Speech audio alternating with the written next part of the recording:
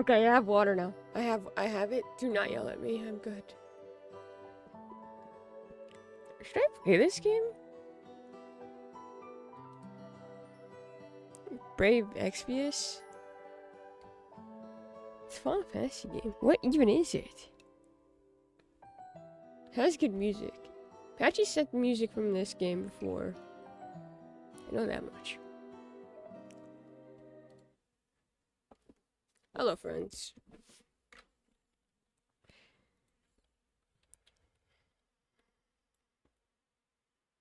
Forgot to go and run back to where I was with the bunny people.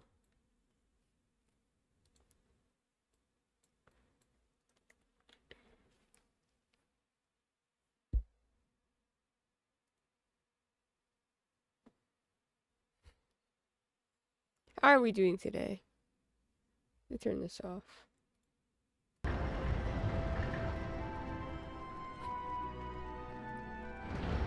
I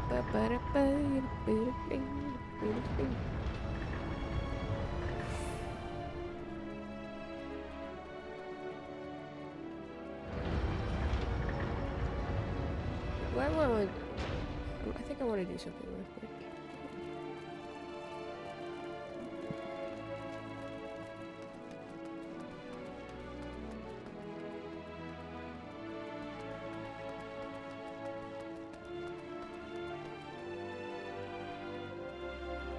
Old time's sakes.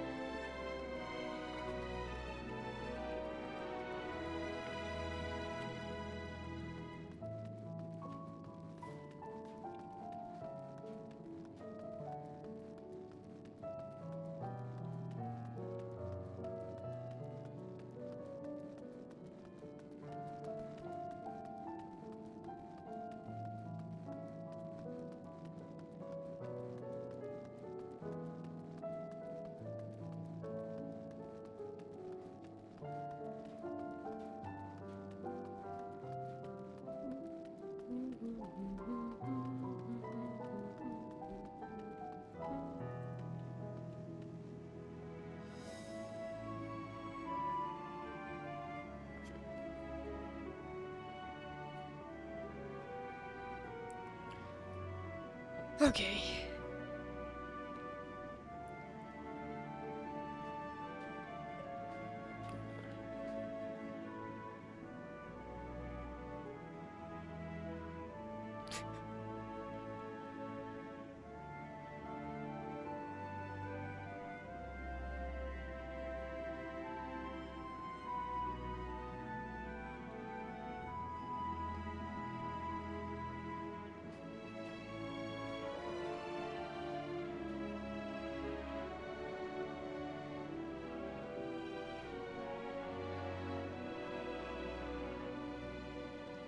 Alright. We ready for some... I don't think I can do this anymore. I wanted to try this out because I'm planning on playing horror games this way. Because I feel like that's the way to play horror games, is in the dark.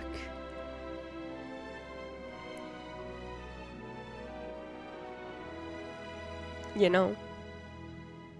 But my eyes immediately... started being like, no.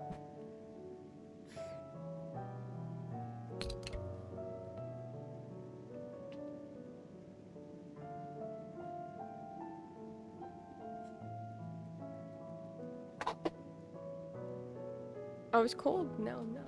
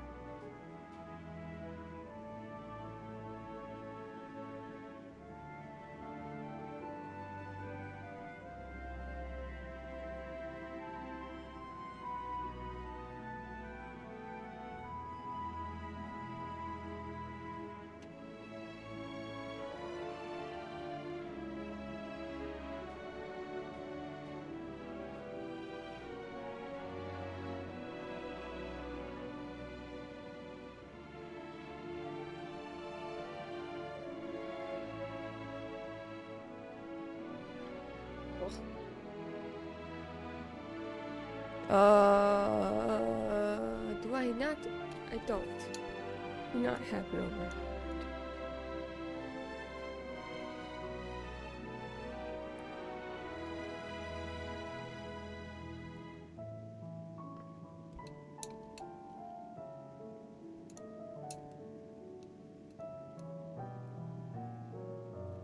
I don't. I don't.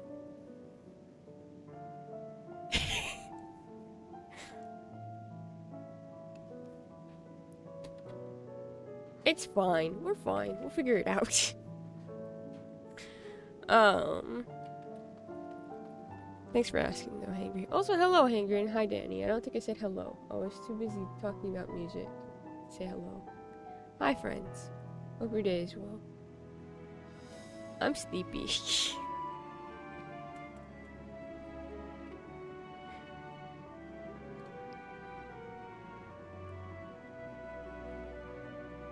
We'll worry about it when we get to it. And she was both sleepy. Why don't they who make brave fools of us all? Alright. Time to start this quest. Back to old tricks. But now I think we can tell when his friends are up to something. Yeah. Go after Riange right now. Riange seems strange to you. More than usual, I mean.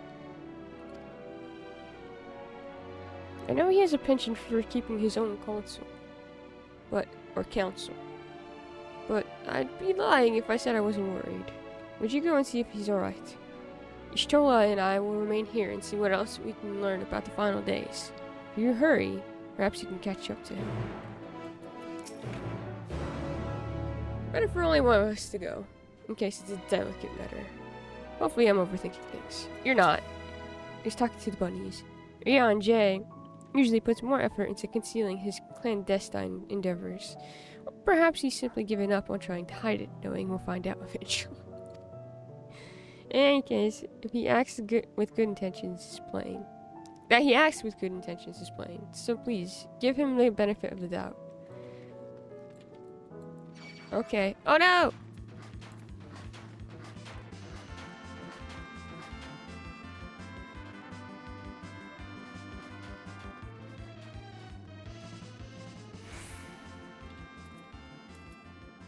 Trying to think of an expansion where Riange wasn't completely sus. Stormblood?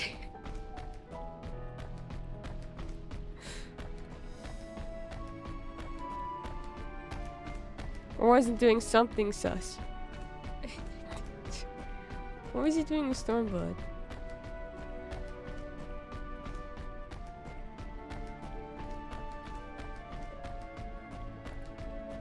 Shadowbringers, he was keeping the fact that we might die from us. And also that Raha was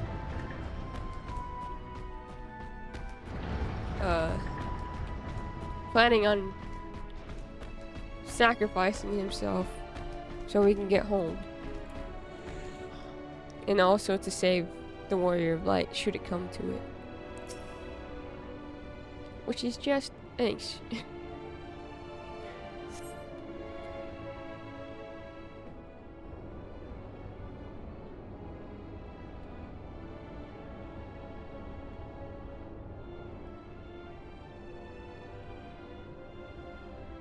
There he is.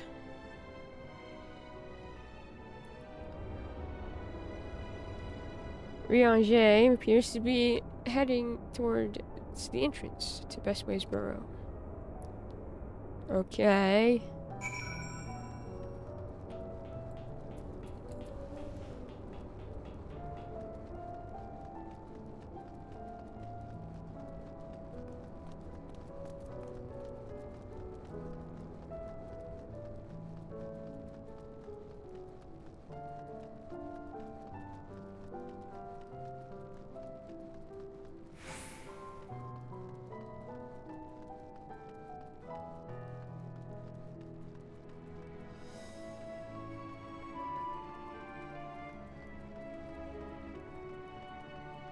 I don't know why reading back to old tricks and then realizing everywhere was a bunny.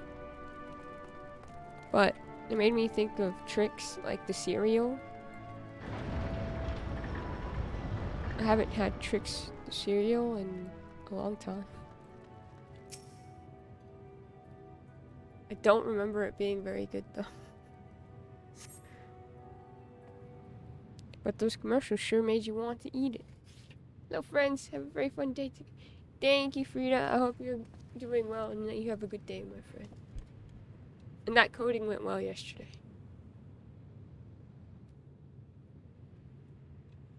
Rihanna J ventures off to Maore and Lematurum. For reasons unknown. You must tread carefully. I'll see my sensor, but not this again, please.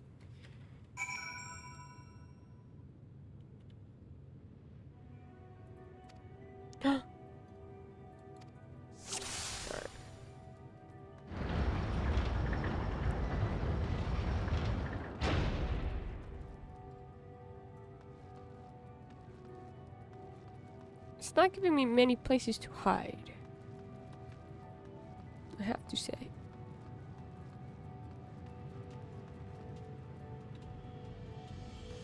I don't know if I want to code today. Yesterday was a win. But, oh. Now I need to write code that gives you the number of coins you get as change. Oh.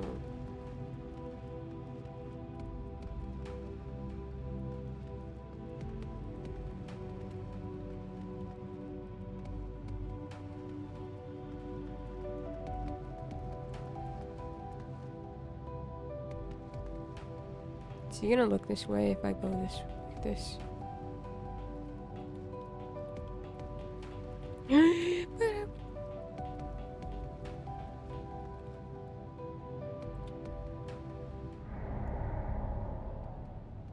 Okay, cool. Good to know. Is that the matter? Yes, that is the matter. You're being sneaky. I don't understand coding at all. It feels like magic. It does. It does feel like magic. What do you mean the numbers and stuff make things look like actual objects? And makes other numbers and things. I don't know. Obviously, I don't know. It just is so interesting. Math, but oh, another language also. Worse, it's math. Math can be magic. I think math is magical because I'm not very good at it. I got through pre-calculus with a C and I was happy.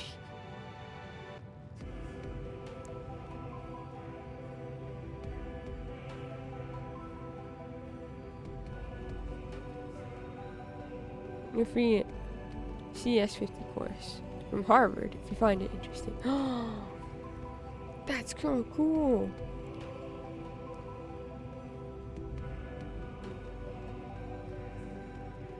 Videos are amazing. Assignments are a bit killer though. I'm gonna stay right here until he turns around. Torgo, get down, buddy. Get down. Oh, now he's running.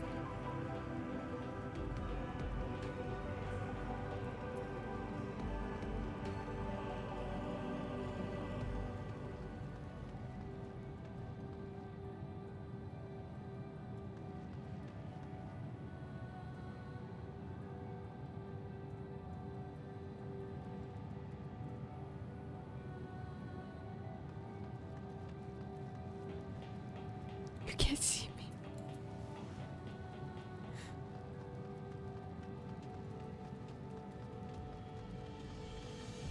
My god, he's fast. Oh, it's over. Okay.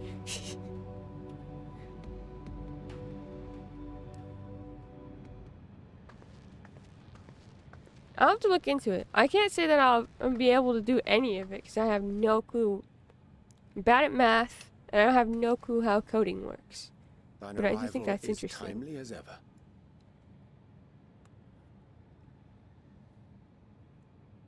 Is all that you talk to them? Okay.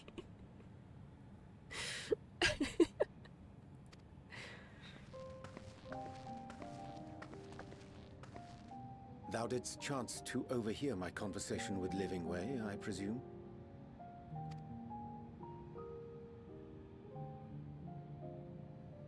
'Twas not mine intent to move in shadow.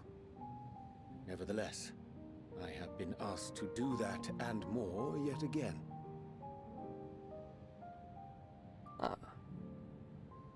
Is it so plain that these strangers could intuit it at a glance?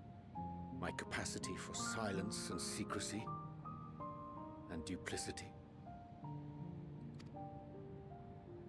When Grahatir did contrive to deliver the first at the price of his own life, I was complicit in the scheme.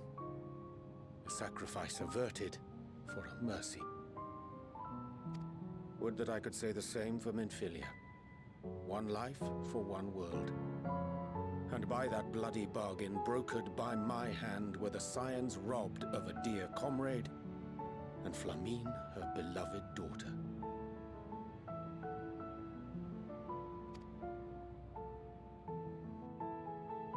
Two souls, whose selflessness was beyond measure, whose resolve was unshakable.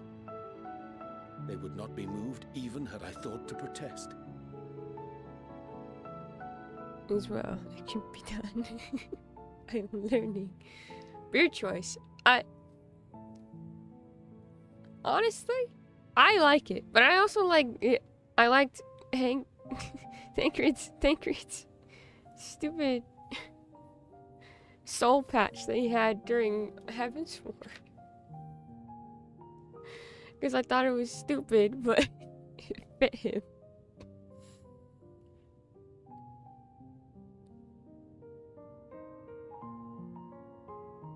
But protest I did not. Far from it. I pushed them forward. No effort did I make to seek out alternatives. Ones that would not demand such terrible costs.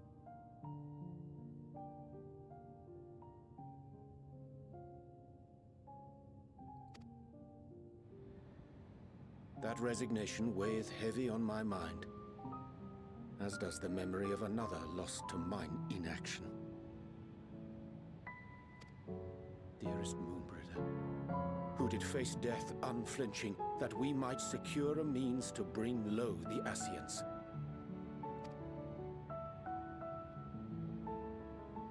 In her hour of need, I did naught. Dutiful disciple of Louisoix, ever looking to the greater good. Had I shut mine eyes and bid her live instead, mayhap she would be with us today. Rion J.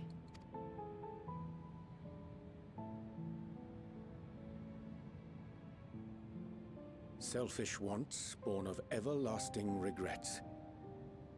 Most days I put them from my mind, but could think of naught else when asked to swallow the same bitter draught. Subterfuge and sacrifice.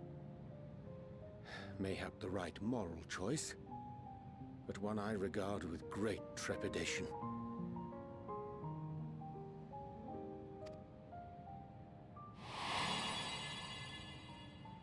The calamity of Amarot was a tragedy beyond reckoning. One which must never again come to pass.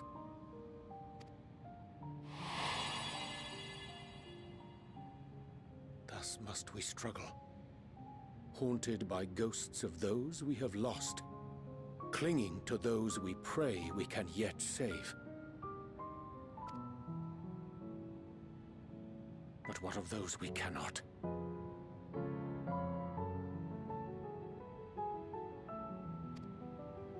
How do we make peace with the dreadful algebra of necessity? We're starting with this today? Sometimes there is no right answer. Have faith in yourself and your decisions. Take heart and protect well those you can. Would that we had time to weigh the costs.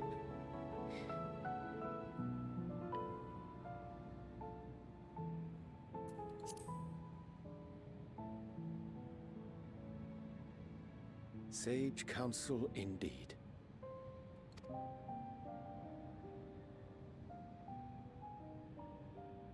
I see. Wisdom as befits a great worm. Curious that he should think thee in need of such encouragement. Well, you see, Ariache. Strange. Scarcely can I remember when last we spoke alone, and so candidly. I'm not entirely sure we ever have. I thank thee. For all my supposed skill with words, I find it difficult to express such private thoughts.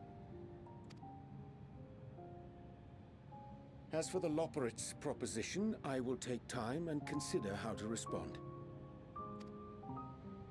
'Twould be to our mutual benefit if we could converse more openly with our aspiring caretakers. A concern I should be glad to address on the Scion's behalf.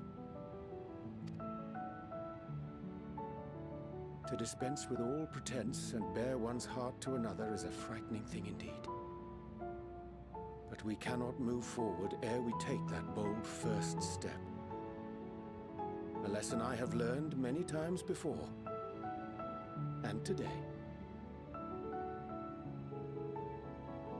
Okay.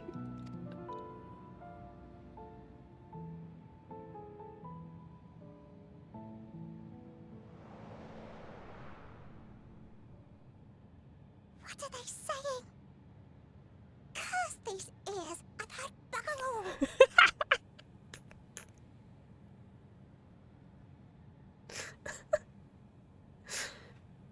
Good luck with Homestuck. It is a wild ride. I did not finish it. Frida. But, you know what's funny is Hangry and I were talking about Homestuck the other day. Because one of the book series that I read, the author wrote Homestuck fanfiction.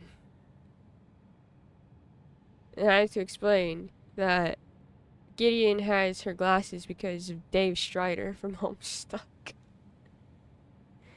Oh no, the revival.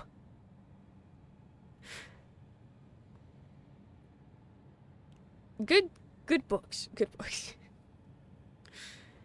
But I wish you all the luck in trying to understand Homestuck, because I was at the beginning of it and I had already started to lose it. Those glasses. Those goddamn glasses.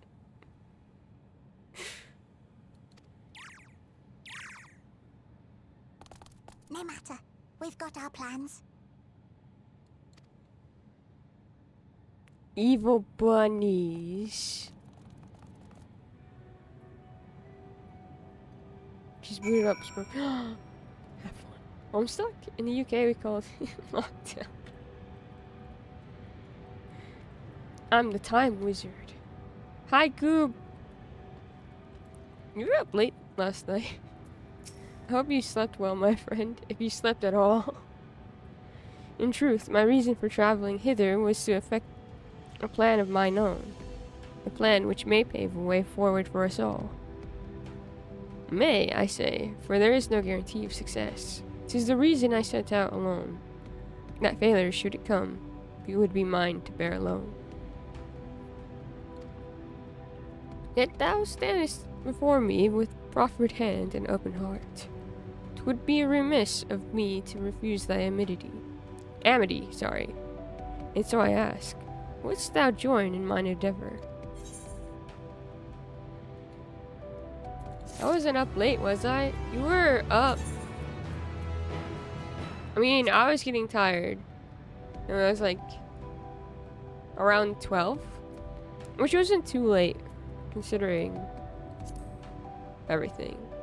But I was getting tired.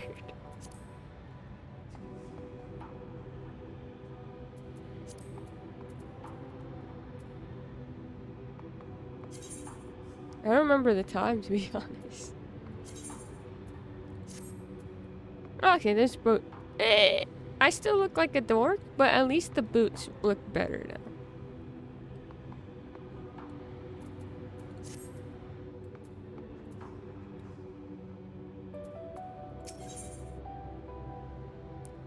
settle things straight. Rion J is quite glad for your company. How's the 14 going? This man's trying to make me cry. We just started. I thank thee for accompanying me. 'Tis a simple plan, in truth. We shall not be long away from Bestway's burrow. Difficult decisions must needs be made in the coming days, but I nevertheless believe we are all of one mind in our desire to save the people of Etheris. To make clear our resolve to the Loperites, I would offer them a gift, but its making doth require a most singular ingredient. Okay. Wee, wee.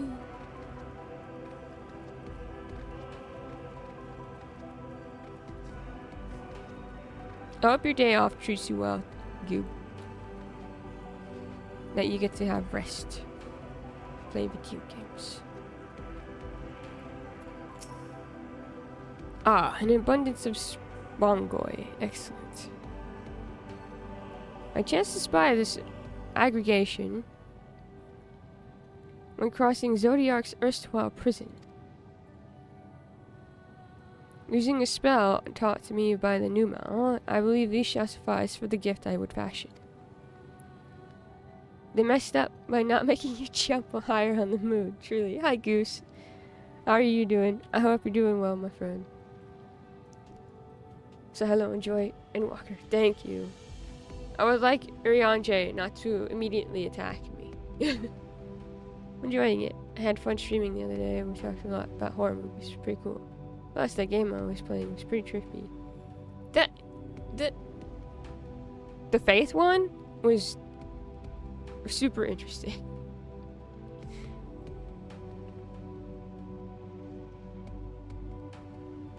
The magic requires considerable concentration, however. But I prevail upon thee to stand watch whilst I perform the incantation. Rion J is wholly absorbed in weaving his enchantment. Till his work is complete, he will need to be kept safe from harm. I got you. Where am I supposed to go? I'm gonna go stand over here, I guess. This other chef is soon.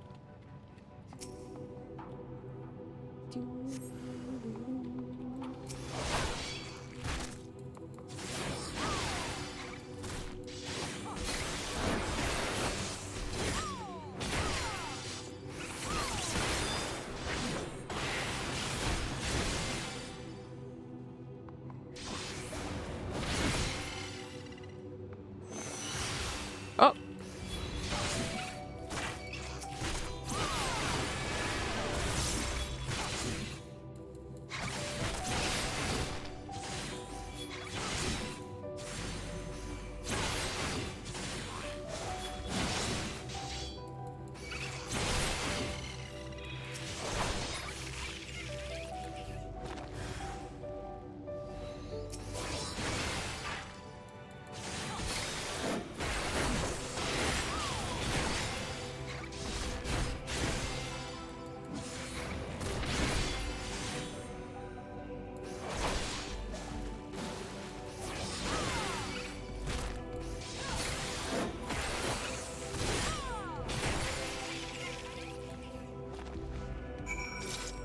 Whee!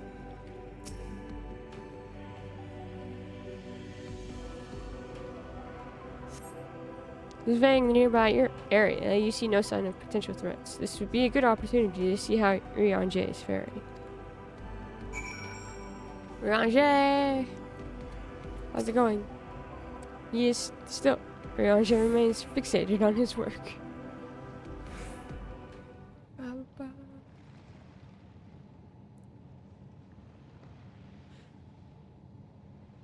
There, 'tis done. Magicked ink. Every ounce is as efficacious as that crafted by the Numal. Rare is the occasion I would conjure mine own, but it is nevertheless a most useful skill. The resulting product is admittedly possessed of no preternatural properties, but its hue is one of mine own choosing, which I pray the Loprits will appreciate. Banana, Rianger. Oh, thank goodness, I thought you had been eaten, or had perhaps fallen into a crater. Bunny?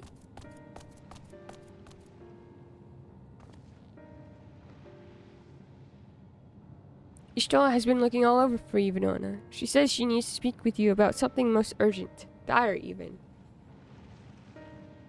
The bunny's lying to me?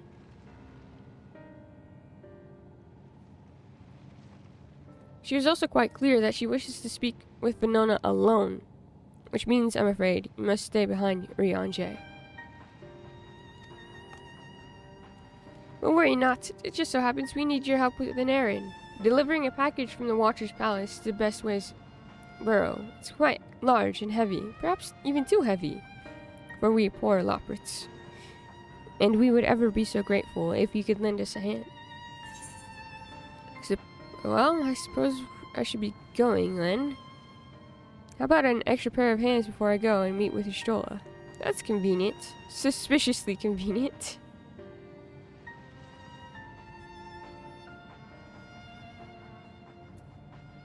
I'm gonna say it. I don't care. I'm gonna say it. Are you insinuating I would betray the trust of Heidelin's chosen? Or worse, do anything to risk getting on Ishtola's bad side? She's clearly not one to be crossed, nor made to wait. Now off with you. Worry not, Venona. I shan't be long. That's the meanest response I've ever put into this game, I think. It's too convenient. Fine then. The bunnies.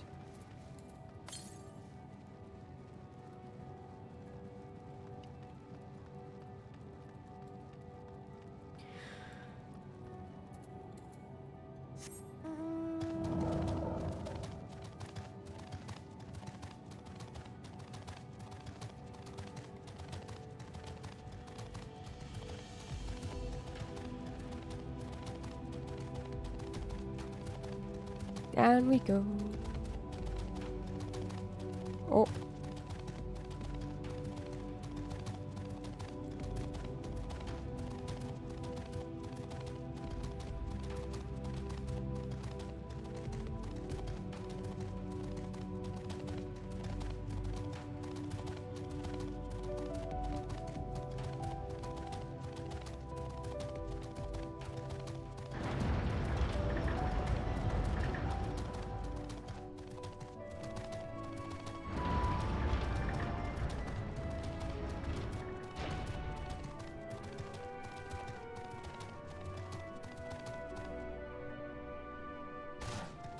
I'm on a dragon. I should be allowed to fly.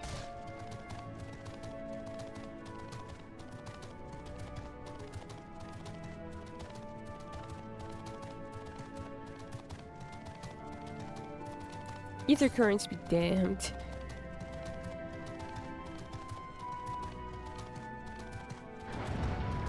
Can't wait till we get to Y'shtola and Y'shtola's like, I did not call for you.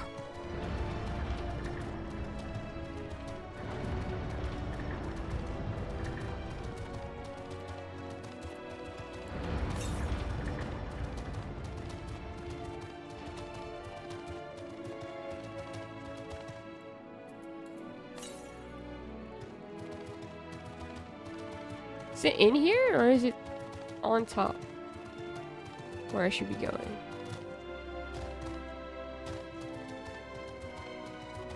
I'm guessing it's gonna be... Oh, it's right there. Aha ha. Okay, well, I have to go this way.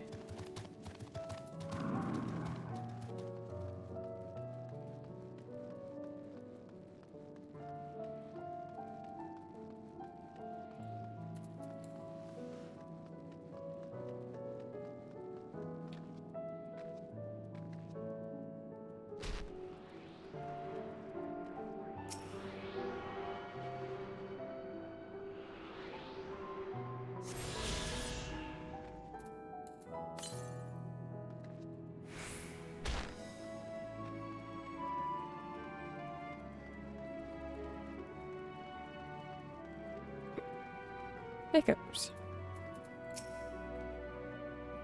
Oh, but back so soon. Everything is alright with Rianjay, then. That's a relief. Well, that just... Oh, no. We thought you would be away for far longer. I was told that you needed me. A dire emergency. I said no such thing. But as you're here, I could use your assistance with one small matter. Running Way, companion of Growing Ways, apparently has much to tell us of the final days. The problem, however, is that he's determined to live up to his name, refusing to stay still long enough for us to hold a conversation. Is there anywhere he's likely to stop and rest? Perhaps there's a way to slow him down? What's the rush? I was thinking we could wait here, maybe enjoy a cold mug of carrot juice, and... No? Well, if it's really that important, it's only the final days, so yes. You can try using these balls of moose flesh. Not to be confused with the other thing. What other thing? Running Way's other notable feature is his incessant chatter, so you'll have no trouble finding him in a crowd. And when you do, try lobbing your balls at him. What the hell? Yeah, there's gotta be a different way to phrase this. Crude, but it proves effective. But if it proves effective, he was here in Greatest Endsville when last I saw him. Let's split up and find him.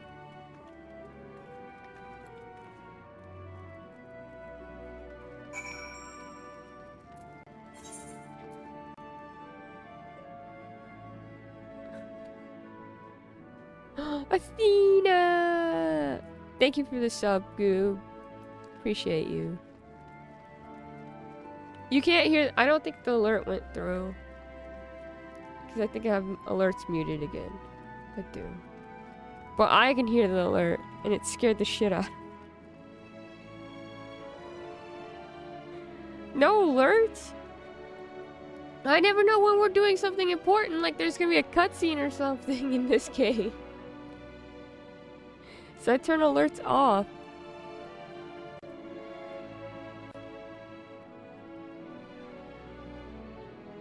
Thanks for the bit.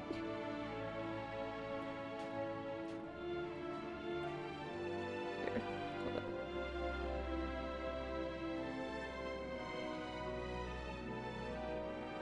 hold on.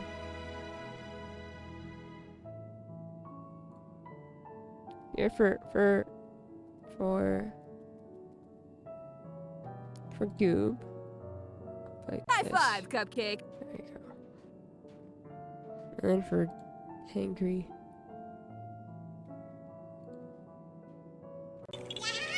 There you go.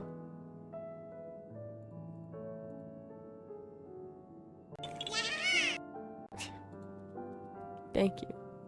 Here for bunnies and books with dinner. Might not chat for a bit because it's a hands-on dinner and greasy keys. No worries. I hope your dinner is delicious, Patchy. Also, the bunnies are being sus. And Urianje nearly made me cry already, so that... We're having fun today. Okay, I'm turning the alerts off now. Alerts are off. There you go. It says, it's who, bunny?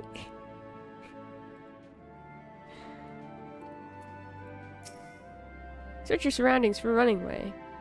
You may move the camera as well as zoom in and out to target Running Way. Throw must balls. See, oh yeah, now we're supposed to be lobbing balls at a bunny. Dust bunnies? Or like sus bunnies.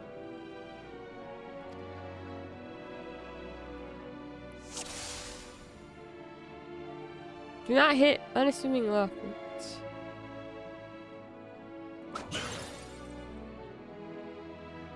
Ow, that's smart. This was meant to be a joke. It isn't funny. Oh, that was fast.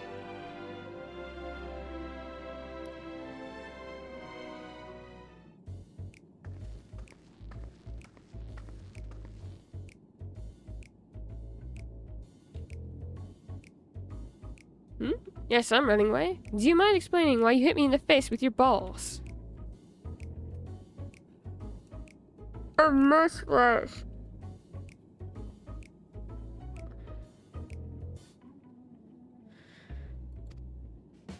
Phrasing. The phrasing has been something today. I'm highly knowledgeable about the final days. That's the most ridiculous thing I've ever heard since I woke up. Who told you that joke? As if we've got time to look into the final days when there's so much to do before the great voyage. It's true that Heidelin did impart to us some knowledge of the event, but I know about as much as any other Loprit around here. Less, probably.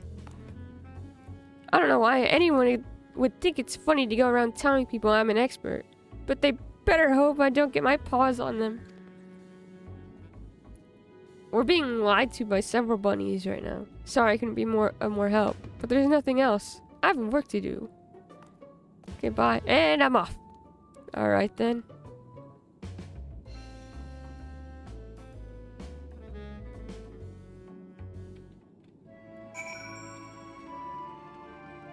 Ready, Stola?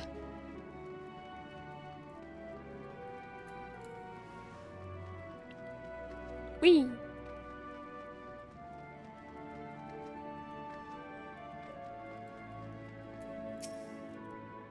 Oh no, you caught him? I mean, well done, you...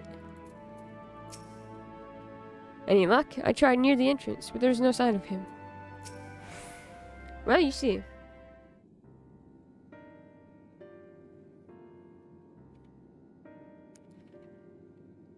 I could find neither hide nor hair of him. How did you fare?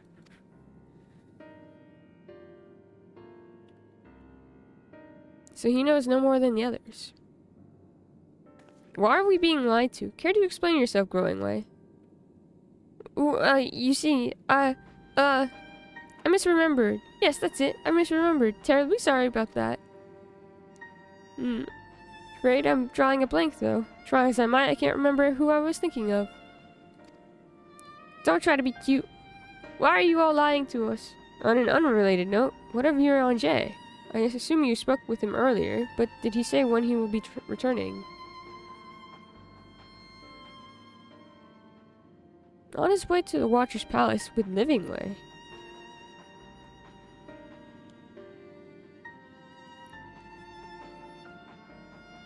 Between Growingway's sudden lapse of memory and our lack of other leads, maybe our time would be better spent lending Urianger a hand. What? Now hold on a moment. It's all coming back to me. Yes, I remember.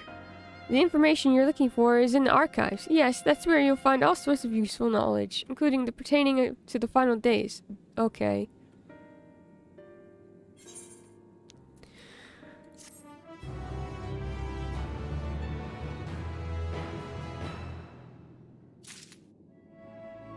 You see Urianger chasing 2-foot-tall bunnies in his long skirt hitched up and balled up in a face like a Victorian dame. I'm beginning to grow tired of these games. If some scheme is afoot, surely Urianger would be the first to see through it. Then again, he does tend to give others the benefit of the doubt.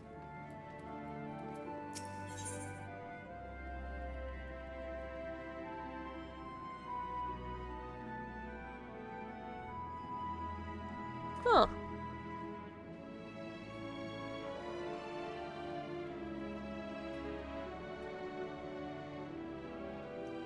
Is it seriously my fan that's making that noise? Into my headphones? That's so strange. Sorry, I'm hearing like this almost static noise in my ear, and I couldn't tell where it's from because I don't remember that happening yesterday. And I think it's from the fan hitting it and causing that to be it, and it's so weird. Heart of the matter. Growing Way is fidgeting with nervous energy. But is it from excitement or worry? Oh, what to do? I promised Livingway I would help, but... No, I promised I'd help, so that's what I'll do. The archives are on the second floor on the main plaza of the main plaza, the eastern wing. Follow me. I suspect the Loporrits are up to something, but if there's aught to be learned on the final days, I think it best we play along. For now, at least. I'm just gonna listen to you. Loop, loop, loop. Eh, it's not bad. Reminds me of one of the characters from Tui.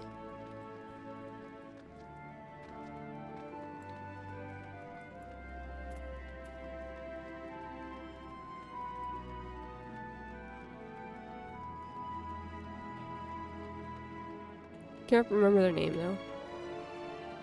Mainly because I only know them from Kingdom Hearts. You're lucky cosplaying as Faris from Final Fantasy V?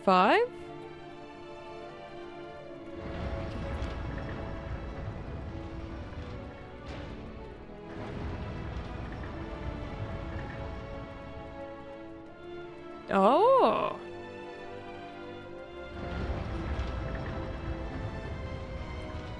Who are they? They seem cool. They look cool. Very gender pirate queen. I love her already. Let's go. Too many Final Fantasies that I need to play. Here we go. Name that way. Knocking way. Would like you to call upon a friend. Hello, person. Hello, person. Yes, you. Do you have a moment? Not really, but I want this quest, so... You see, ever since we awoke for inspection, a friend of mine has been acting a little funny. Funnier than usual, even. I can hear him singing, or sighing, from all the way over here. I would go and call on him, as I do, but he always insists on that nothing's wrong. I think he'd be unable to help himself from opening up to you, though. He has always been ever so fond of people. Would you mind lending him an ear or two? Many thanks to you. My friend's name is Dreamingway. He should be somewhere nearby. Just follow the lamentous snuffling. Okay.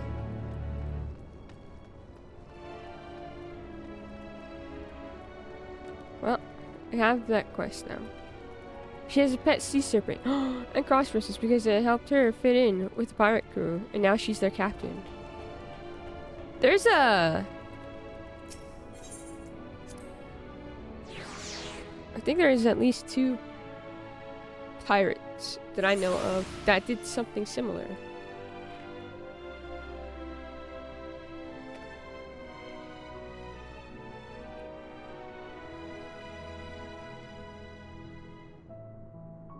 Was it Anne Bonny, or was it,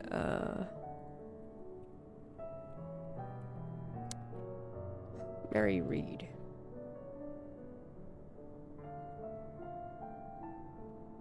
It's one of the 2. In real life or in fiction? In real life. Oh, it's Mary Reed. There we go.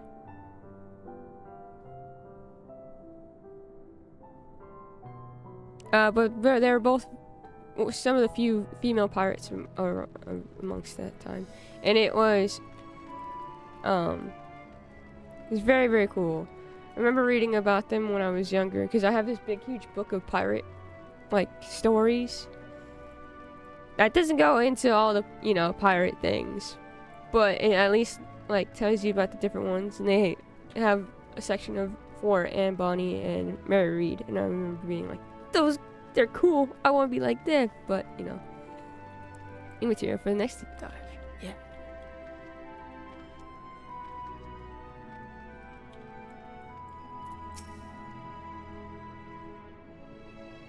The architecture of this place is impressive, though more than a little confusing to navigate. Is it too much to ask for clearly marked exits, or a map, perhaps? What other knowledge do you suppose we could glean from their archives?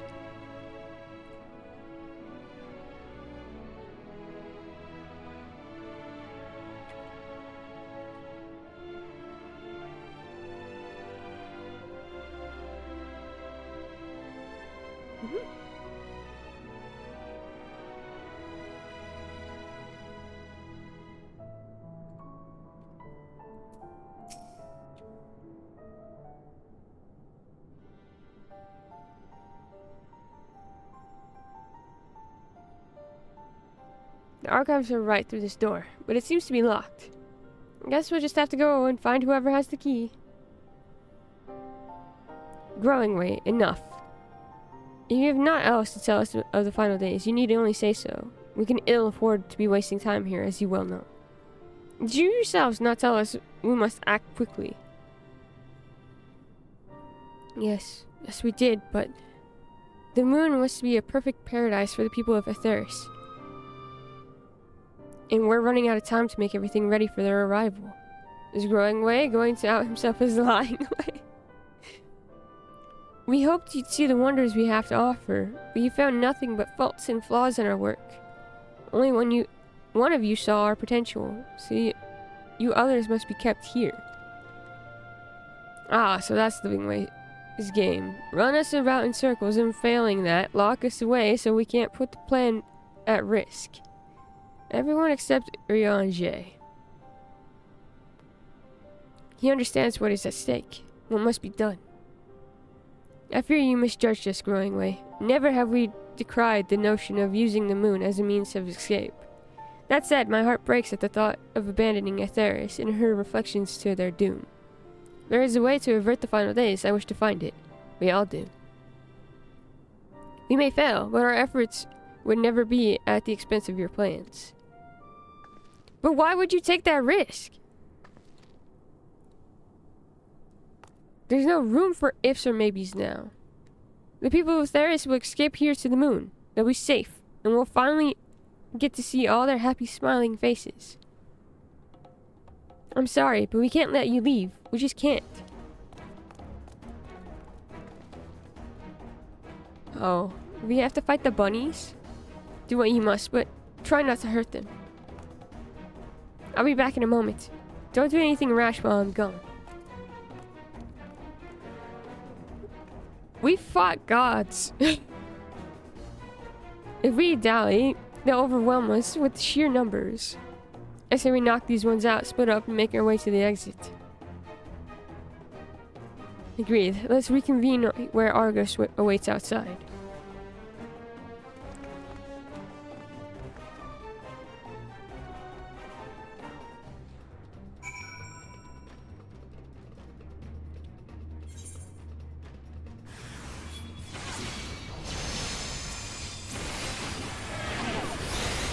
I don't want to hurt the bunnies, but you have to let us leave.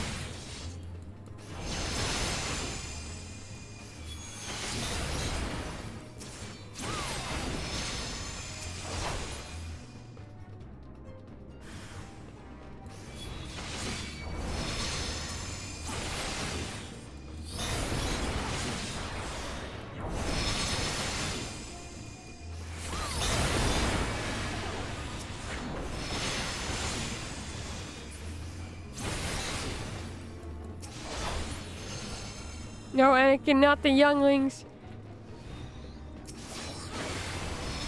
This is not the first time I've been Anakin Skywalker.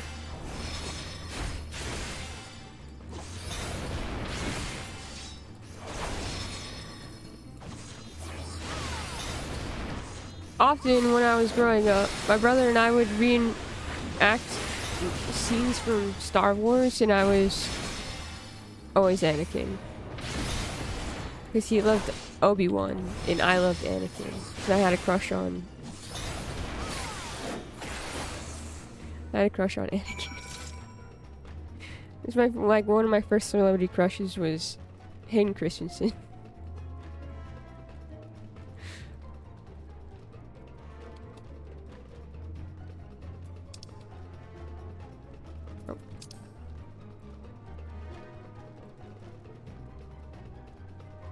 yummy grapes.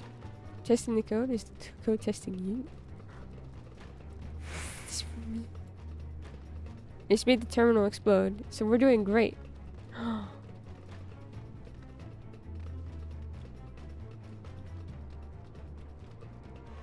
know what that means.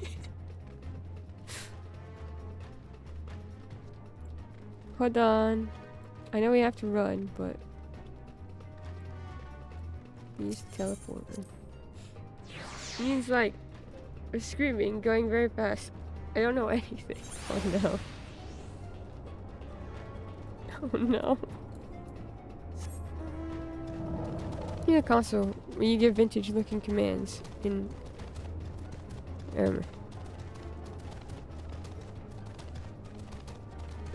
I can't say that I do, and I'm so sorry. This is not helping you at all.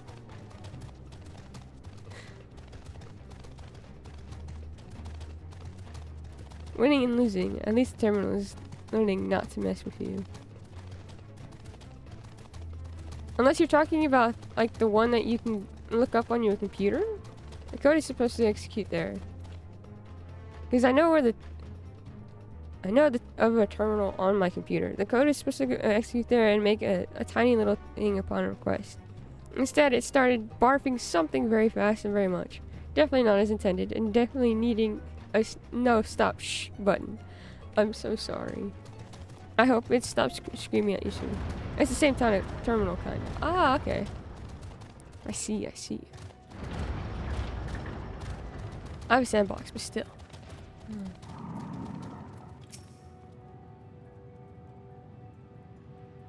There you are. Didn't rough him up too badly, did you? Okay, well, here's the thing.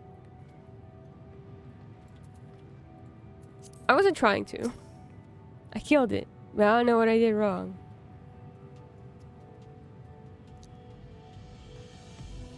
We tried explaining the problem to a rubber ducky.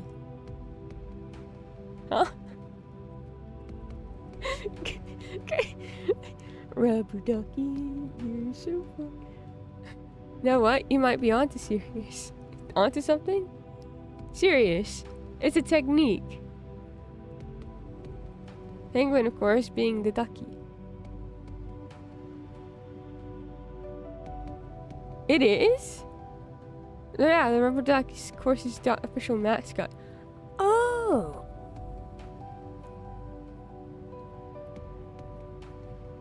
I'm learning things today. My friend was given a rubber ducky his first year at uni. He went for video game design.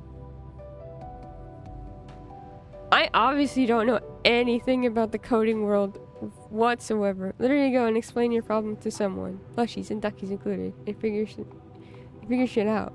Yeah, when you code, you explain your errors to a duck, and in the process, you realize what you did wrong. That's what it means.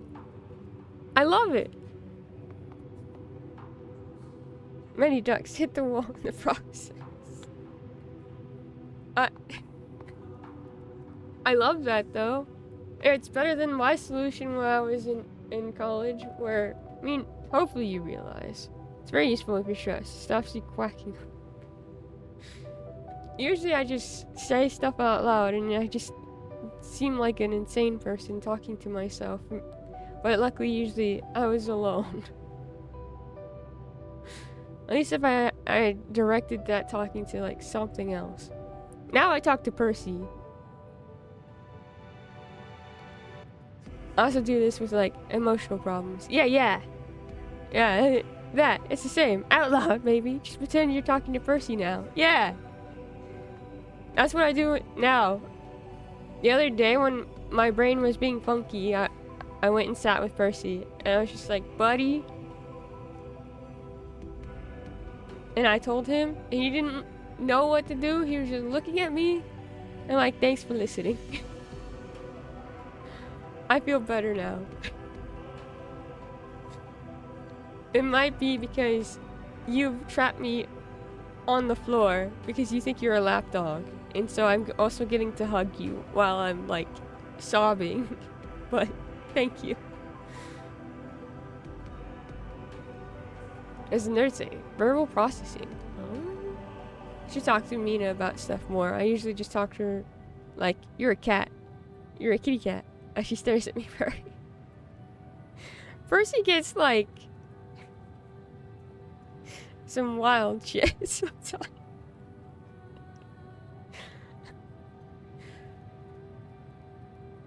Gotta make the inside thoughts outside thoughts to make them go away or feel less big. This makes a lot of sense to me. I just didn't realize that was what I was doing whenever I would do that. It was more like, I can't keep this in anymore. I feel like screaming, but I don't want to tell anyone about it, so I would just say it out loud when I could by myself.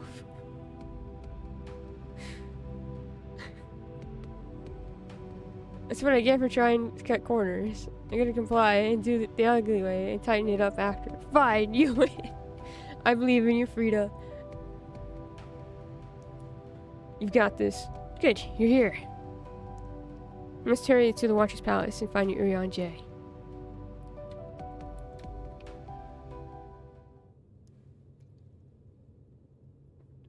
I love that we're talking about this after talking to Thancred about basically the same thing. About how he doesn't tell anyone about how he's feeling. And what, pray tell, do we seek at the Watcher's Palace? Oh, come off it, friend. You know full well why we're here. I feel like both the hen and the rat here. Do you ever want to talk about your feelings, Thancred? Hen, sorry, I can't see. You're fine. I knew exactly what you're talking about. You're good. The time has come for you to return to Atheris and help your brethren prepare for their journey here and beyond. Forgive me, Living Way, but I cannot in good conscience proceed with this plan. Huh? But what about the final days? The death and the doom? Oh, we have to hurry before it's too late.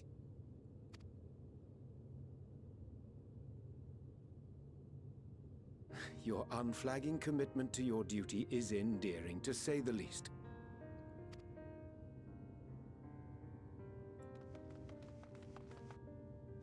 Oh, bugger!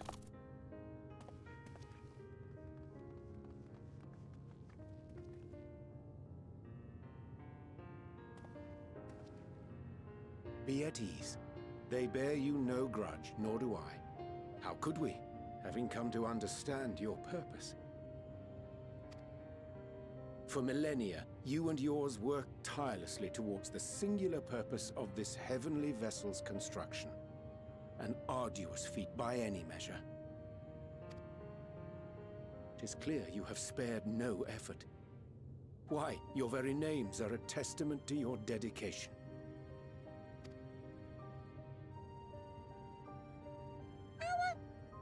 Our names? I'm not sure I understand what you're getting at. Names are an expression of the self, a declaration of one's hopes and aspirations.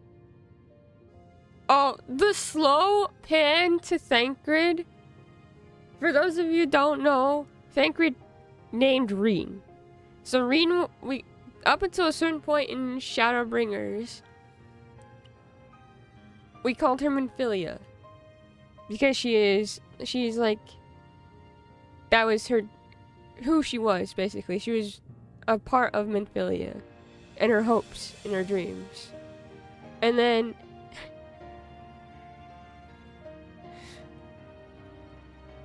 finally when she found, oh no, I'm not gonna talk anymore. I can't do this.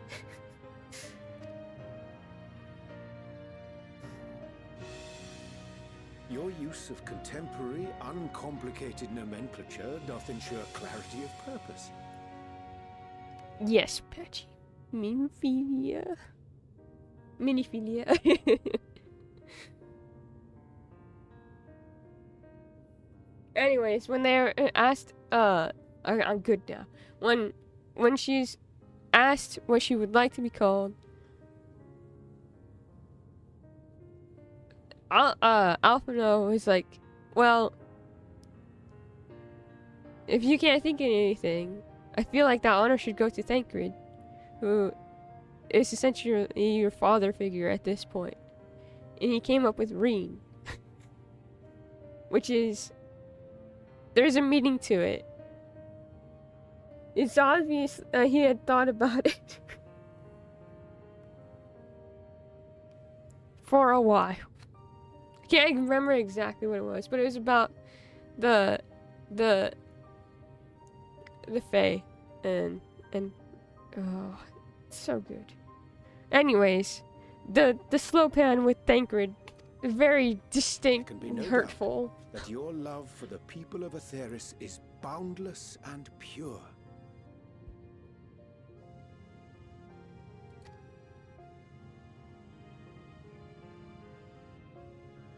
Yes! Yes! A most mellifluous phrasing! We Loperids were born of Heideland's love for Aetheris.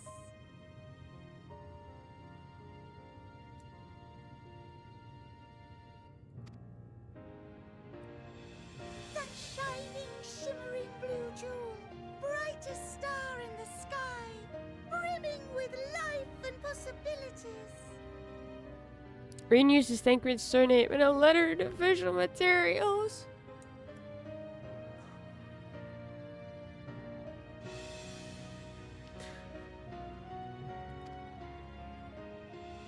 For as long as I can remember, I've toiled in anticipation of the day when this vessel might be needed.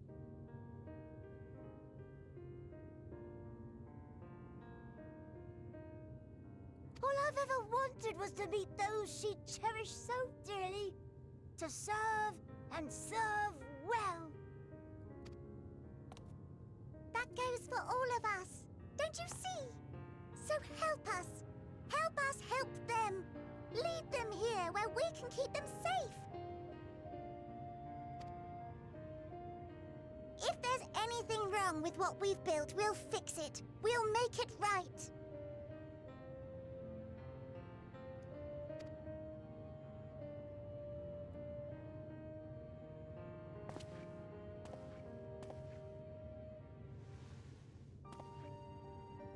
Your works want not for repair.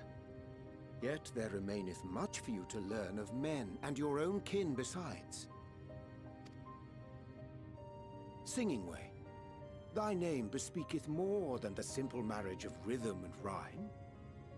The songs of Aetheris are beyond counting, and span the length and breadth of emotion. Maps are monuments to man's pioneering spirit and his devotion to charting the furthest reaches of our star. Many have devoted their lifetimes to exploratory pursuits, to venture unto the highest mountains and the deepest oceans in search of unknown frontiers. And thou, my friend, I do not think we've met. My name is Puddingway. Pudding! Yeah! Puddingway? Yes, indeed. A name of deep and abiding significance, I'm sure. But one perhaps better communicated through delicious deeds than tasteless words. A judicious application of fey magics at a later juncture may be appropriate.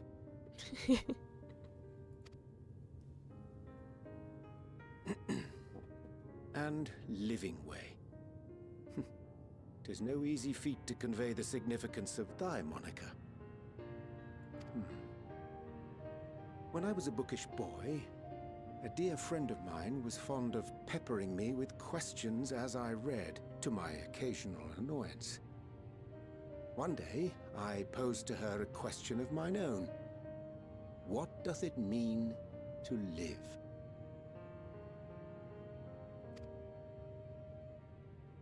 After much contemplation, she proffered this answer. The anticipation of a half-read story's conclusion. The hope today's mistake may serve as tomorrow's lesson. The wish that a new acquaintance may one day call thee friend. she believed it to be all these moments and more.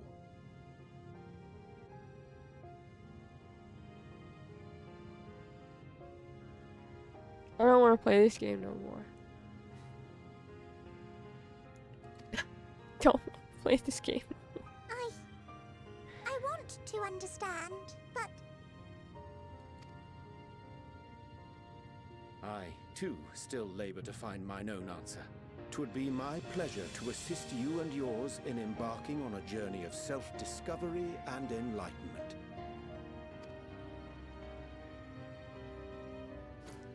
For thee.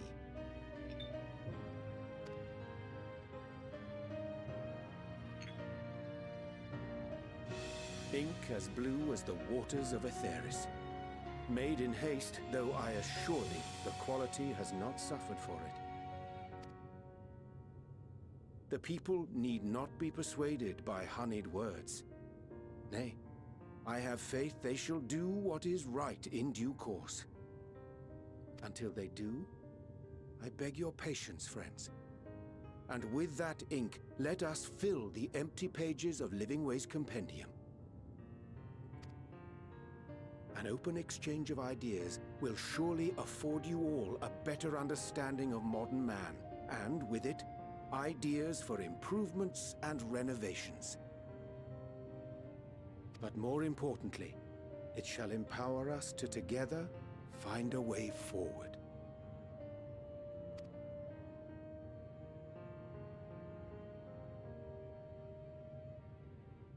I hope you're right. Thank you for this lovely gift.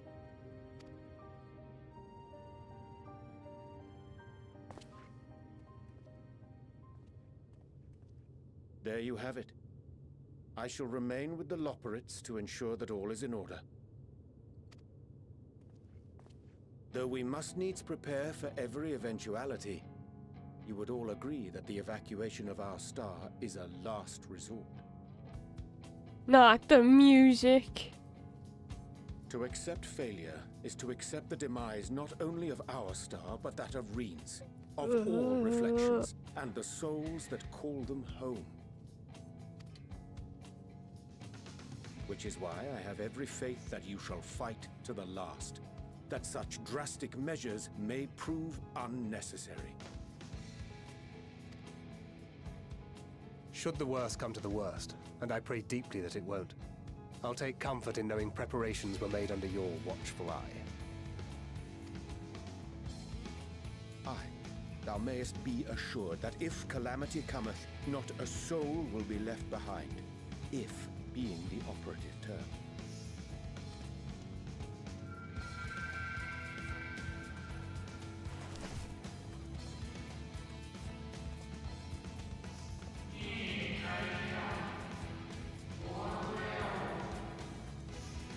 My flower, how came it to in your possession?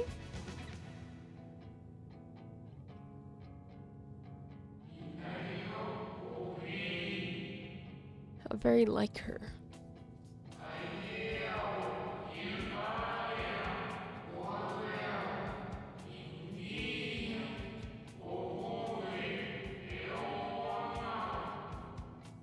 Guided by its light, you may come to know her true intentions, intentions which remain a mystery even to us.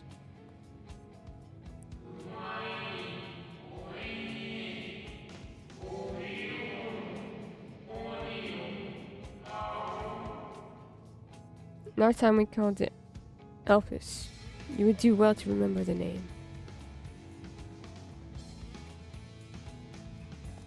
I feel like I've heard that name before. I hate to interrupt, but I feel like I need to make amends for all the secrecy. It's okay, we beat up a few of yours, so let's call it even, yeah. Think nothing of it.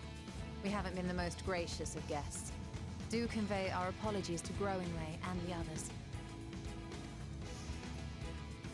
But of course! And when next we welcome more guests from Aetheris, we'll have learned to be much more hospitable hosts. Oh, and circling back to the matter of inappropriate secrecy, we ought to discuss our benefactors. Agreed. The Charlayan Forum, yes?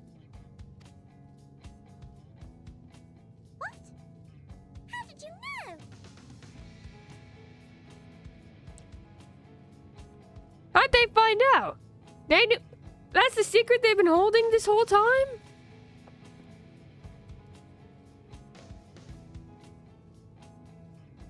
That's why they've been. Oh my god, I should have seen it. You. Can I go and kick him now? Can I? Would have been so horrible to let your kids know about the plan, about the moon.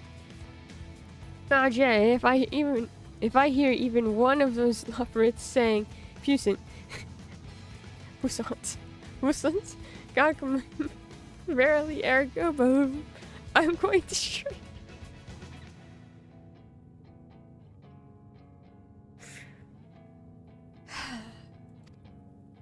The more I heard, the more obvious it became. The forum's aims align closely with those of your anonymous patrons. A telling coincidence would be an understatement. Oh, it's Puss, my favorite. Puss. I've heard it said before. We've talked about it in Smish's stream. I can't stop saying it that way because I'm just like. Though had we not taken it upon ourselves to peruse certain restricted tones in Labyrinthos, we might still be unaware of their plans. So we have Graha to thank, But huh? let us continue this discussion upon our return. I dare say we have kept Alphino and the others waiting long enough.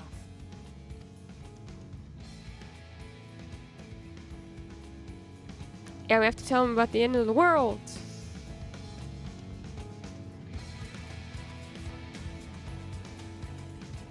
Dude.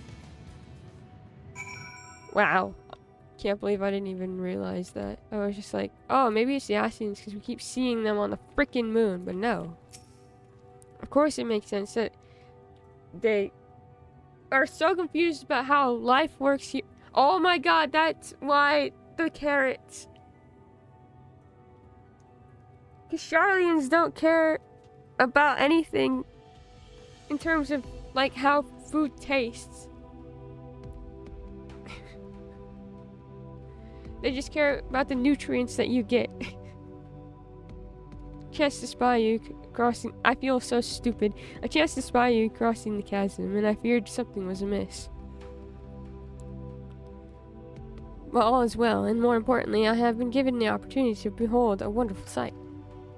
Keep the Elpis close, and its light will be your guide. Declaration of hopes and aspirations. I hadn't thought of it that way before. The operates may be in good hands now, but that doesn't change the fact that their plan is a last resort I'd rather not employ. Let's see it doesn't come to that, for the first and all the other reflections.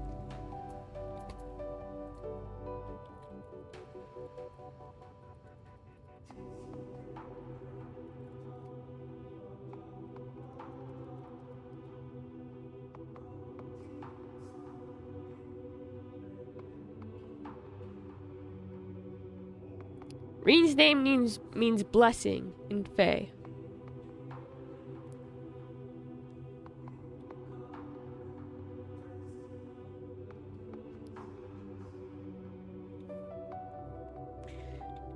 Just so you know. Veggies go carrot. Carrots probably not including the vitamins, minerals, growing body needs. Looks great in the Thunderbolts poster. Blessing waters. Hey, that's just like the end of Advent, children. The Lafritz think so highly of the people of Aetheris. Yet, it seems this evacuation plan is the only way they know to express their adoration.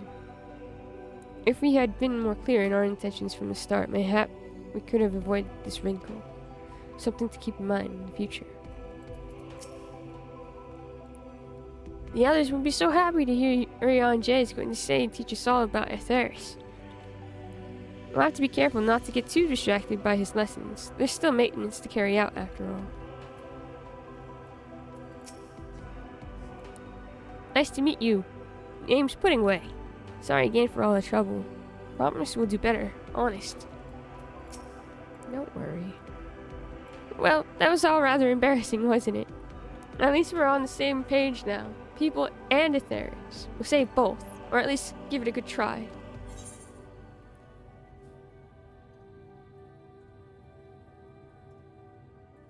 Eric decided to give Cloud the rain cover so he could ugly cry. Terrible day for rain, huh? Daddy! We'll be all ears. You know we can be. I want to say this too. I will. I'm sure he'll be glad to hear it.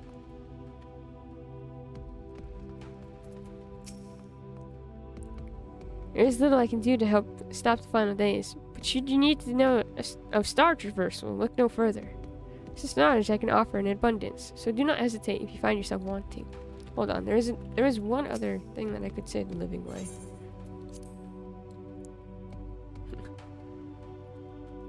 No, it's not as if we've been waiting around 12,000 years to meet the people of Atheris. Oh wait, we have! But that's neither here nor there. Under Urianje's tutelage, we'll strive to become more hospitable host, and see that the moon is fully equipped to meet the needs of its potential passengers. Okay, well, I want that to be the last thing I said before we leave the moon. I like that one. Okay.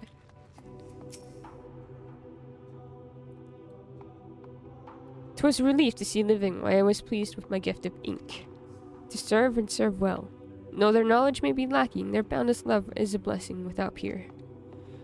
It will be no easy task to prepare them for what must needs be done, but gladly do I embrace this duty, even if it doth necessitate that we part ways for a time.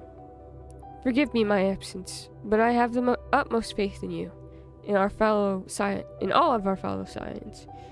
When next I return to Atheris, I pray I find you all in good health and good spirits."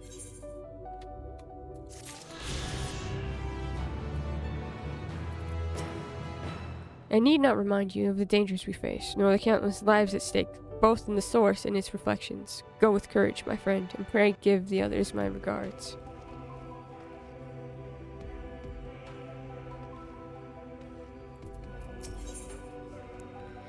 Returning home, your excursion on the moon concluded, Y'shtola is keen to return to Atheris. The Loperites in Urianje's capable hands, we needn't worry about affairs here in our absence. Knowing now the face of their earthly collaborators, there is much to discuss with Alphino and the others. Let us return to the Tower of Babel. Our battle for the stars will soon begin in earnest, and we must be prepared. The rains ceased, and we were graced with another. How dare you? How dare you? Oh. Wish you could moon jump here. Imagine how fun it would be. That's how the bunnies moved around. You know what's funny is that Goose mentioned that as well. How do I... Huh.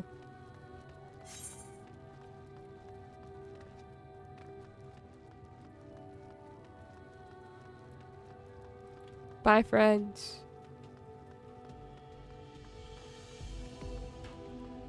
They all disappeared. Oh, it's right here.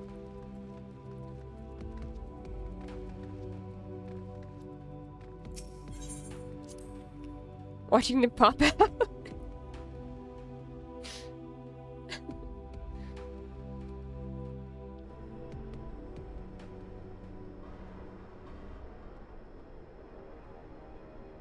We're here, back at Scary Town.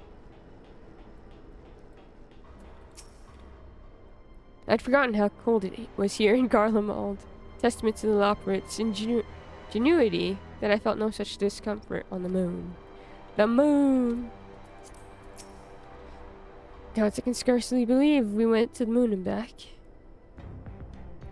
But we'll have time to reflect on that later. Right now, we need to head back to Camp Broken Glass and deliver a thoroughly detailed report to Lucia. I'd like very much to know how everyone is getting on here as well. They'd only just begun to treat the tempered prisoners when we left. I share your curiosity, but warning our allies of the final days is of greater importance. I speak not only of the contingent, of course. The heads of state of every nation must know what we have learned. We know not when or where or in what matter the final days will begin to manifest, and so we must see that everyone is prepared. Yeah, and only the Charlians were going to do that. They weren't gonna let anyone else know on the plan for the moon, were they? They were just like, there is a plan, and we're going to live, and we have preparations in order already. Just Charlian bad. Great, though we may wish to stress the importance of discretion, lest the public be sent into a panic. Not that anyone in a position of responsibility should need to be told as much, but it bears repeating. Anyway, first things first, to Camp Broken Glass.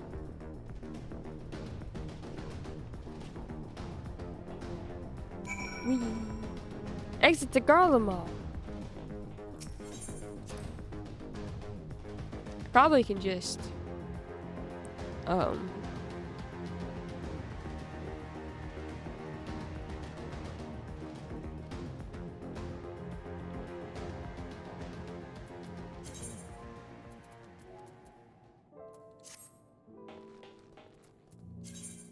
what did I have too much stuff in my...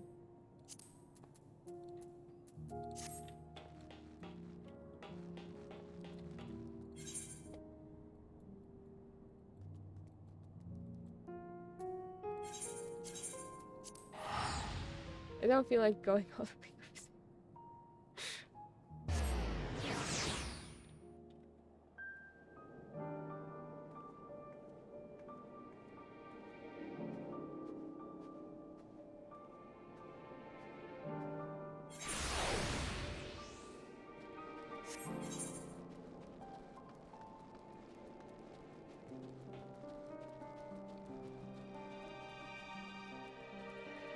Feels weird to be here after being on the moon. Any of our friends around?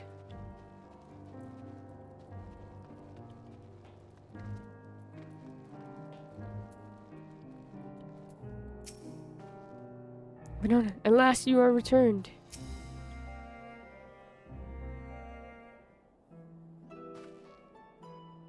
It's good to see you all again.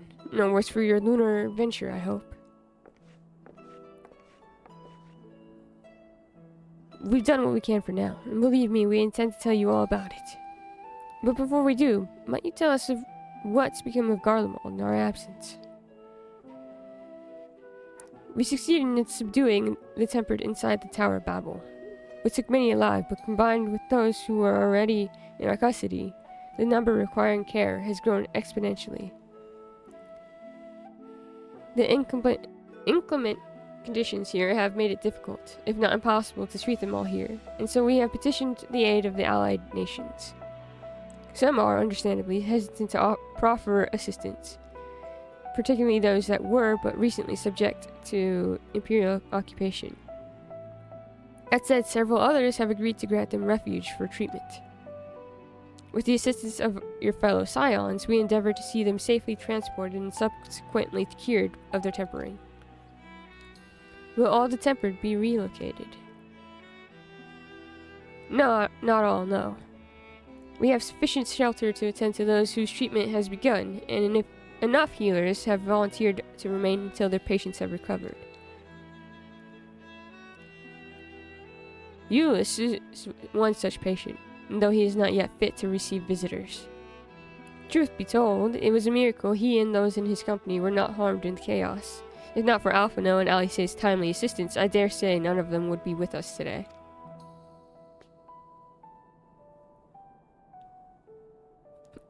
But no one looks all proud. In light of recent developments, have the Alliance leaders come to any decisions regarding Garlemald? Given the tremendous ramifications of what has happened here, it will take time to determine what must be done. In the meantime, they intend to work with the Eastern Alliance to keep a close watch over the provinces. We have other news to share too. Oh. Shortly after Anima was defeated, we received reports that each and every tower has vanished. For Mercy, the process is apparently apparently not quite as violent as that you experienced in Thavnair. And those who were trapped within them have been rescued and are receiving treatment. To hasten this endeavor, the beast tribes have received instruction in the magics needed to cure tempering. Master Matoya is no doubt thrilled that Mother Porxie affords her so many visitors. Yes, we are grateful for her ongoing efforts, as well as those of our comrades near and far.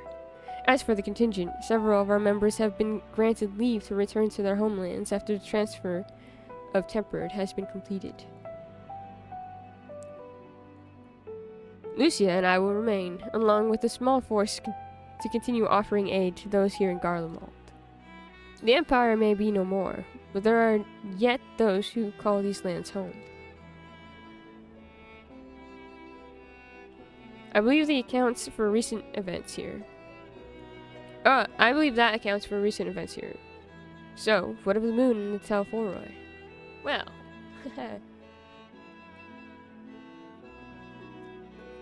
about the end of the world.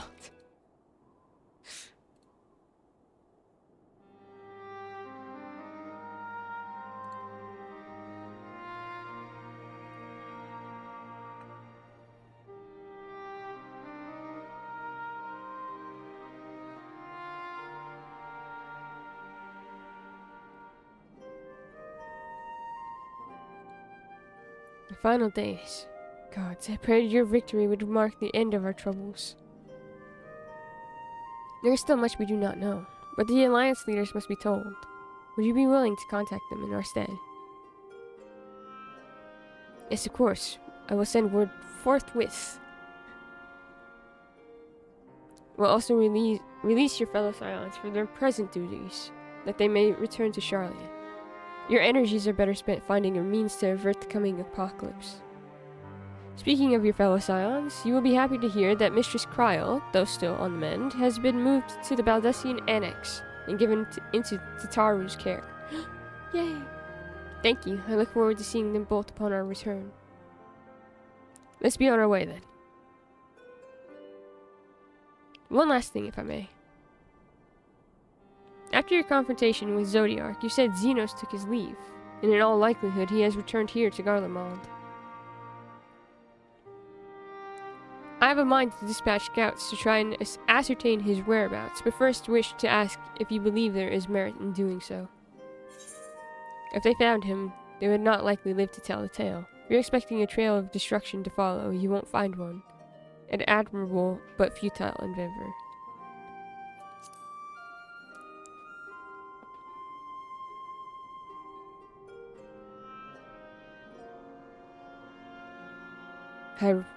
I suppose you're right. To dispatch good soldiers in pursuit of such a beast would be to send them to their deaths.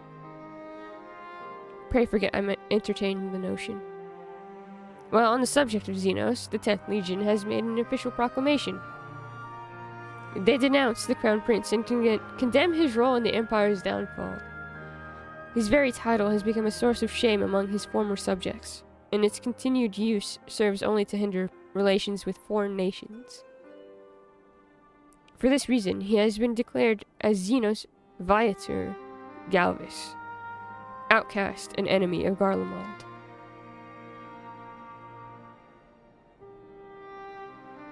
But Daniel is no more, and now his own people turn against him. Seems he's not but his bloodlust to keep him company. Better than an army to see it sated.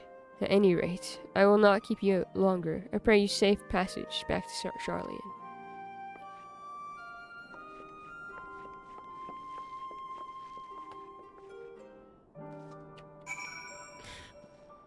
It's Seymour's mom. Your findings will be relayed to the Alliance leaders word for word. And should we spy anything out of the ordinary here in Garlemald, all shall be informed at once. Once my countrymen have recovered, it falls to me to tell them what's become of Xenos in the Empire. I realize there is no kindness in withholding the truth, but it will wound them.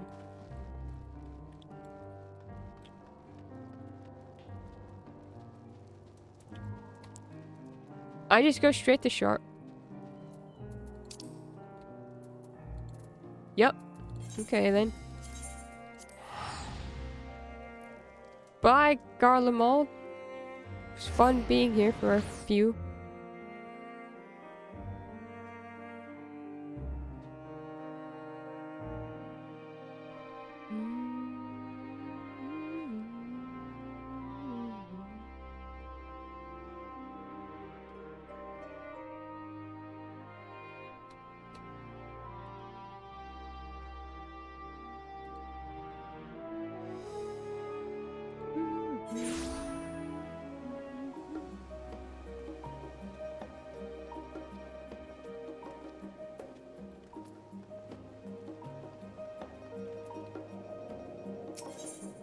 Doesn't matter if Seymour's Bob. Seymour, I don't know. I was thinking about it again in lore of Anima.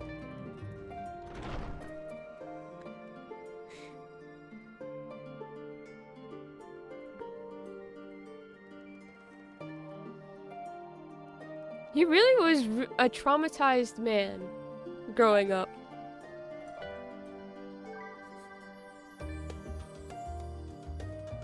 Like when we're in Xanarkand and we see that, like, the ghost of the past, right? I still think of that moment where it's like him with his mom and he's just crying.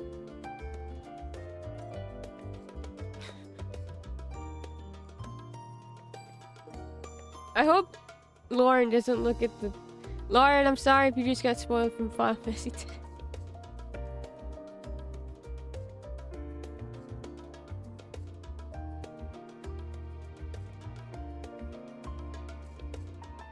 I need to be better at, like, being like, Final Fantasy X spoilers.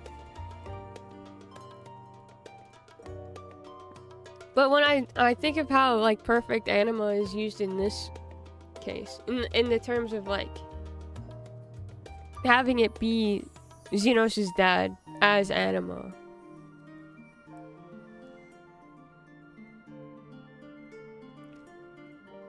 I think what's interesting, though, is that how different the two instances are. Like, it was obvious that Seymour's mom cared about Seymour. And that his dad didn't seem to care about him very much. Versus Xenos, who we don't even know his mom, if he has a mom. But his dad did not care about him very much at all.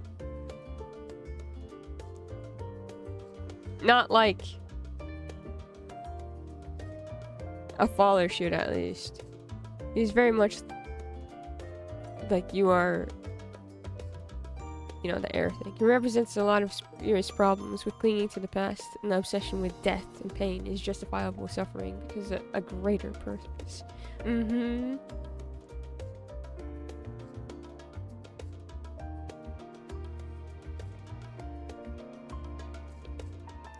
How is 10 so good?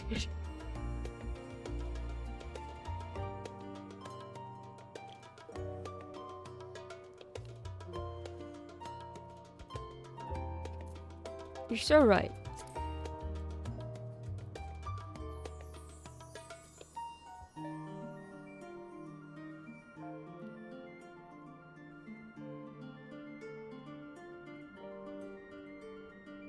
And I'm just thinking of, like, the process. It makes sense then that we have to defeat him, like, several times throughout the game.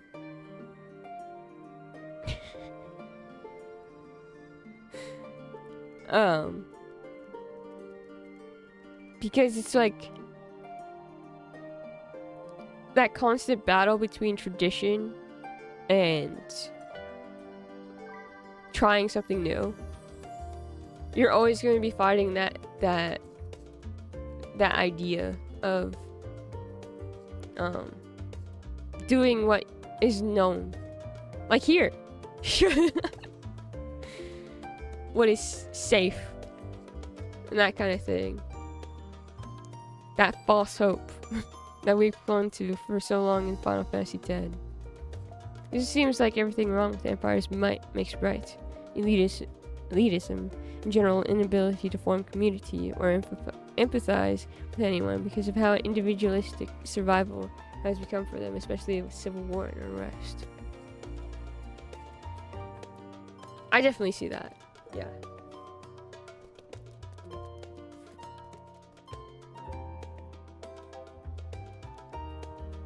Hi, Taru. Definitely a little patchy. I think you're on some. Oh, it's so good to see you and free the chillblains? Chillblade? You're free from chillblains? I take it. You'll be pleased to. Oh, because. Okay, go.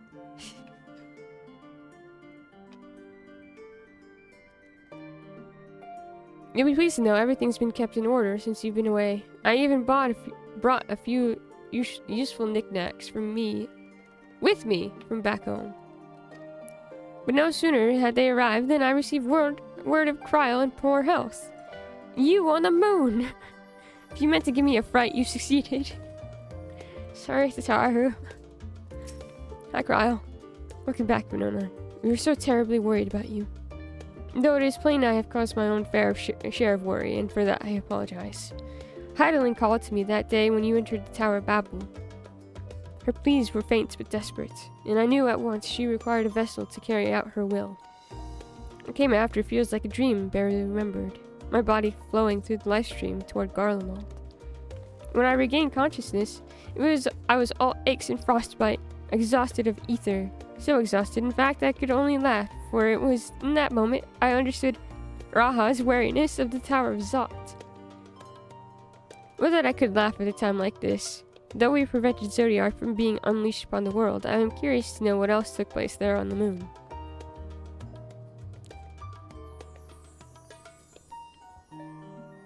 Perhaps we should wait for the others to join us before you give your account. Let's reconvene in the main hall once you've arrived. They've arrived. I have already arrived. I'm here. For a blessing, I've recovered enough to get out of bed. Even if I hadn't, I could not well miss you recount your exploits on the moon. Reminds me of Tears of the Kingdom Ganon, who deems Rauru unworthy of his throne because he lacks ambition and is peace-seeking instead of conqueror. Like Eastern feudal lords who saw mercy and kindness as a weakness. Yeah. And I think it's really interesting then, in this case, we have Xenos like that, right? And then on this other side, of course we have all the Scions, and the Scions are all very similar, like, of a place of hope and trying to be kind and saving other people. You know, being a positive, otherwise positive, part of life. But, especially when we mentioned Alphino, because we talked about it in pre-Endwalker patches. When he was like, it seemed like he was kind of losing himself in a way. And we have Estinian. But we also have these moments now where we have Estinian and Thancred talking about wanting to give up, you know, and take the world with them, and wanting to, like, seek vengeance, like an ultimate vengeance at one point because of how unfair things are. And that we have these two characters, but especially Estinian, who has gone through a lot in the course of this game. Thancred too, but I'm thinking specifically of Estinian because Estinian has gone up to Alphino and others to say, we do not think alike. However, I see the wisdom and the strength in what you believe in now, when I didn't before, and that kind of thing. Because Alphino has always been that source, or at least since Heavensward, that source of, well, we have to do what we can be done. We have to see what we can do, like that hope. that constant strive for hope and, you know, to those we have lost, to those we can yet save kind of mentality since then. He's gotten so much better at becoming like an empathetic character, because I was thinking about this while I was doing Coils, because he's not very empathetic in Coils. And we mentioned this before, how he's learned so much in being able to talk to others and understand their plight, instead of like forcing his beliefs or anything onto another person. And I think it's really like amazing that we've had this character go through this growth very quickly, and then teach others of the importance of hope that he may not have necessarily had himself once at one point, but now has it, and is such a fixture of his personality that everyone else around him sees it, kind of thing. Which brings me to another matter. I'm still scared for both the twins, because Alice has also mentioned how strong she finds her brother, and his hope, and his determination in doing good, and how much she wants him to see that for himself, as well as like others, and beating other people up when they don't see it and don't listen to him. So I think it's very interesting that you have this character, Alphino. All of them are like that, like I said, but specifically we're bringing a lot of attention to Alphino and his hope, versus Xenos, who seems to have absolutely no emotion, no empathy for anything, and is just like this ongoing presence and like inability to grow. Even at the start of A Realm Reborn, Alphino and Alice are super judgmental of the three major cities after the speeches, and a part of it feels like their Charlian upbringing had them looking down on the rest of the world for being so focused on conflicts compared to their neutral Scarlet home.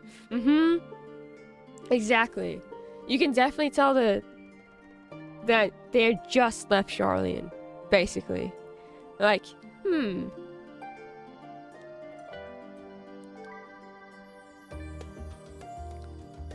and we talked about, there's been options to talk about with Alphino with other people, about how he's learned to talk with other people rather than at them.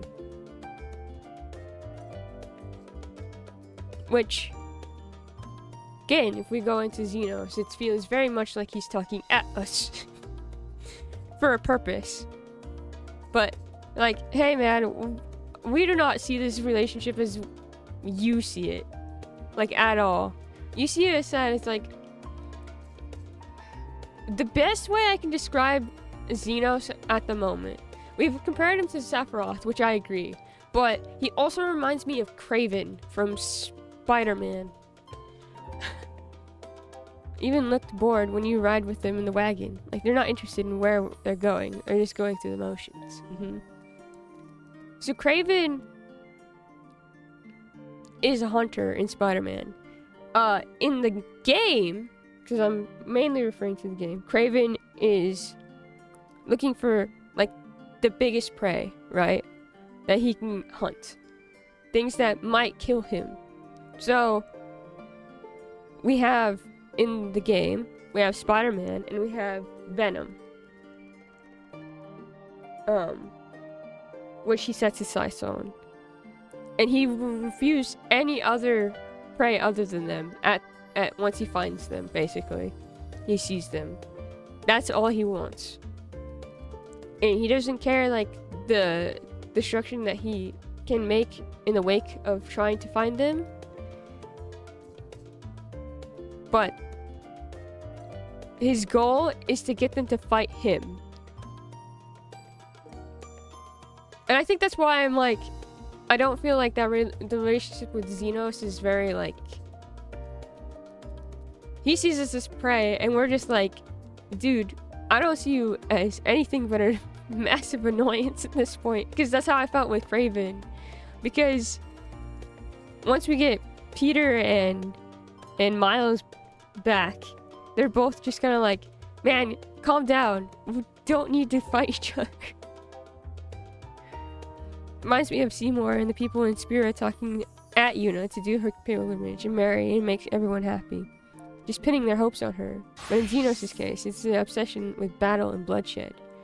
Ah, that's a great way of putting it.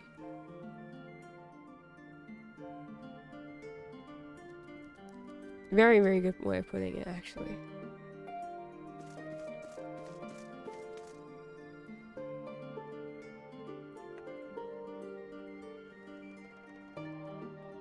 I like that.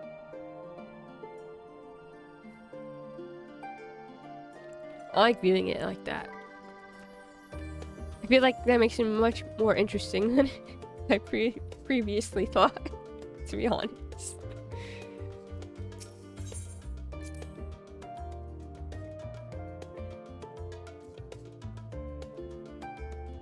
It actually gives him, like, depth. 'Cause I don't feel like Kraven has much depth. Again, when we're fighting Kraven in Spider-Man, I was just kind of like, you are definitely here, but you don't feel like the thing that I should be worried about. I'm more worried about this other villain, you know? His name is Venom. He's causing problems. I'm worried about that guy. Kraven, I know you're supposed to be a big guy, but I honestly have to say, you're lesser of my problems at the moment.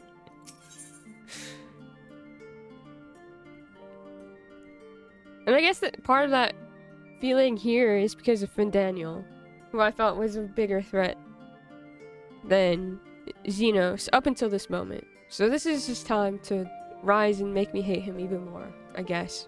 Please don't.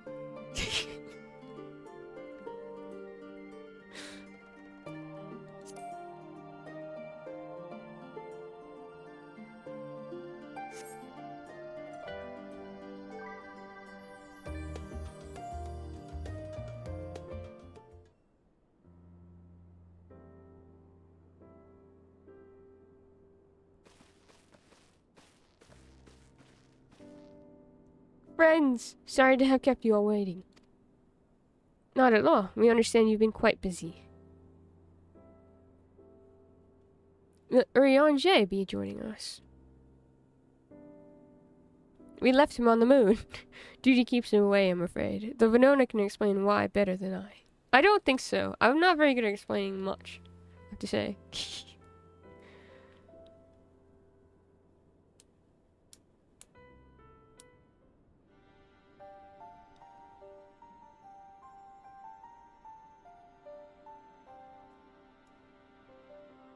Final days is befell Amarant. And we are to escape via the moon. What of the source and its reflections? I have no intention of standing by while the world falls into ruin. So how do we stop this? Heck yes, Tinian, let's go. Fortunately, we have no answers at present. If the celestial currents have grown stagnant, as was the case in the time of Amarant, the solution would be to alter the flow of ether throughout the entirety of the star. The ancients accomplished this by summoning Zodiac, sacrificing half the star's population in the doing. But it should go without saying that such a sacrifice cannot be repeated. Which leaves us with the daunting task of identifying the underlying catalyst for the final days. A feat which even the Amaratines, that's it. Amaratines could not accomplish. She said that yesterday. Unfortunately, he found no clues in Mare Lamentorum. There is still much we do not know about the catastrophe itself, let alone what may have caused it. The final days were marked by the corruption of the Amaratines' creation magics. We command no such power, which invites a question. What havoc is in store for us? If we knew that much, perhaps we could draw some parallel with the events of the past, and thereby form some semblance of a plan. Perhaps we should start with Forum then. Having worked with the Eloperates in secret all this time, there is surely more they can tell us. Forgive the interruption, but I have urgent news. The Forum is holding a public assembly in the plaza outside. Some sort of announcement. What is Father up to now? There's only one way to find out. Like, this guy might be trying to be Sephiroth adjacent, but his motivations feel very different. Sephiroth was identity issues mixed in with PTSD, misanthropy, and alien voice insanity. Zeno seems more like he doesn't enjoy anything but conflict, because the most excited he's been on screen is fighting. Now that he has a one-sided arch rival, he's pulled an extreme sports anime rival obsession and decided his life's meaning is defeating the hero of Eorzea. Yes! Exactly. And that's why I compared him to Kraven, because that's very much what Kraven feels like in Spider-Man. Inside he's still empty, like even if he beats you, what then? He's got nothing and no one to fight. And if he destroys everyone and everything, he'll be alone without anything.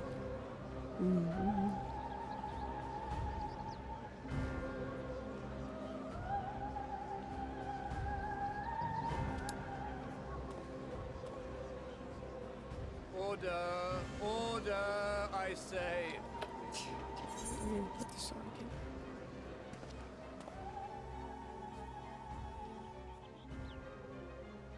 This guy.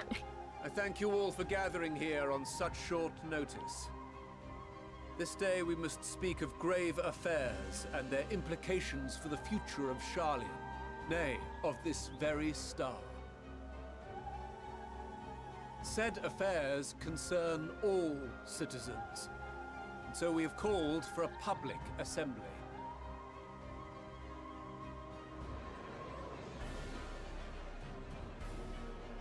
You may have heard rumors of the Telophoroi and the havoc these madmen wreak abroad. Under normal circumstances, we would pay little heed to petty disturbances outside our borders.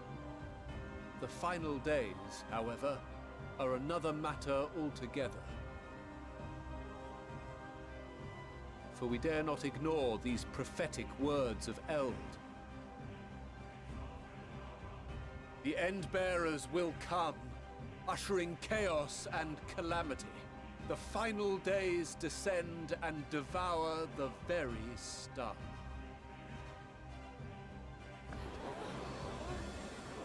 I've never heard this prophecy. Is it true?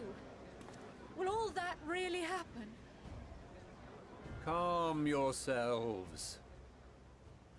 The time has come to speak of the Forum's most sacred duties.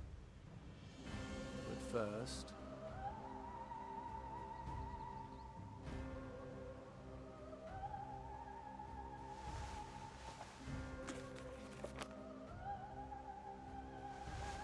Give voice to the voiceless. Let bindings be unbound. By unanimous decree, I declare the enchantment broken.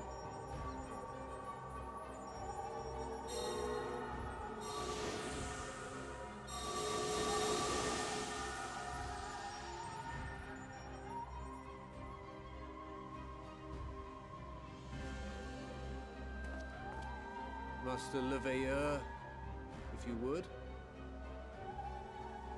Very well.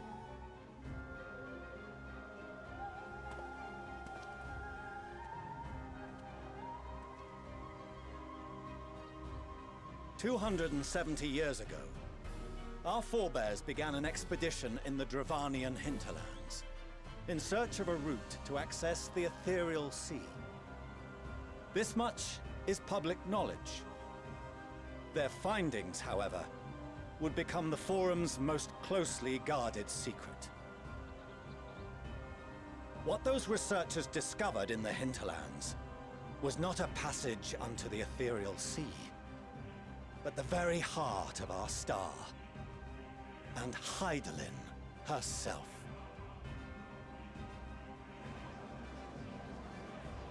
She spoke to them of a calamity that would extinguish all life, and of a means by which we might be spared. The moon.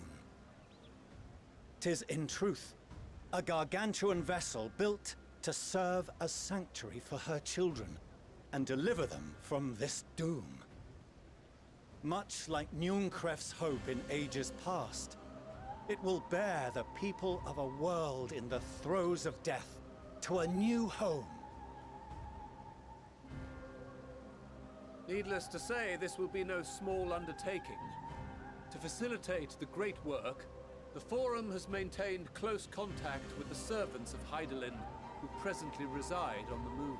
We've told no one else about this. Convinced that the foretold end was all but inevitable, we began amassing a wealth of knowledge. Not merely for the betterment of our nation, but in preparation for the journey to come. Why is it only your nation that gets to live? You reveal this to us now? By the gods, how long do we have?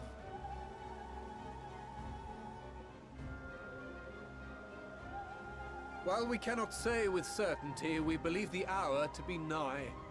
We received a transmission from the moon suggesting as much not long ago. Which is why we must in earnest begin preparations for the great exodus. For his impressive contributions and the leadership he demonstrated during our withdrawal from Dravania, we have elected Master Leveilleur to oversee this initiative.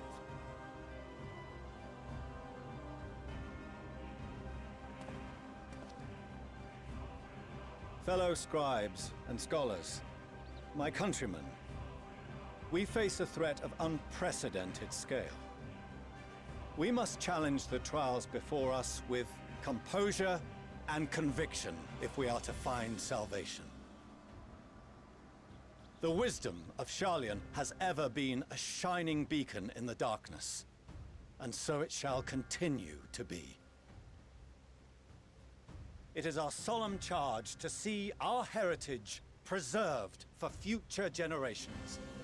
For those who will come after, we will brave a new frontier.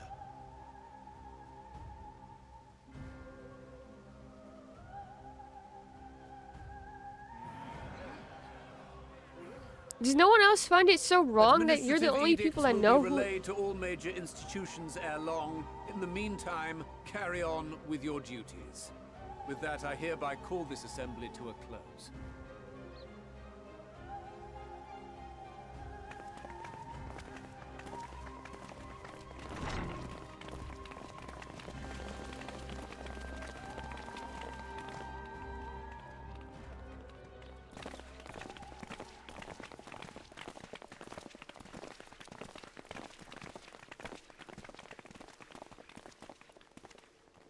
Do you remember what Mother told us when we visited home?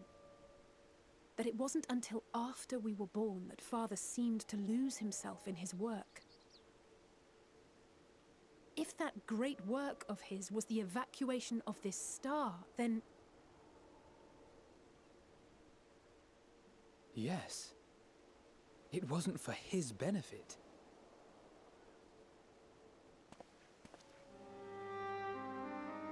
Would you mind waiting here a moment? I wish to speak with Father before we leave. Keep it civil, eh? Take your time.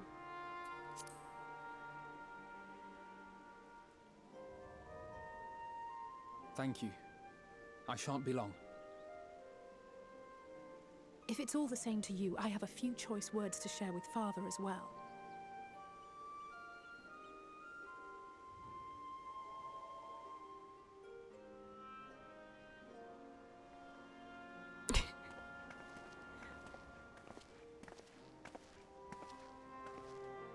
So, come to call us cowards and bid us join your fruitless battle Well, against you are the cowards, so... Nay, we do not object to the Forum's proposal.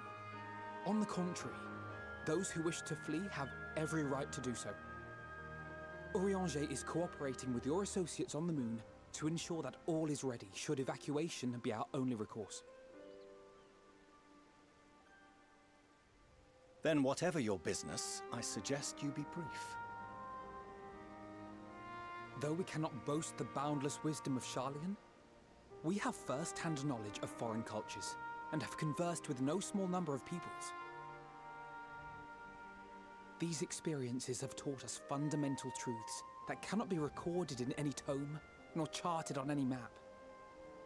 The beating heart of this planet is its people, many of whom would give anything, even their lives, to protect the lands they love. Many may choose to join you in the end. But what of those unwilling or unable, for whom escape will never be an option? What would you have them do? To ignore the plight of those one might conceivably save is not wisdom, Father. It is indolence. This is why we choose to fight. We'll not ask for your understanding, Father. Only that you don't turn a blind eye to the good we have done. That we can still do. We're not children in need of protection. Hold fast to your principles and let the world burn if it please. But we believe there is still another way. And if there is, we will find it. You see if we don't.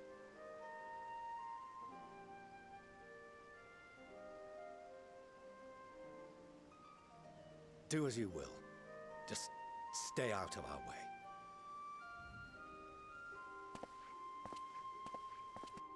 That's all you have to say.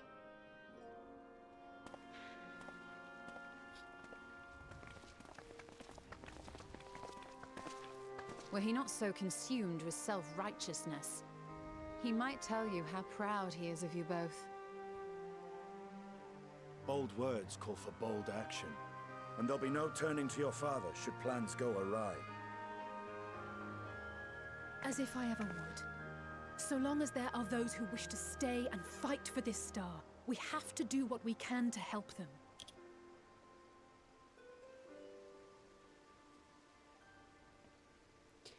And if we're to do that, we'll need to be well rested. Wouldn't you agree? And having triumphed over what we once thought to be the source of all evil, I can think of no one in greater need of at least a dozen winks.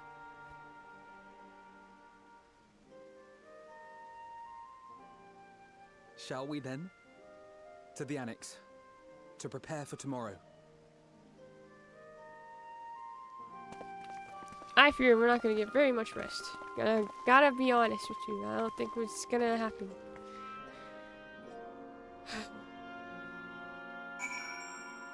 I understand he wants to protect his kids, but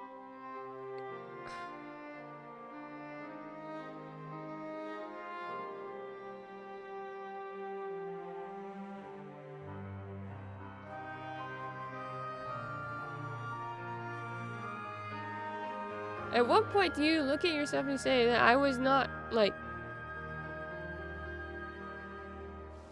This plan has the opportunity to save more people than just your immediate family in your world. Or like this.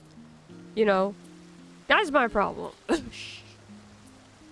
You're just gonna let the other places around you burn without telling them anything? Correct me if I'm wrong. But it feels like you weren't going to say anything.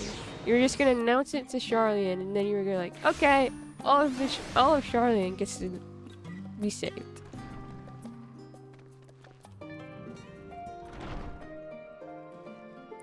Where's the information when you just owned your kids, huh?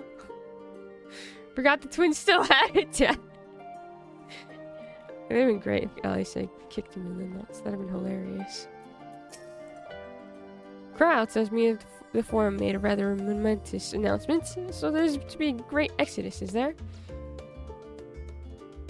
I'm reminded of my narrow escape from the Isle of Val. The realization, the running, the mixture of relief and regret after. Why me, I ask myself. Why me? Why us? Why now? Why wonder? There's no use fretting over the cosmic morality or morality or lack thereof. We're here and we'll get through this together. And who knows, maybe my luck will rub off and grant everyone a narrow escape. There's no harm in praying for as much. Oh, but enough of my rambling. I'm sure you're exhausted. Your chamber awaits.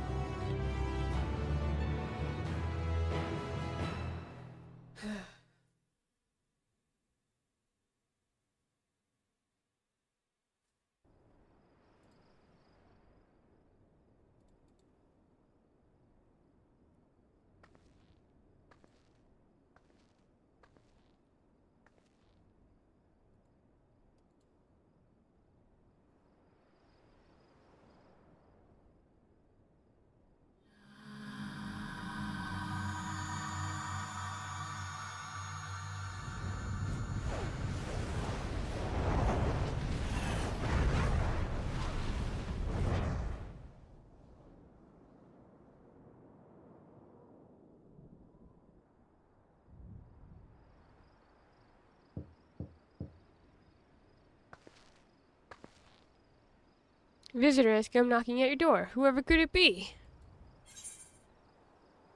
Huh? Huh? I have to pick one. Damn, Harlan, this is not what meant with cursing my lunar cycle. Oh.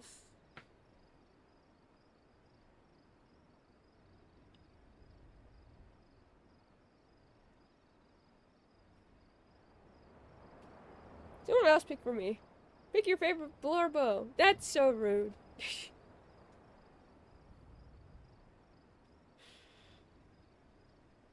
I don't want to pick my favorite. You stand here. This is the end of the game. It took too long.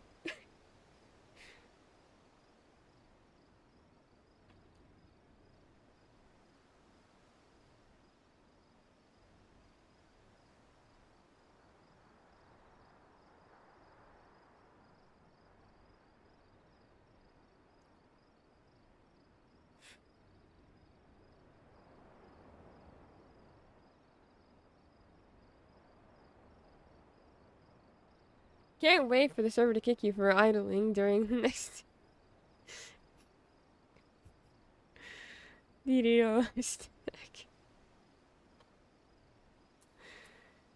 I love being idle so long that I get attacked with with the game.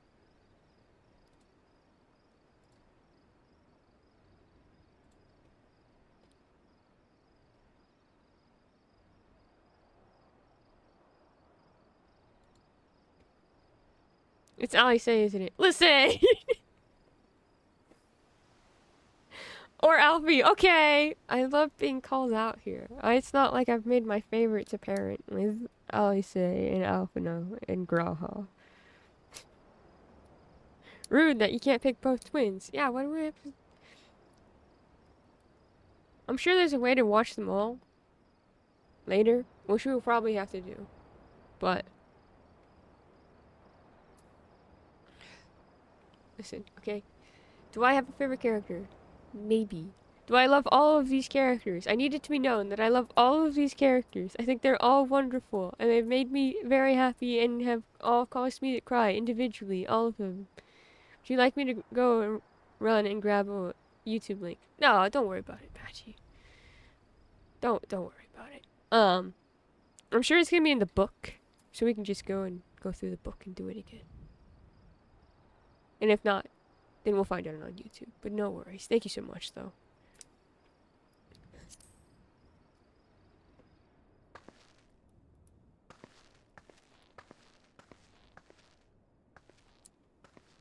Pick your favorite character, they say. That's so freaking rude.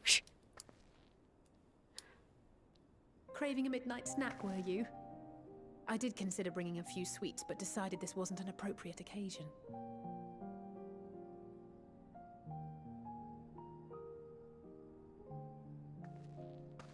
I couldn't sleep. Had a few things on my mind.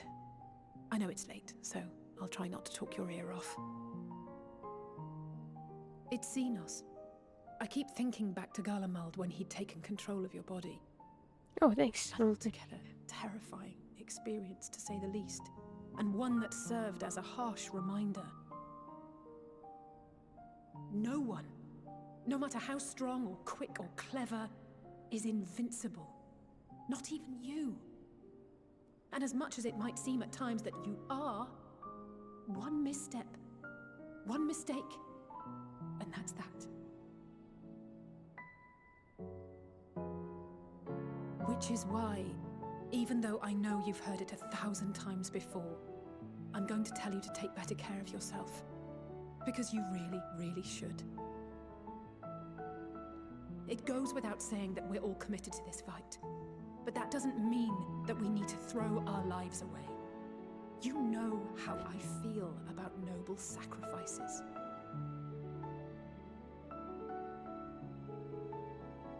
Right, that's settled. We'll be keeping the acts of gratuitous bravado to a minimum. When I looked father in the eye and swore we'd find a way to avert this tragedy, it wasn't a promise just for him. It was a promise for you, too.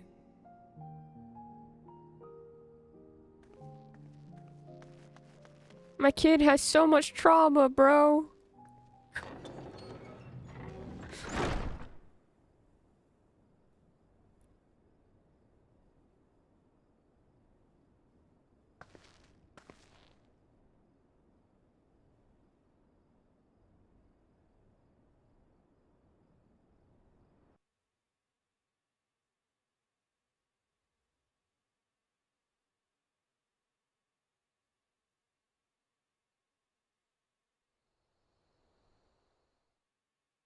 Short while earlier in Alamegan Quarter. Uh-oh.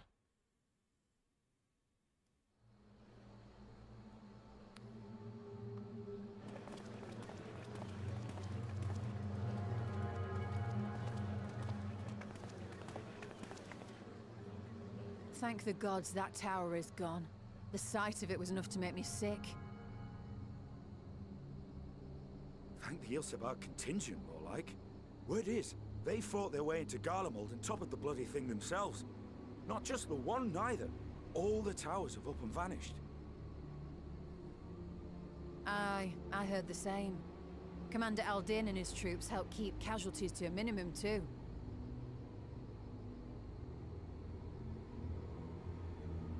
But is it true they brought back tempered Garlean soldiers?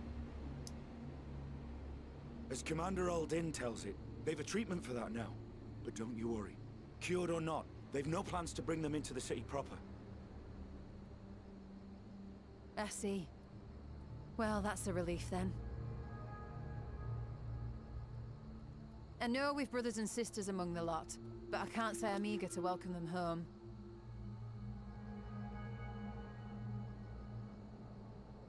Wanted to think about it for a while yet. They're to be looked after in Alagana for the time being.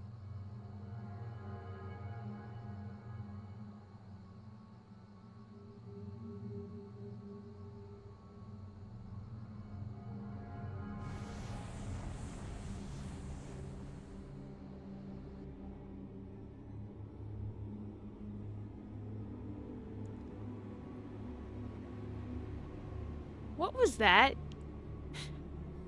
Meanwhile in Ishgard.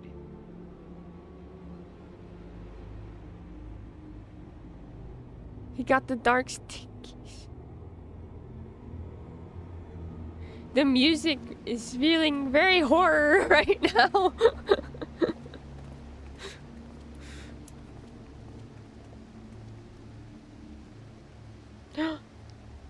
Ardenville. Another day, another commission of paramount importance.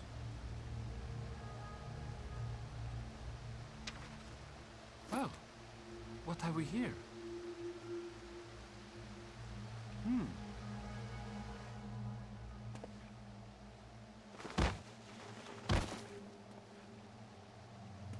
Hey, are you all right?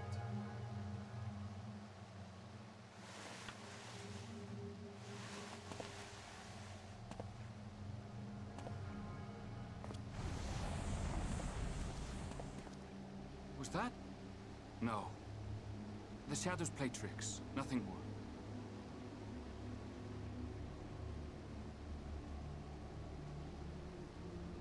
The towers are gone, and the Garlean threat is abated. Yet, why does it feel as though it's about to get much, much worse? Ah, thank you, Arabelle. That was great. Love to think about that. Thanks. Thank you. Yeah.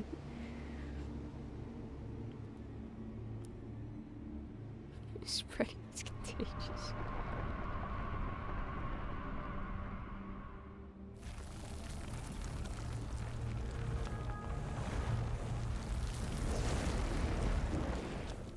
No.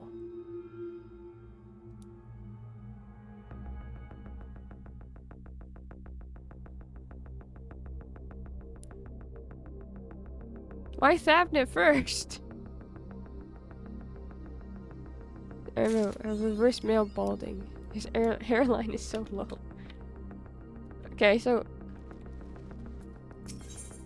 Oh shoot! I'm not the right... Ah! I can't do it yet!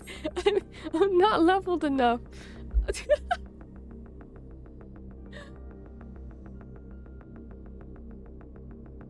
Oh dear!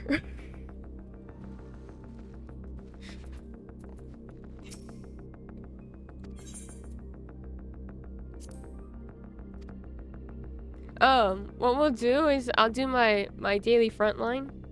And that should be enough. Because it's not much. It's not even 1,000,000. So it should be enough. And if not, well, it's simple. We keep it simple. Sounds good? Cool.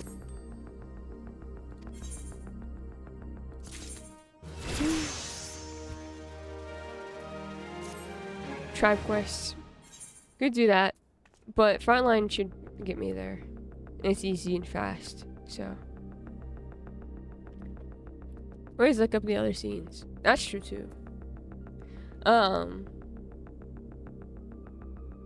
Let's see.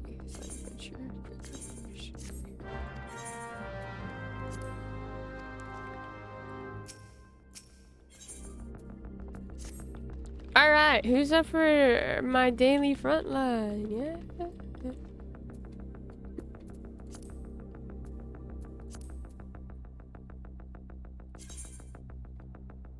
Do pray. No, I'm doing frontline. Can't you have 2 retainers for free? Yes. I just keep 1. Because I don't know what other job that I want to rank up with the other, so I haven't been using it. Whee!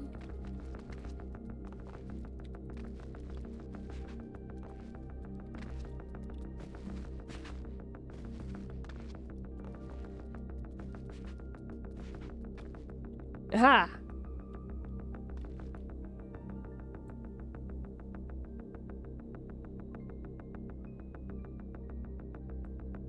Ba-ba-da-ba.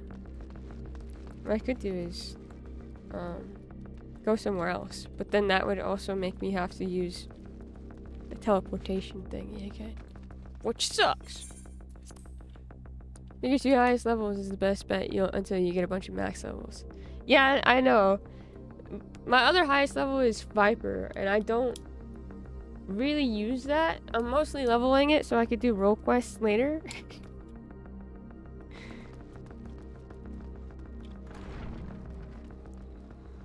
I could just use it for Viper. I don't know. It's one of those things where I'm like, I'm not too worried about it. Okay, well, it's nice and peaceful outside of the annex. Going to the diner with coworkers. Please take care of yourselves in my absence. I hope you enjoy your time with your coworkers and get some good fruits, my friend. Wow, this is so nice out here.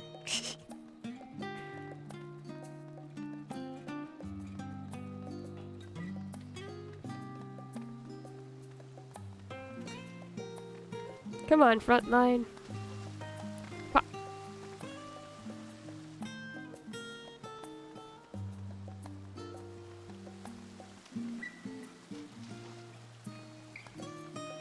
Okay. I'm going to Nalva and then Pick up some nuts. Watch as it pops as soon as I freaking go over there. That'd be hilarious.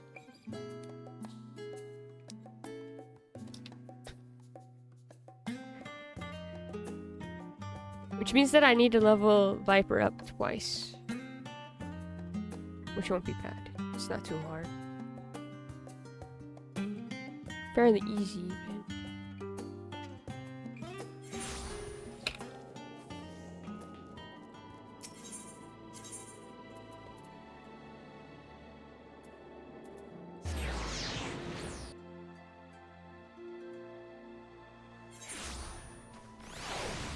Hunt, hunt, hunt.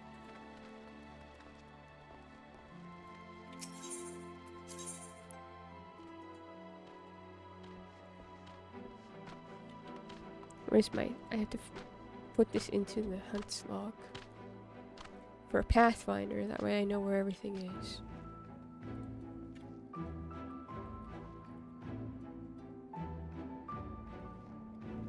Oh, it's on around the board for some reason. Shit.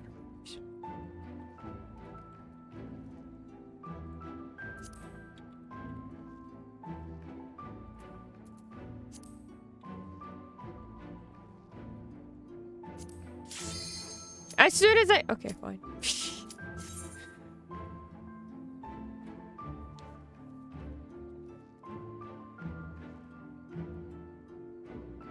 If it doesn't take us to there, I just do a few hunts and then it's over.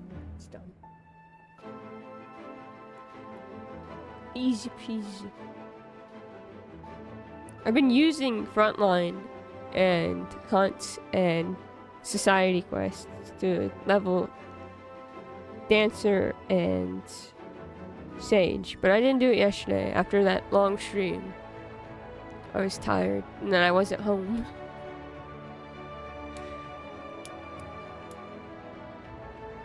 Who's ready to see me lose? Yeah.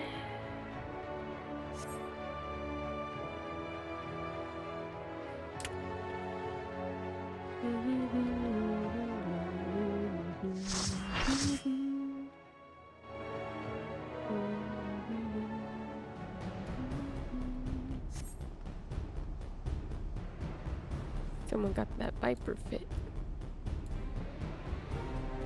Is it equipped? Doesn't seem like it's equipped. There we go.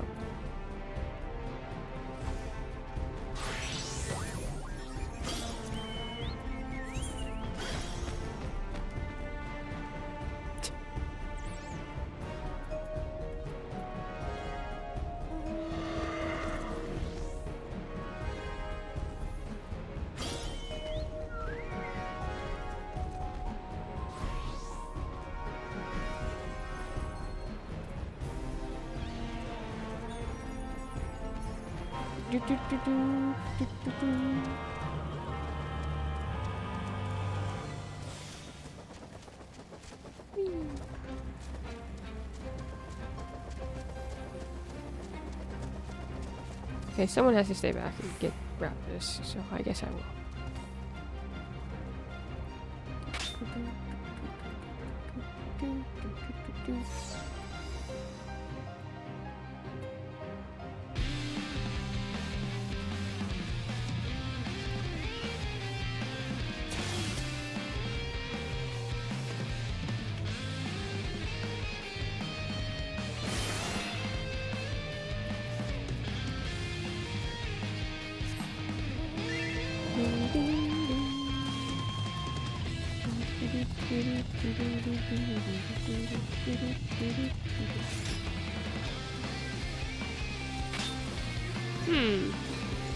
Maybe I shouldn't come up here. I'm probably going to die.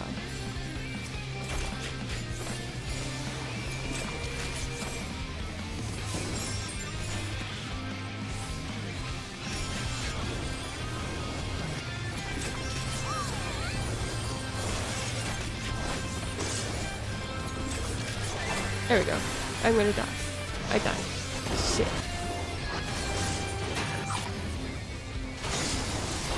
Goo! This is what I say when I'm playing PvP.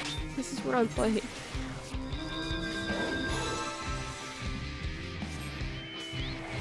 Whee!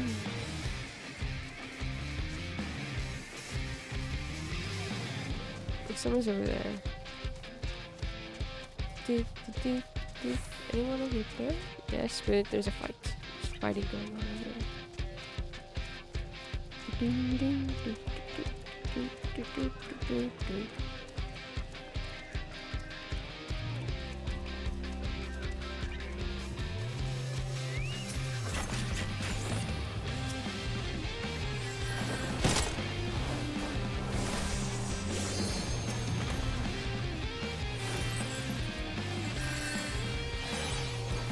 What the? Oh, why did you do that?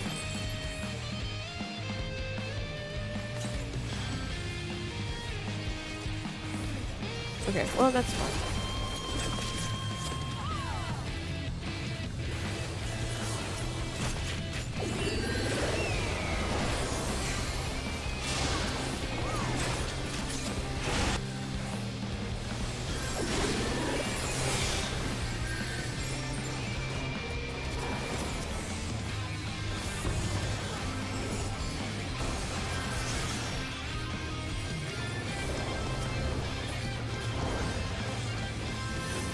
Oh, that was done.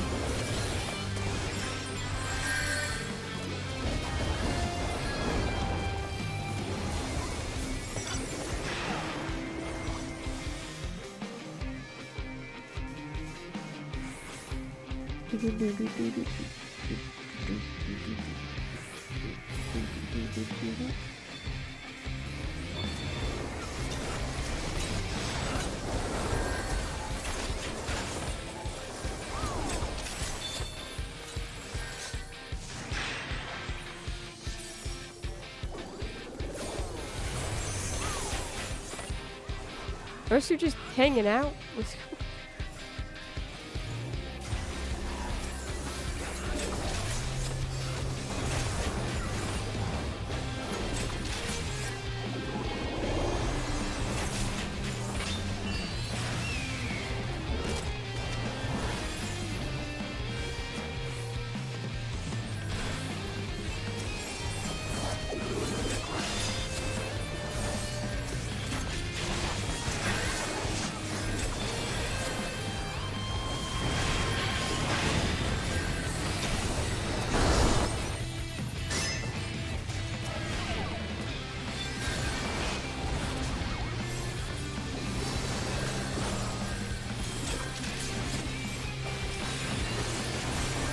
Oh shit.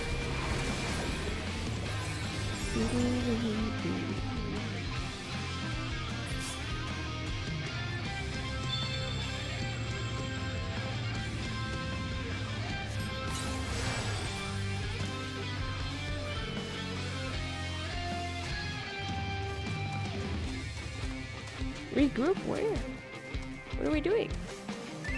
Everyone's still over there.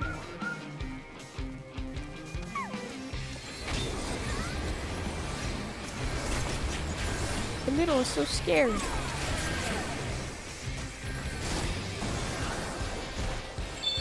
What if instead I went over here and tried to help these guys?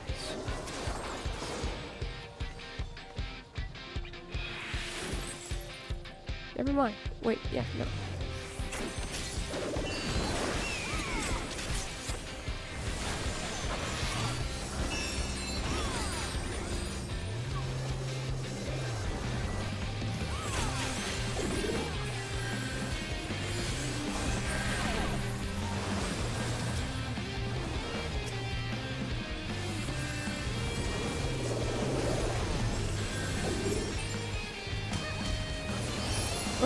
Oh, stick. We should be good there. Someone getting it?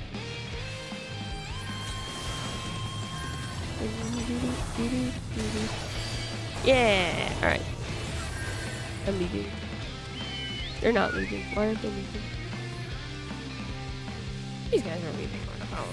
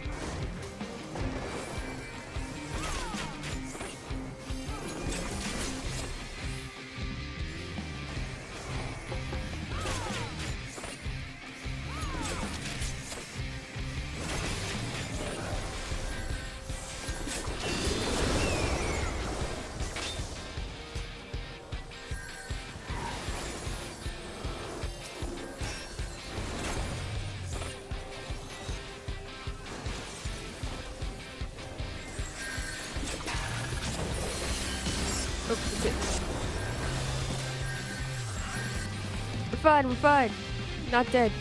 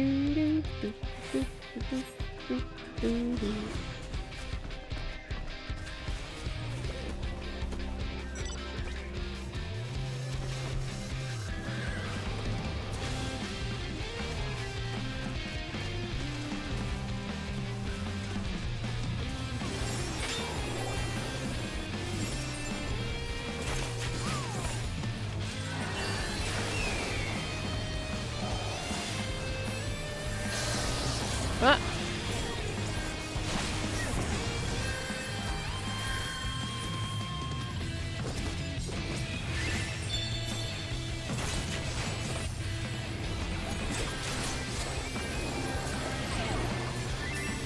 Ah, blah, blah, blah.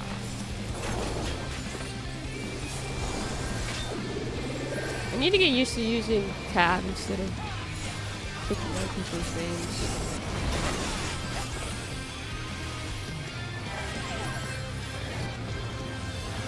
I cannot see anything, guys. Oh, there we go. Oh. Oh, I got it.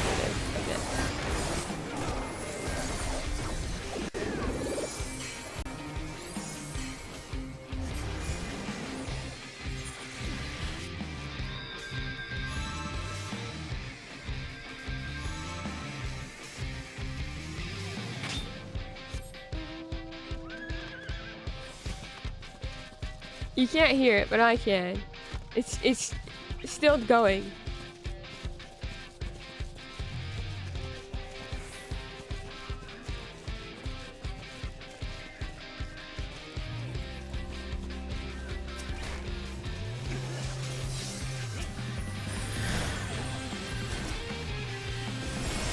I'm gonna die immediately after that? It's still going. Thank you, Azim, for the sub, buddy. I hope you're well.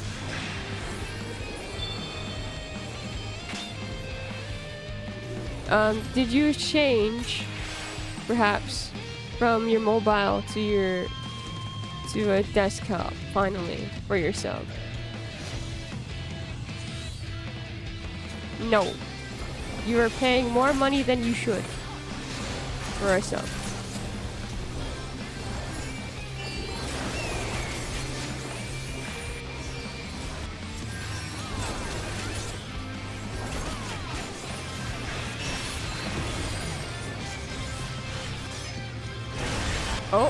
Oh.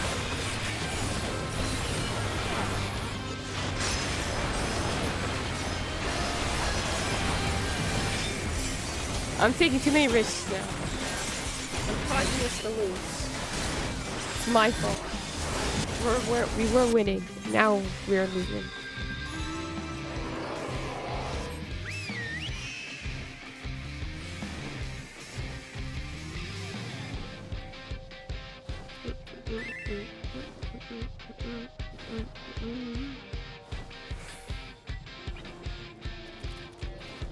so long as you get the levels you need. That's pretty much how I feel about this as well. I try to do my best in it, but I have to say I'm not good at, and I'm not good enough at PvP to understand what's going on, so I just follow everybody else. Hope I don't die. I was doing okay at not dying earlier, but it has changed. The situation has changed.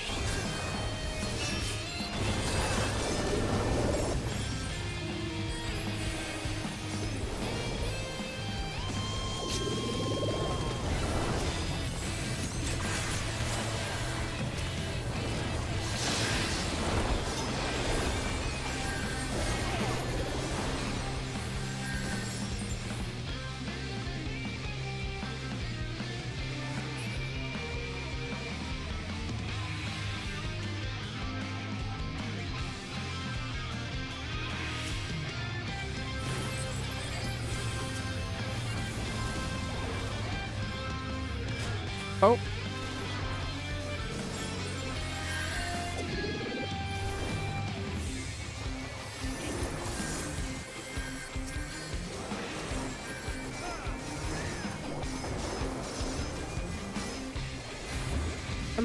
You know what I should do? Just take off all the... It might be easier to see things if I take off what everyone else is doing. Which I can do. I didn't even take the back away yet. I should have.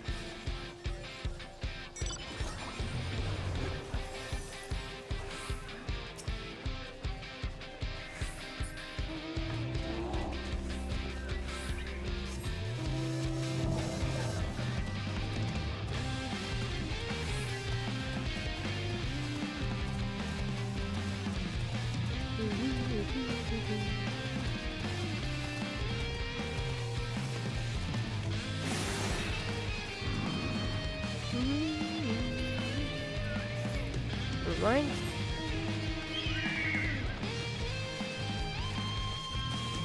Where are we going, friends?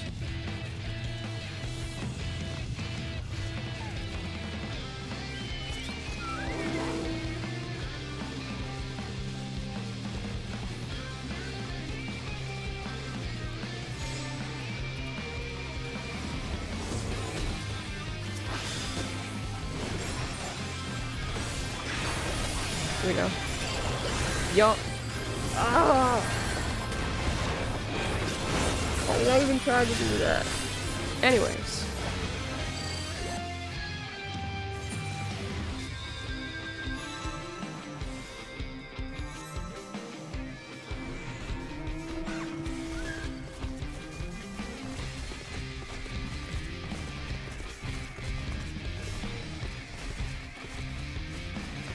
Uh-oh.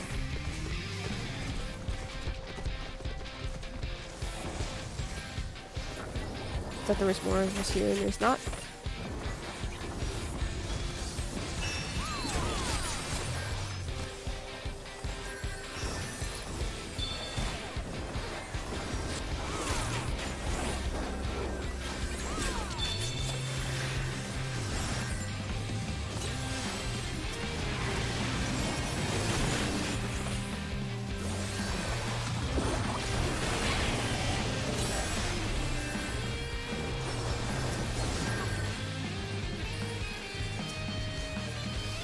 Okay, why is that into someone that's not directly in front of me? That's my question.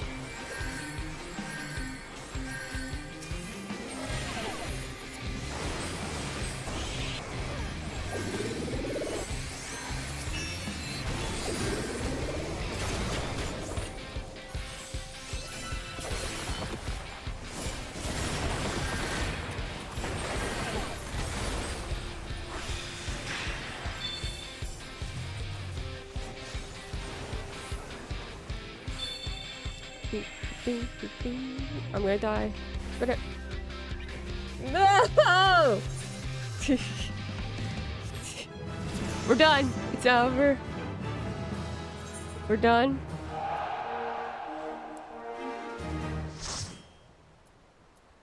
It was going so well at one point, and then it wasn't. Now I suck.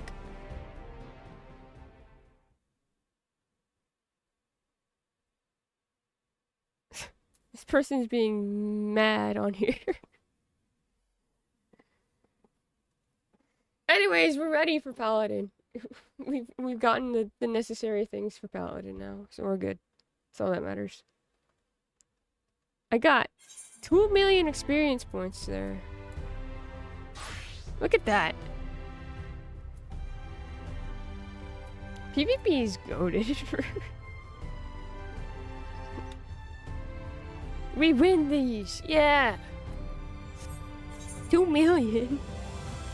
Let me show you. Yeah.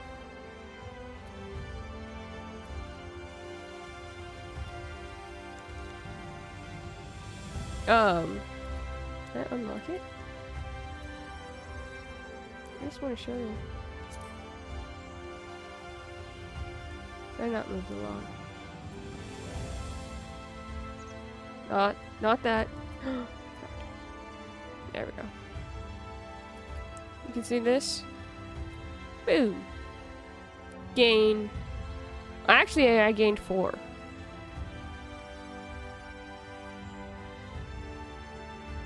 Almost 6. Yeah.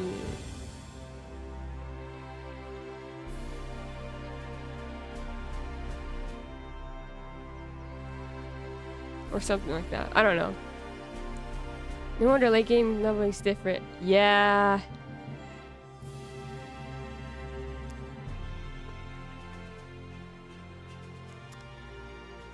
It's a lot easier to level stuff once you finally have.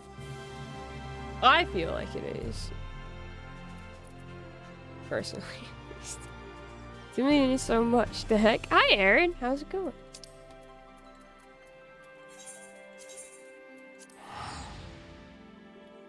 Yeah, because we needed less than 1 million. So we got like 4 million from that. That's pretty cool.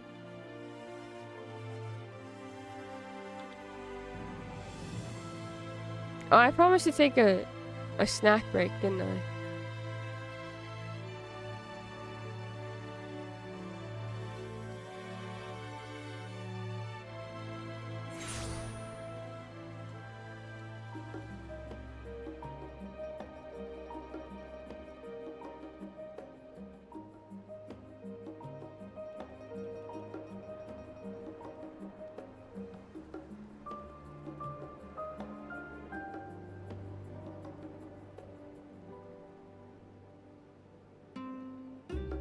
Just in time to bork. Yes, indeed.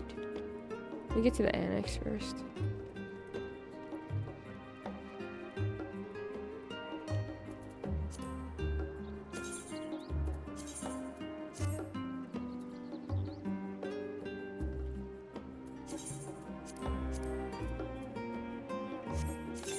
What does this look like?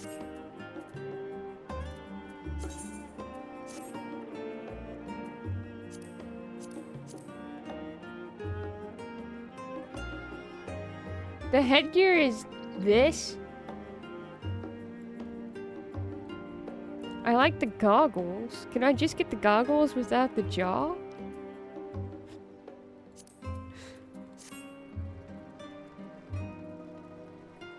What do you think of your snack? I don't know, that's a good question. What do you do?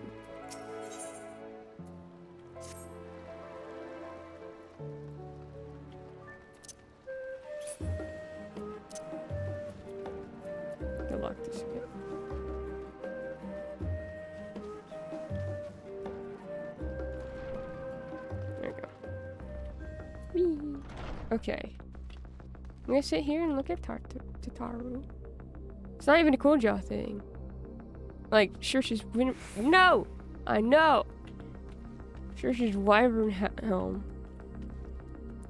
It's like this blocky thing. Oh yes, the ominous music is back again. Okay, well, as the ominous plays, I'm going to go and get a snack.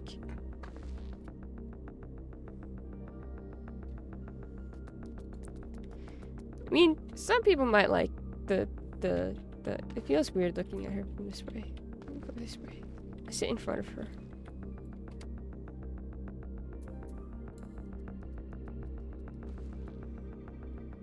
Close enough.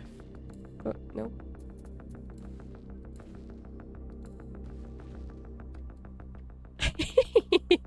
Okay, there we go.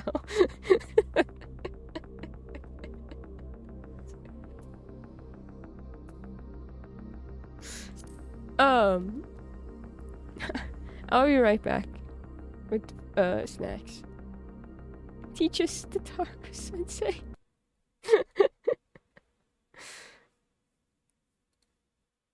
We go here.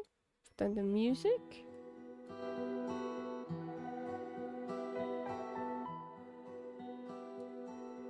And I'm back.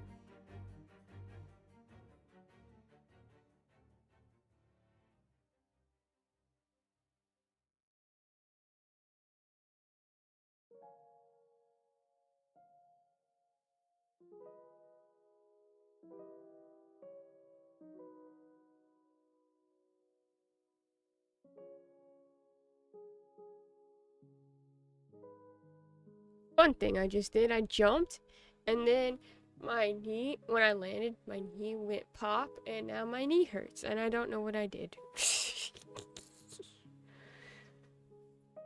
But I do have noodles.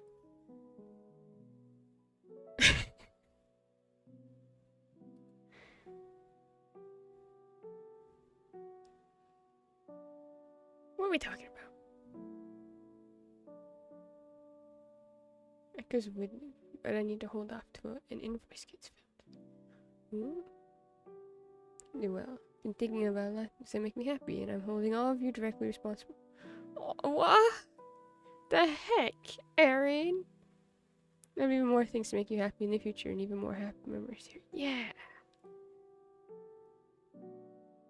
What's Echoes of Wisdom? Is that? Oh.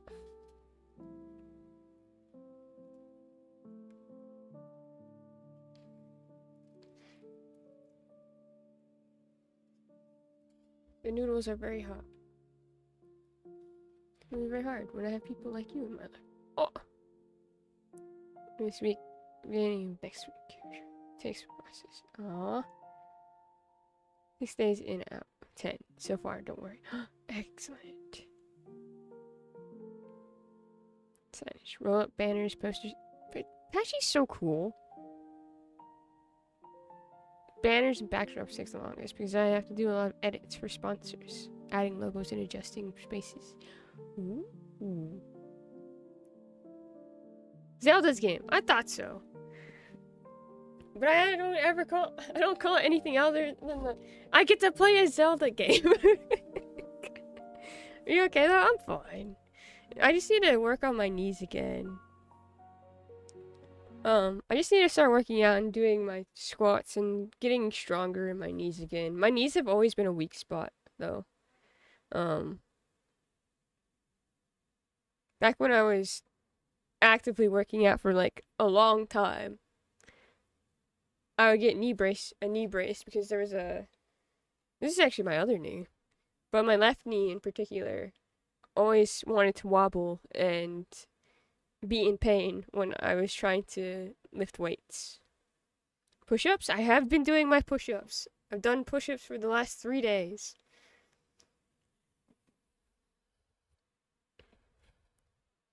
Does everyone get space on the banner? It's the most you've ever had to edit on a banner. Ooh. It's IKEA furniture to fight. I didn't realize I was out already, Patchy. That's pretty. Oh. 6 hours and 12 versions. 2 sponsors rebranded mid-event separately, so we had to redo everything that had their logo on it. And wow. That's messed up.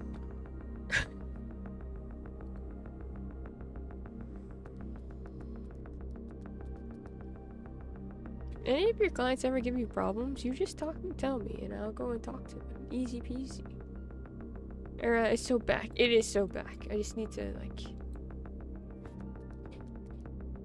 actually put in my weights now.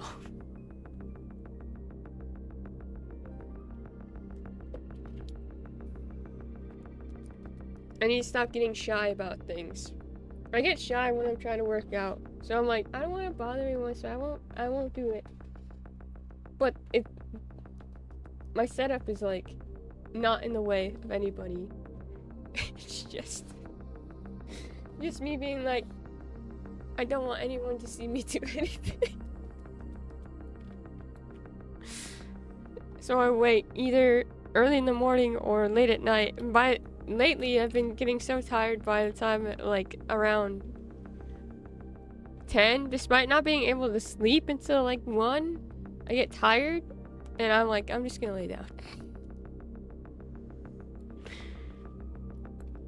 But Hangry sent me a fan art of Vi yesterday, and I was like, dang, I really gotta work out again.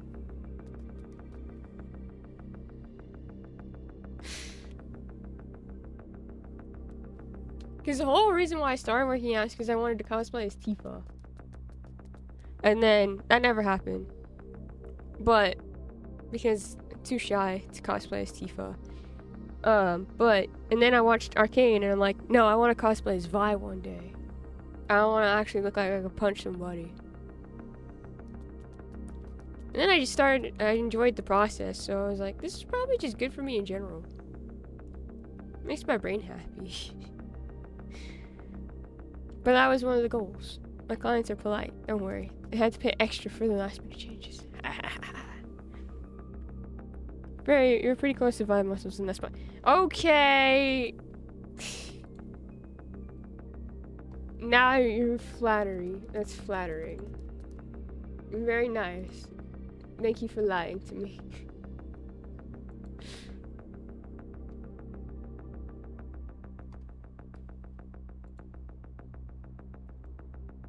It's called the truth. No, you as Vi would hit so different. I think you could easily do that. Okay.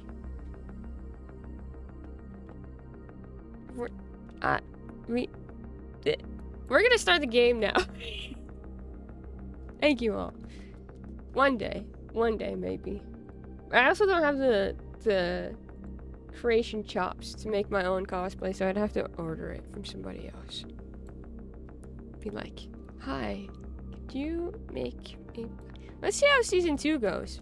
What if I start to hate Vi? What if I hate Vi after season 2? What then? What then?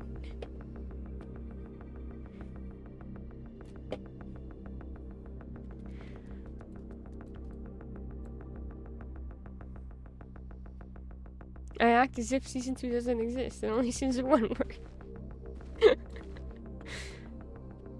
Taru! Hi! I'm so much taller than you. It's very funny.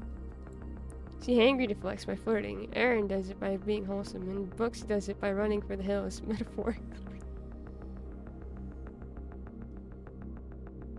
I don't know how else to deflect. This is how I was taught. If something starts going wrong, you go, hey, what's that over there? And you deflect. And it drives me insane when other people do it, but I don't know how to do it. How else to respond to things.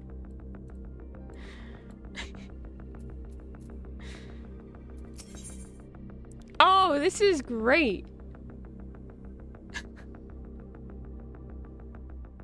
Yeah. Love this. Woohoo. Saru is furrowing her brow in consternation. Sky is aflame. I don't know why, but the music is reminding me of Lethal Company. Oh, it does. It does sound like that. You're so right. Really compliments. We're just gonna keep at it until you get used to it, right? No. That's not what I'm talking about at all. It's the same uncomfortable drum beat. It is. It is. No. How about, instead of that, how about you all compliment yourselves? Why don't we do that? Why don't... Go.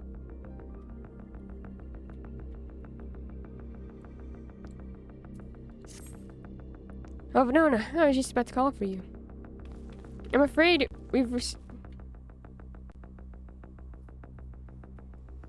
Once again, you cannot hear that, but it scared me.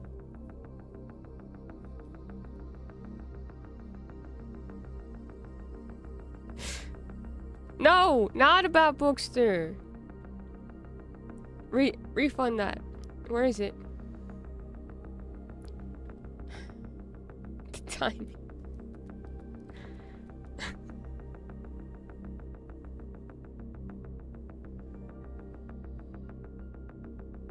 I'm afraid we've received another call for assistance. This one comes from Raza Han. The others have assembled in the main hall to discuss the situation. You must join them at once. How about both? No, you have to do mine. You have to do mine first. Then we can talk about the other one.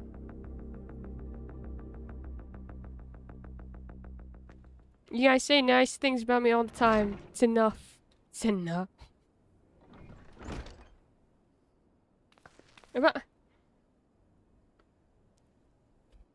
No!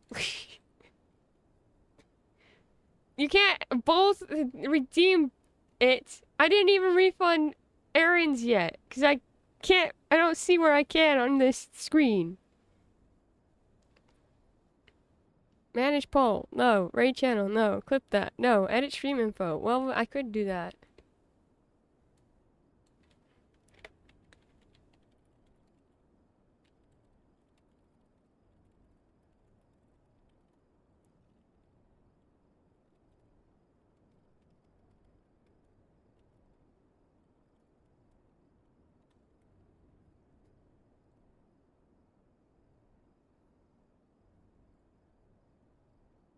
Go here. Go to... I don't know how to do this outside of mod view. This is the problem. Theater mode. Go to mod view.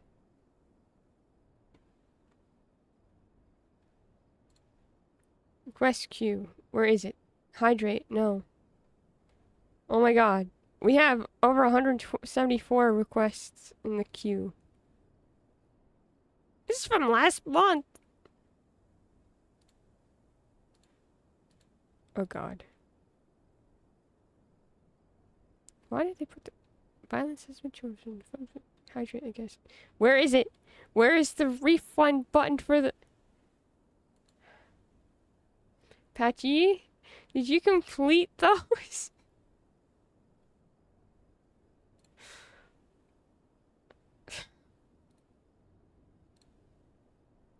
Yeah, Hangry doesn't complete them, and I've just been watching this go on. Maybe...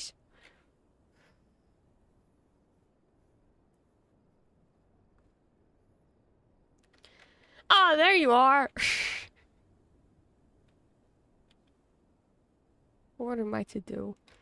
There you are. You're very sweet. I need nothing. Our worst fears have come to pass, but moments ago we received grim tidings from our contact in Rods at Han. Vile beasts have appeared as if out of nowhere, claiming one victim after the next. What's more, they say the very sky burns above them.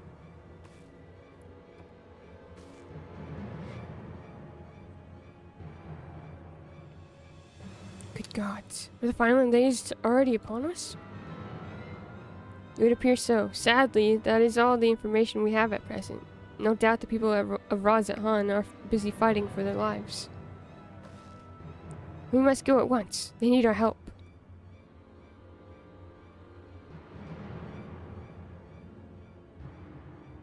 Agreed. Grau, you'd best remain here with Tataru and gather what knowledge you can. You are in no condition for a long journey, I imagine.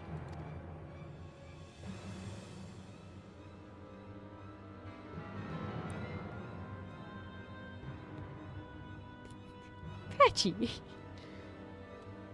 Very well, similar phenomena may have been observed elsewhere, and if so, we must know about it at once.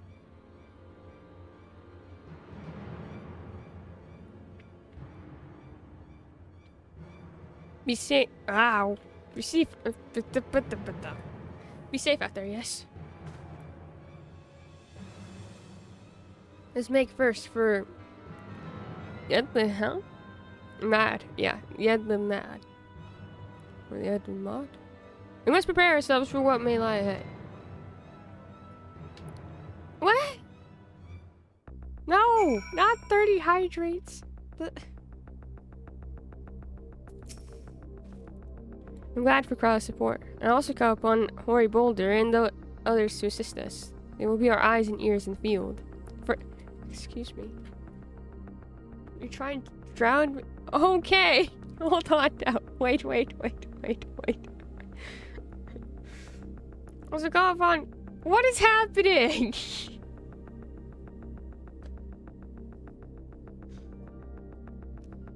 I'm just gonna wait patiently as this is over. Hold on.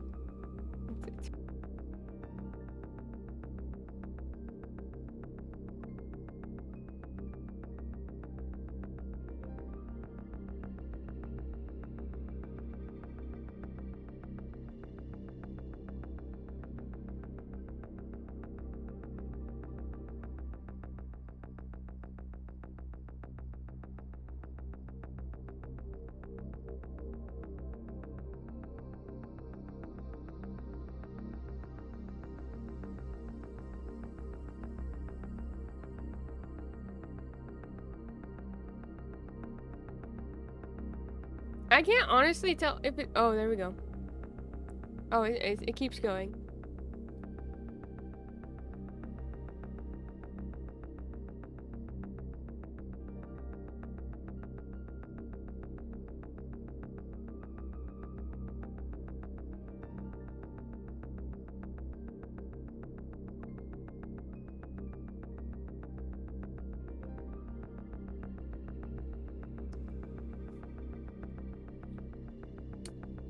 Brown streamer. Just so you know, this is probably gonna be the end of my water.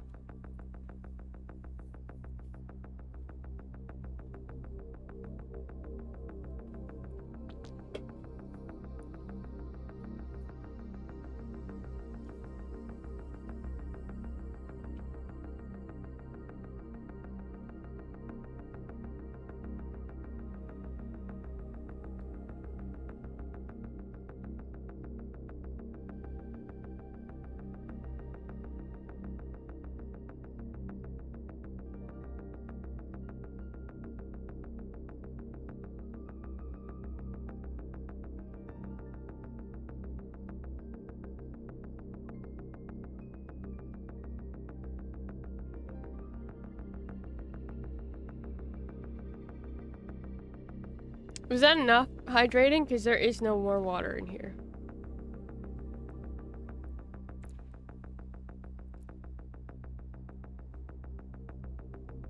It's gone. It's no more.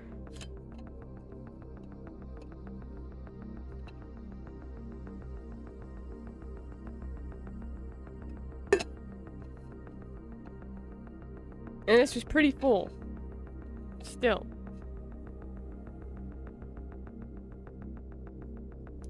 Refill the you're gonna be so well acquainted with the intro screen at this point.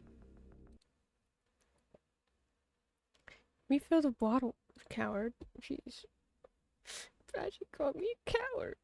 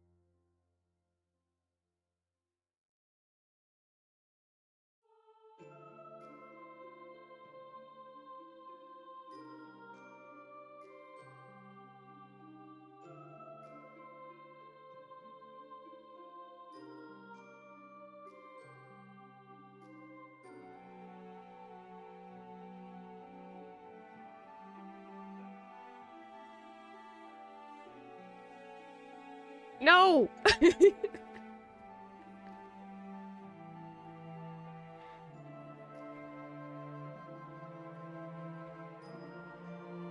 Aaron said 3 nice things about themselves. Those things about myself is going to be harder. Not because I don't think nice things about myself, but that thinking of those things takes so much more time, since I spend the majority of my time thinking about others. It's time to think about yourself a little bit.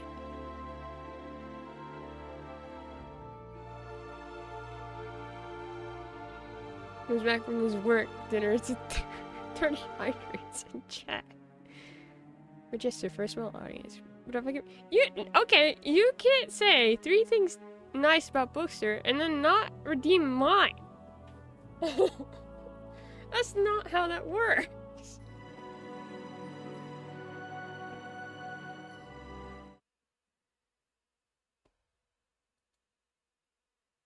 It's not fair.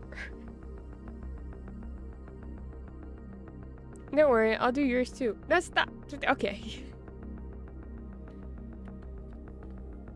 Good. Okay. I'm glad for Cryo's support. I also caught a fun hoary boulder and I refilled my water, by the way. it's done.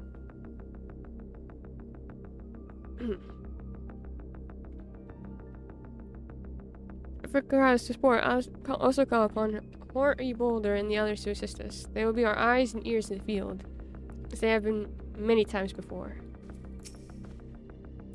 No similar creatures have been sighted here in Charlian. That said, the early signs may manifest in other regions ere long. We must be prepared for every eventuality. With the fall of the tower in Thavner, the Honish were beginning to enjoy a semblance of peace, and now this. We do not wield the creation magics that the ancients did, yet still these abominations appear. Whatever could be the cause. I would rather accompany you to Thavner, but Raha's concerns are well-founded. The last thing I would want is to be a burden. And so I will remain here with the Taru and do all I can to gather knowledge that might serve us in the battle to come. Godspeed in your journey, Venona. If this calamity has indeed come to Thavner, it is all too likely that Corvos across the strait finds itself in a similar predicament. Even now, it remains an imperial province, and as such, it may be some time until we can ascertain the situation there. We can only hope that Cryo and Tataru will be able to provide us with some insight sooner rather than later. In ancient times, the phenomenon was first observed in places where the celestial currents had grown weakest. It would seem there is a stagnancy of ether in the skies above Radzahan, unbeknownst even to Vritra. If the might of Vritra is not enough to hold these fiends at bay, Radzahan is in dire straits indeed. Must go at once. Okay, to Dragonland.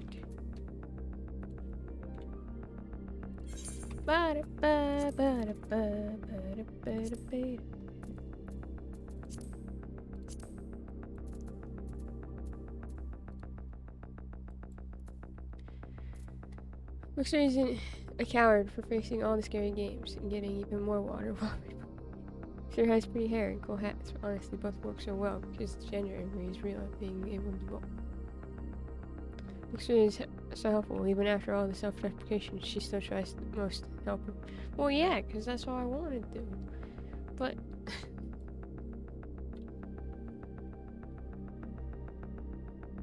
I mean, even if I feel like I'm not doing like a well enough job or something, I still want to try, you know. My friends deserve at least that much. They won't get perfection, but they'll get my damnedest try. Thank you, Patchy. I appreciate you. And you're too nice. I'm a good drawer, designer, indeed, and I am learning to appreciate that ability whatever level it's at after seeing AI and how special the ability to make things is when it makes my friends and me happy. Indeed. You're... Honestly, every time I get to see any kind of piece of your art, it's just such a joy. Any art. Any of it. I genuinely still think about your Link art while Sminch was playing Tears of the Kingdom. Your little gremlin Link with his Zelda plushie. It was good. It was so good. I can be funny sometimes, and it makes me feel warm and fuzzy when people smile and laugh. You're hilarious all the time. I'm more capable than I think I am because I did the scary adulting paperwork and survived. Yeah, let's go. That's a big thing because a lot of people give up without trying. I think I've just changed as a person because I think I was like that when I was younger, and now I'm like, no, that's not right. I should at least try. Because it doesn't hurt to try, and at least my friends know that I care about them when I'm trying.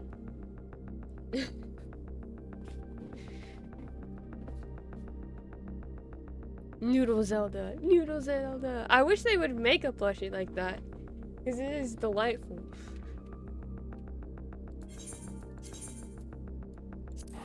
Why is an Etherite ticket so expensive?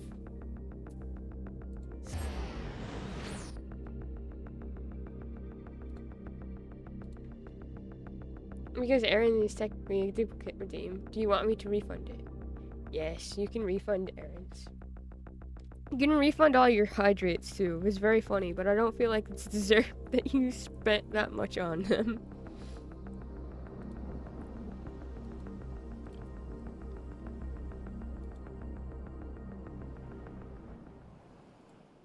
And lo, vile beasts did rise.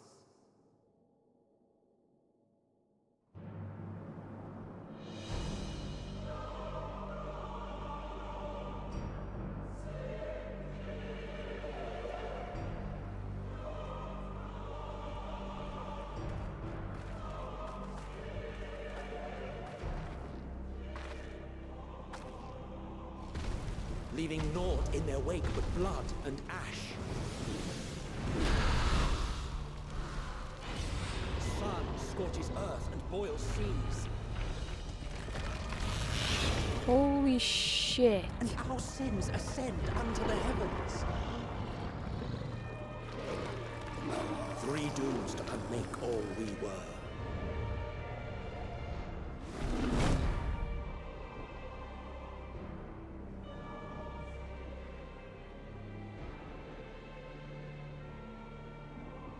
The sky burns.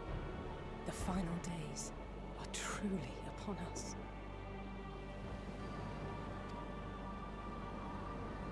My friends, I trust you have heard the news. We have. What can you tell us of the situation, Your Excellency?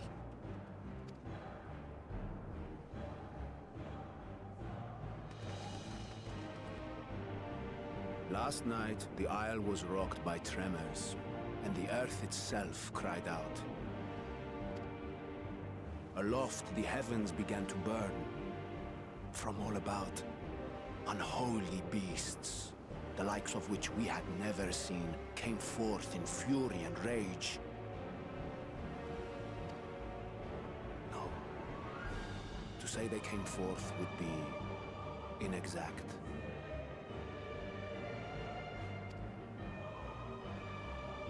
The people of Radzat themselves transformed into these baleful fiends.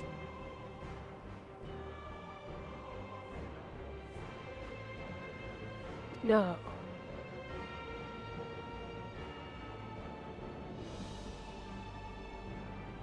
Though the phenomenon was observed throughout our lands, the first creature, the largest and most dreadful of the lot, wrought havoc upon us here in our fair city. Though they bear superficial resemblance to divinities of legend, they are ungodly abominations. The people decry them as blasphemies. The large one's rampage has since taken it to the northern reaches of the island. I mean to dispatch our radiant host in an attempt to quell the threat.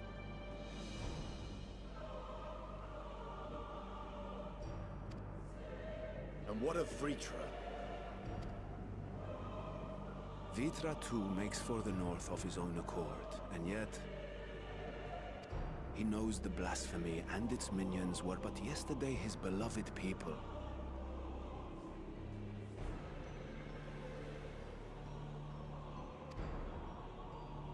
I pray his boundless compassion and mercy does not deter him from taking unenviable but necessary action.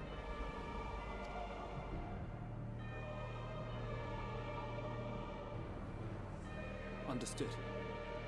I ask that you allow us to aid you in quelling this threat. You would risk your lives to help us yet again? I have no words to express my gratitude.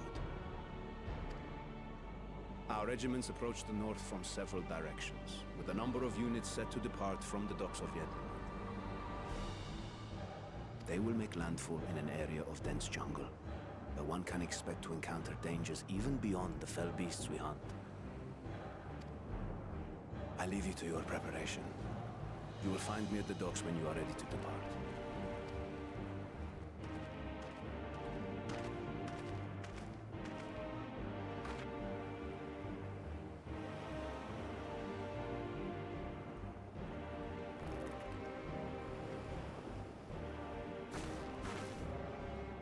We're as prepared as we'll ever be. Let's go.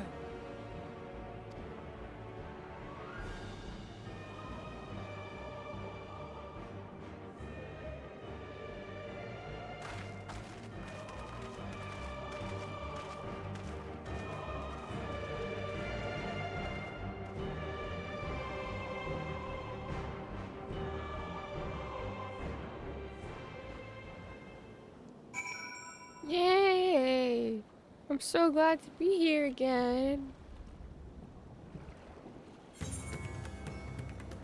It's getting ominous soaking. I'm a little bit too tired and unfocused for that many. That's okay. I feel alright about coding because I got it right big time. And most importantly, yeah, let's go! Let's go. Success. Think the world of the truth. Aww. I think you guys are so kind and soft and funny. It shocks me sometimes that I can just expect stellar goodwill and sincerity. It doesn't get old. I value that about you. Going back to Lord, but you're all lovely. I hope it. Same to you, my friend. All the same to you. You're a wonderful person, and I'm very, very happy you're around. I'm glad for your presence. It makes me happy and brightens my days. I hope that everything goes well with your work. We give as much as we receive in turn. You're just as lovely, if not more so. Yeah, Patchy puts it into so much better words than I could possibly think to do. I always say the same words over and over again. Because I'm like, I'm happy. What other words can you use this for happy? Probably a lot, but I'm happy.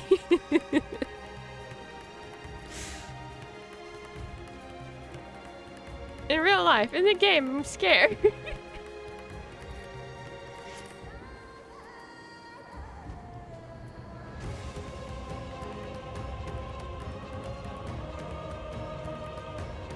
Nick, you got a whole game to keep track of with the settings setup, or the streaming setup. Yeah, but still. You think I'd know more words? God, so can spark me up. It's so good. It's really good. Innocent souls twisted and reformed to unholy abominations. I thought I had seen the last of such nightmares with the Sin Eaters. Exactly what I was thinking, Garaha. I must act quickly, Venona. Every moment we tarry means another soul may be lost into this nightmare. Usually the most dangerous foe in the worm's domain is the worm themselves. If I were Vitra, I would be as offended as I am horrified. I should survey the environs closely as we go about our search. There may be some clue as to how we can combat this phenomenon. If it's true that the people themselves have transformed into beasts, why, even the Radiant Host could suffer the same fate. Or us, perish this thought.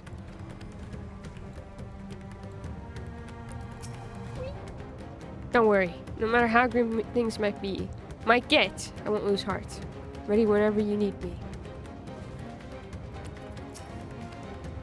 So the beasts are not born of creation magics to run amok, but are rather the altered forms of the people themselves. In that sense, this manifestation of the final days differs from that which we witnessed in Emerald. And for the worst, I dare say. If any man, woman, or child could become a beast at any moment, there is no telling whence the next threat might come. We must exercise extreme caution.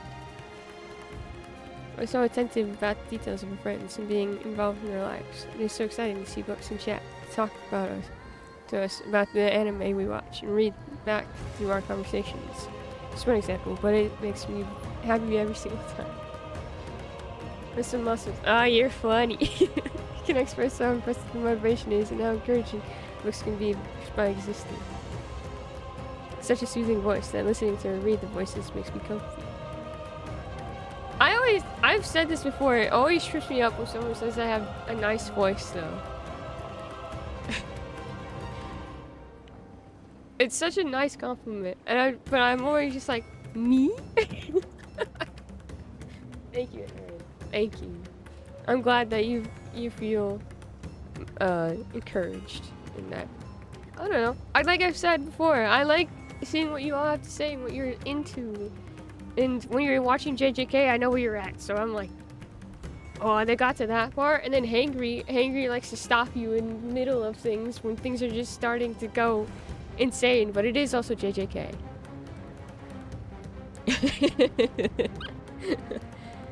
I ran out of space, so I had to cut the last one short. But yes, you got a wonderful voice, folks. Thank you, Aaron. Thank you.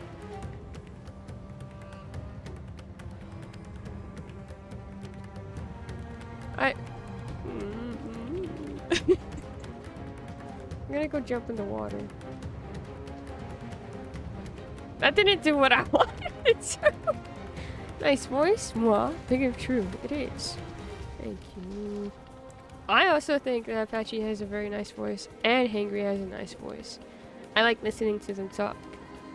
One time they were VCing in the Discord, and I just sat there and listened to them talk as I was doing other things. And I was like, friend voices. And like there's no way you can stop at any point without feeling like there's something just about to happen. This is true. JJK doesn't stop.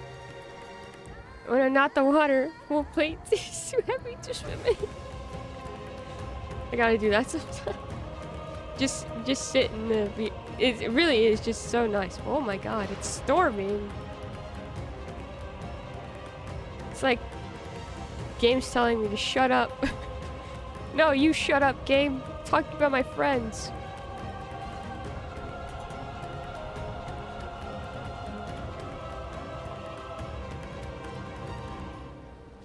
Music intensifies. I forgot to change out of mod view.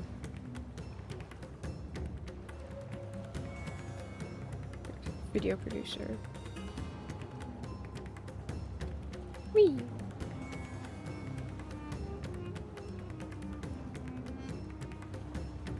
But yes, I highly recommend.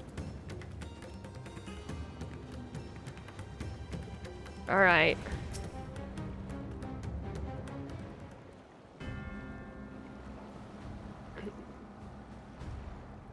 Everyone has assembled, yes? I thank you for lending us your aid in our battle against the blasphemy. Let's review our plan of attack.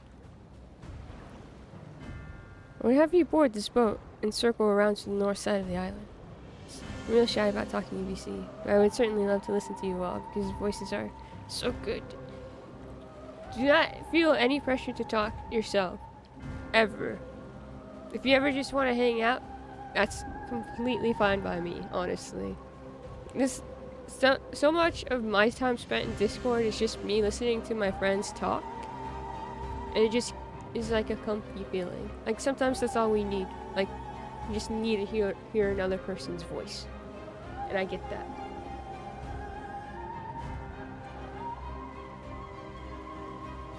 We board this boat and circle around the north side of the island. There you'll find a dense jungle we call Vanaspati? It is a sacred wood, home to many temples and a number of villages. Richa and the Radiant hosts have gone there ahead of us. I ask that you join them and do all in your power to destroy this blasphemy. I fear that we're not going to be very successful here, or anywhere that we visit.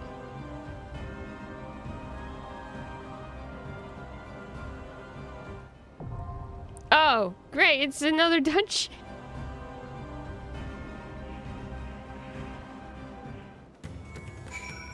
Hey guys, so who wants to go to the dungeon? Pray we are not too late to spare the settlements within the Vanaspati the fate that has befallen our city. Once we meet with Ritra and the Radiant host, they should be able to tell us more of the present situation. Its soul's twisted and okay. This is everything that I've already talked to you about, so we're good. Alright, I've talked to you all about the thing. So we're going into the dungeon. I stand ever ready. Do you, Grahan?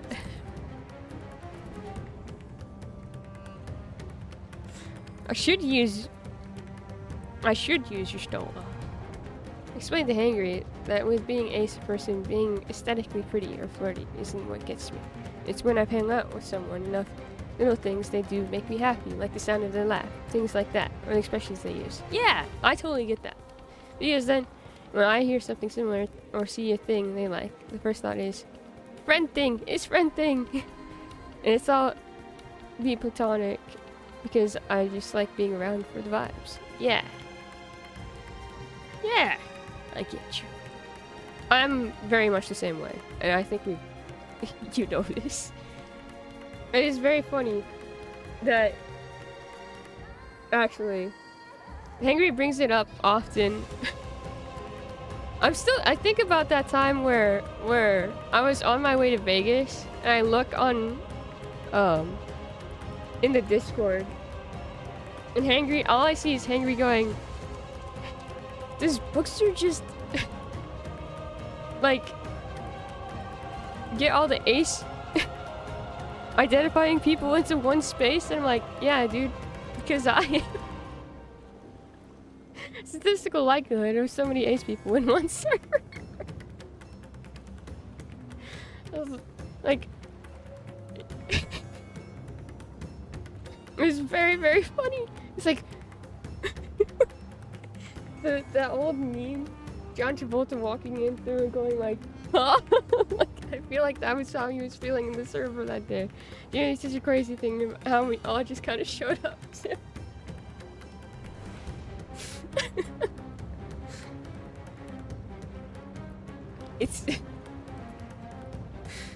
It was so funny.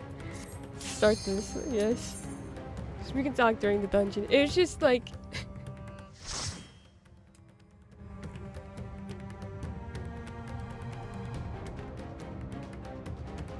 I remember us discussing it at one point because it was in my PowerPoint presentation for one of the things that I did. And Angry the horniest flirt in the freaking no horny zone with us my ex. We were talking about that yesterday, 2 days ago. And I was like, Kashi and I really went double it and give it to the next person. And then when it got to one of us, we said double it and give it to the next person again. It all just it went to you.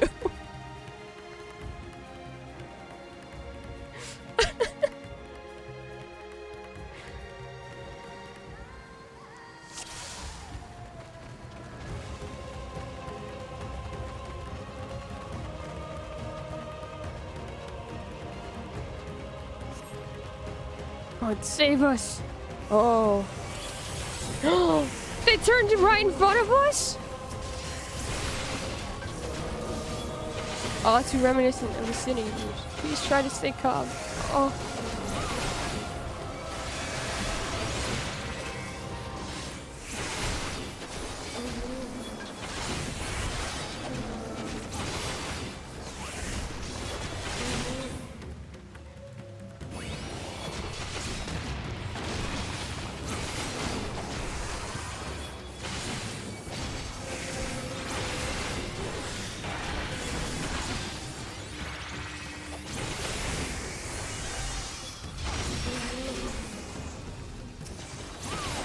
Our dragon friend over here is getting hurt.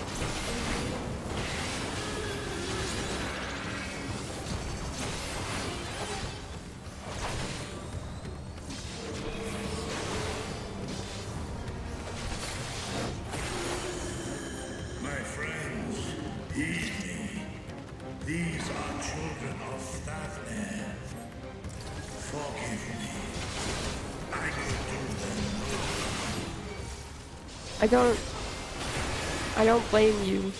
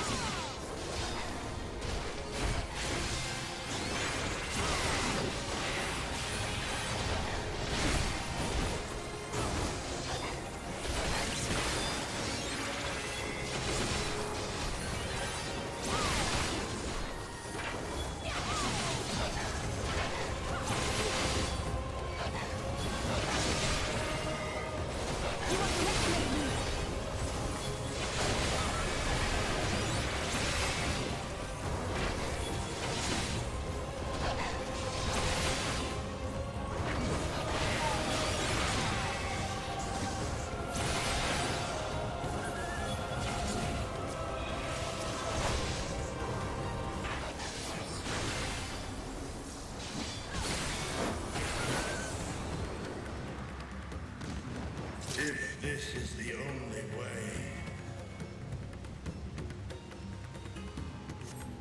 I shall silence the beasts of the air. Pray continue onward. Can't imagine what he must be going through. I'm about to put more into this conversation, but I gotta make foods. Please enjoy your foods. And I love how comfortable you all make me feel about being myself in a space that doesn't make me feel like there are expectations, which I could never surmount. We love you for who you are. Please enjoy foods.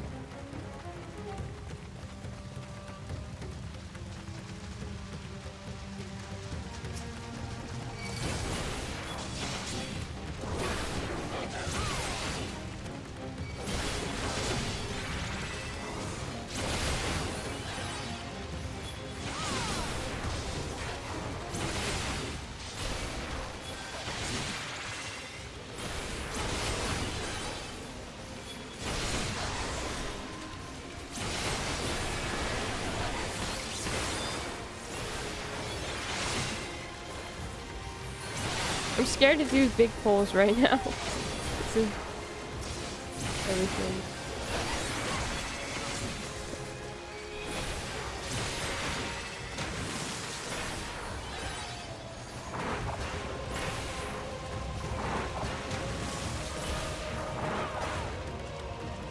Oh, this is a bad idea.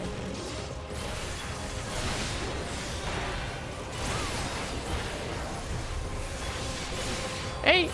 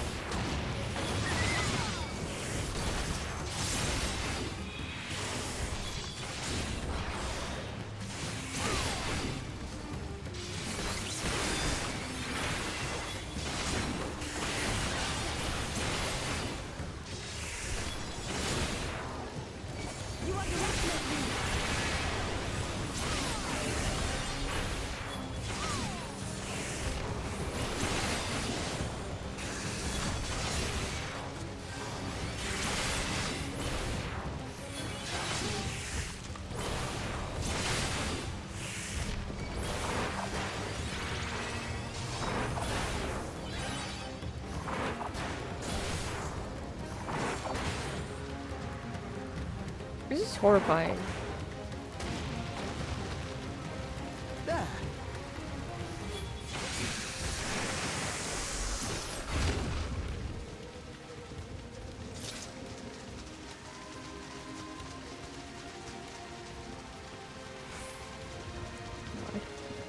Oh no. This is gonna be messed up. It's too late.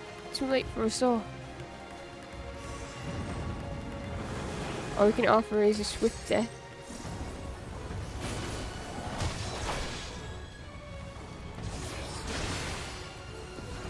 This is awful. You had me play this game. I don't want to talk to them.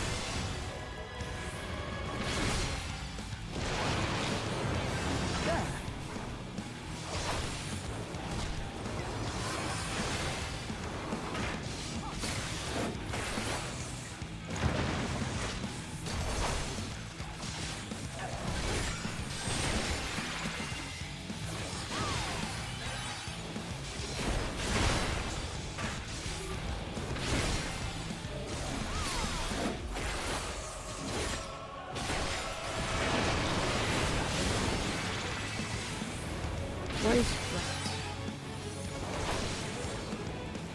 Oh. Oh.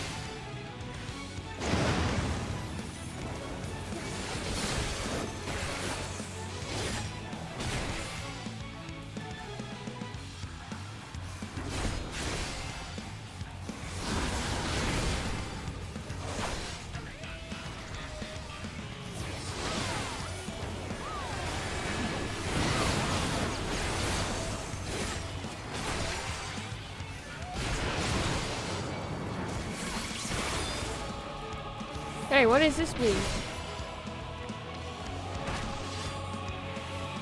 Oh no.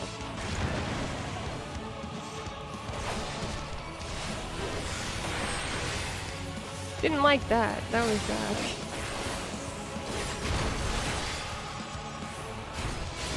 You underestimate me.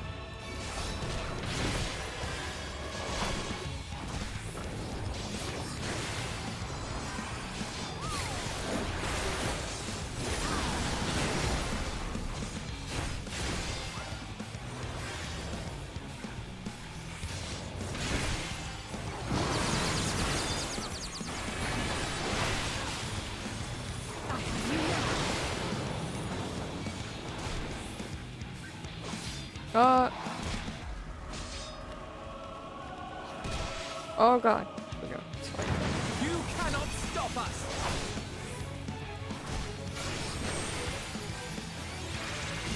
Some fun mechanics going on right now.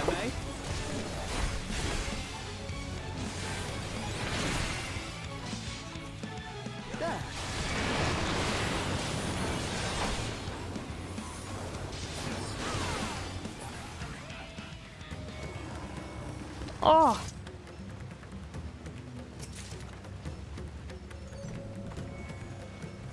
This sucks. Can we go back to the moon?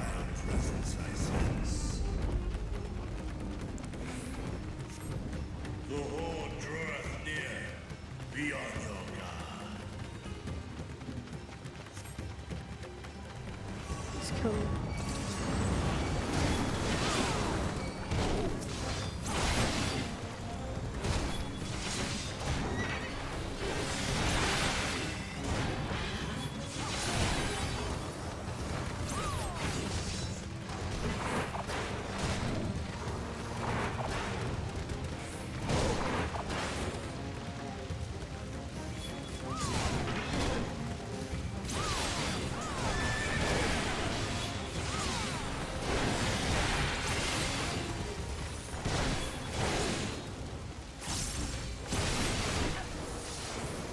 Distracting the trauma. Someone made a fake leak of the state of play, and it's all Bloodborne. Bloodborne spin-off. Bloodborne PC port. Bloodborne core card. Bloodborne 4 is forbidden ones.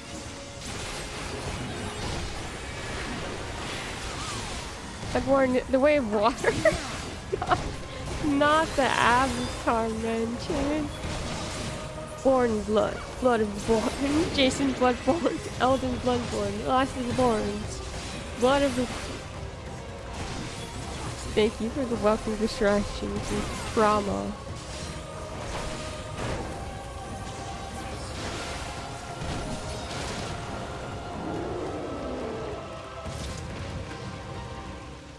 Don't love this clearing that's going on right now.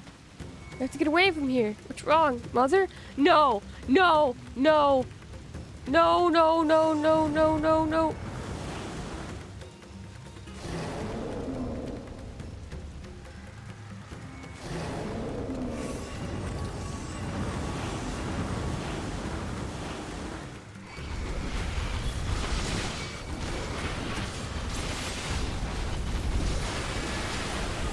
You're empty. Sorry.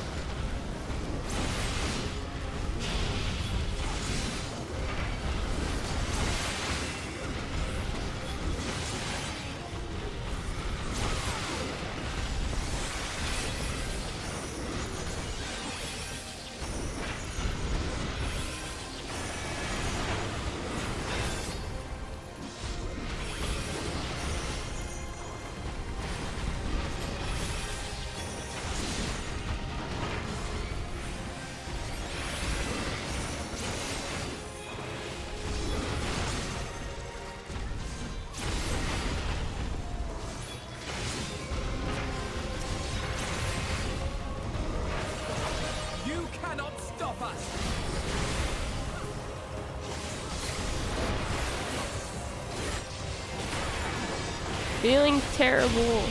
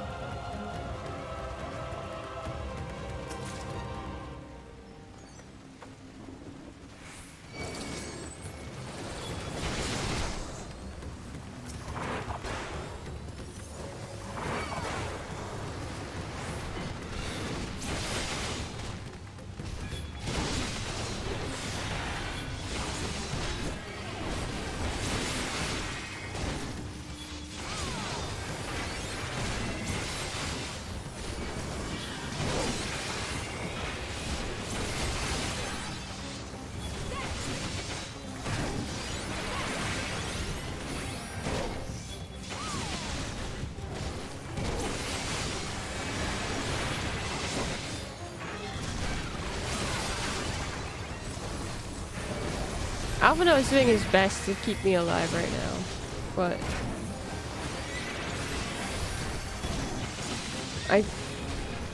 he's not me. I'm gonna die again.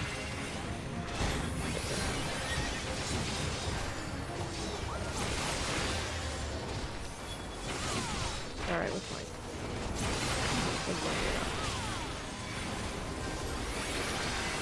You underestimate me!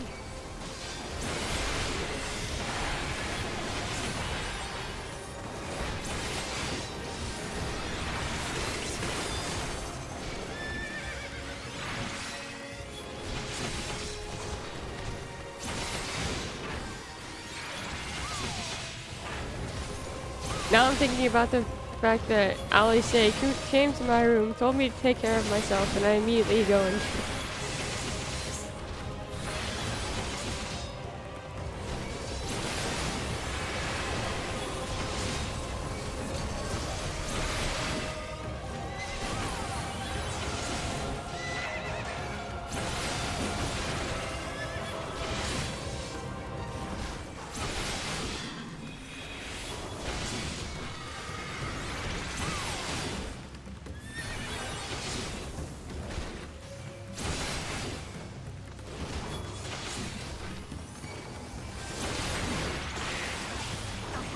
Is this how Yuji feels whenever he has to fight someone that's been changed by Mahito? I feel like this is how he feels. This is what it feels like right now. Yeah, I'm back and full of Borger. Hi, Hangry. I'm full of not great feelings. Why is everything on fire? Well, you see, hell has all broke loose. Books, did you do an arson? I wish this was my fault. That way we could fix it. The end of the world is here. And people are changing right in front of us into these horrors.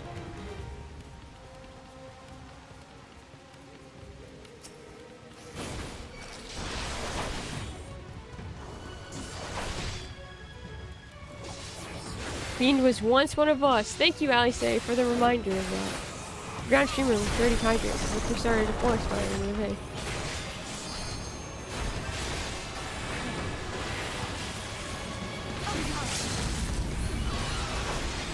One of those things did happen, I will say. One of those things did indeed happen.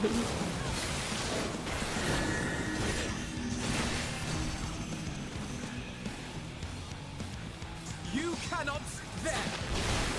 You underestimate me!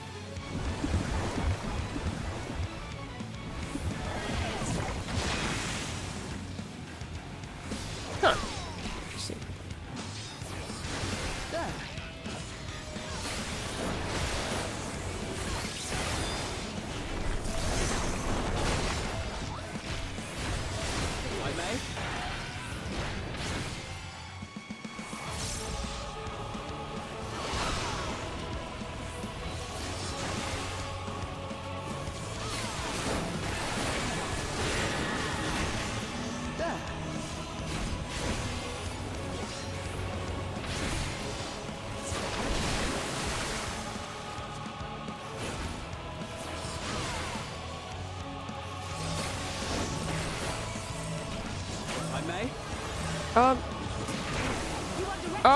Oh, shoot. I'm so sorry, friends. I thought that was meant that I needed to go and stand on you. That is not the case for that.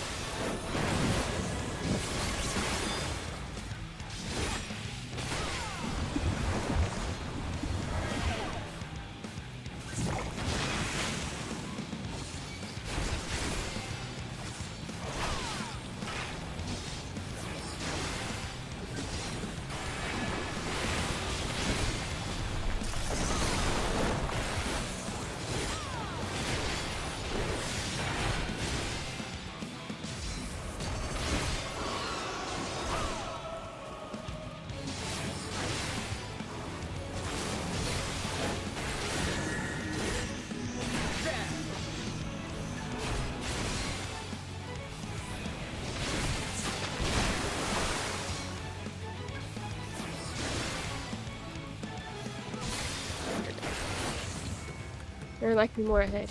Indeed! Yay! It's beyond Dwarven with red onion cheese and guac and sailor roll. Also had sweet potato fries. Ooh, that sounds delicious.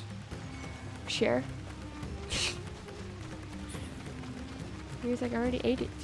But you can...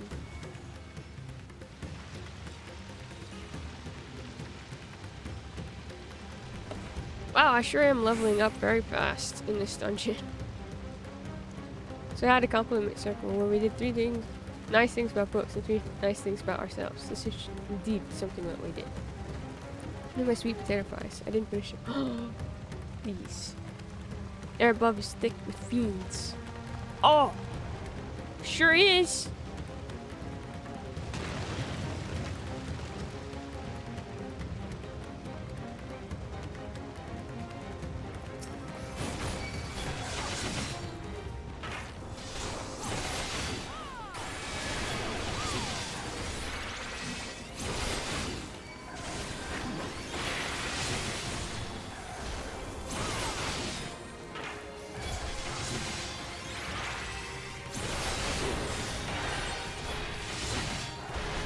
Quite rude after they forced you to level before the dungeon team. For real!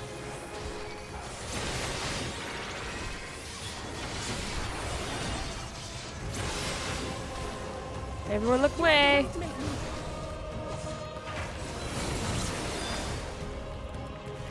Okay, I thought I looked away. Apparently I didn't. We all got petrified?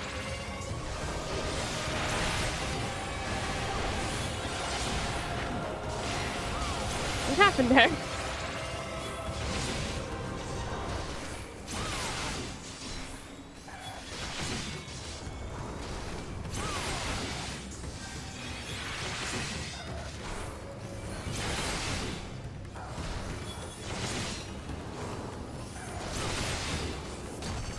Cups.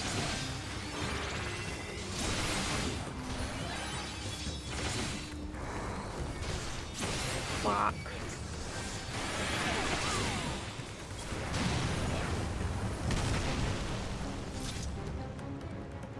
I don't want to keep going, actually. I think I want to stay here. Nice things about books. Oh, wait, I'll keep going if I don't beat that. They're kind of considered to the point of ensuring everyone feels safe. Well, very pretty. With or without her hat or glasses. 2 of you said that today. Pachi said something similar. That's nice she gets for a kid. It's so contagious. I just have a lot of feelings. Thank you, Hangry. Now you have to say things nice about yourself. That's how it goes. Because it's true, even if you don't believe it. Well...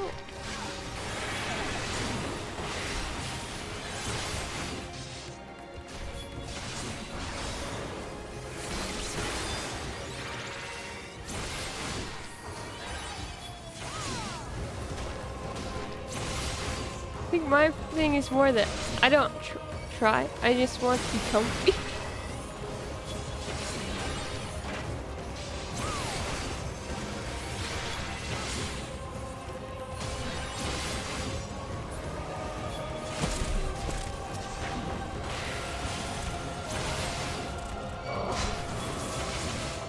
So it comes to me as a surprise.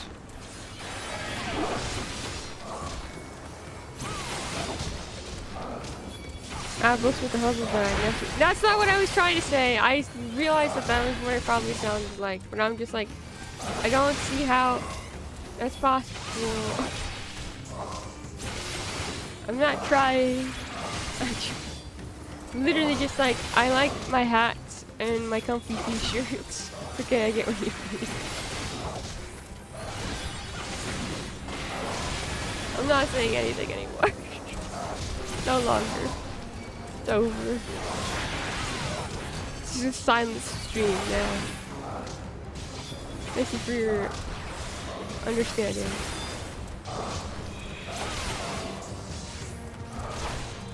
Oh, I didn't mean to press that button.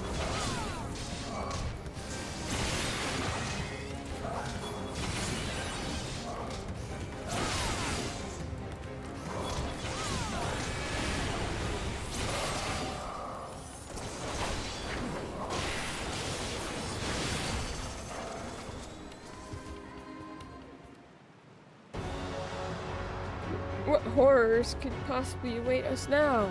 No. You're not gonna turn the statue into... Okay.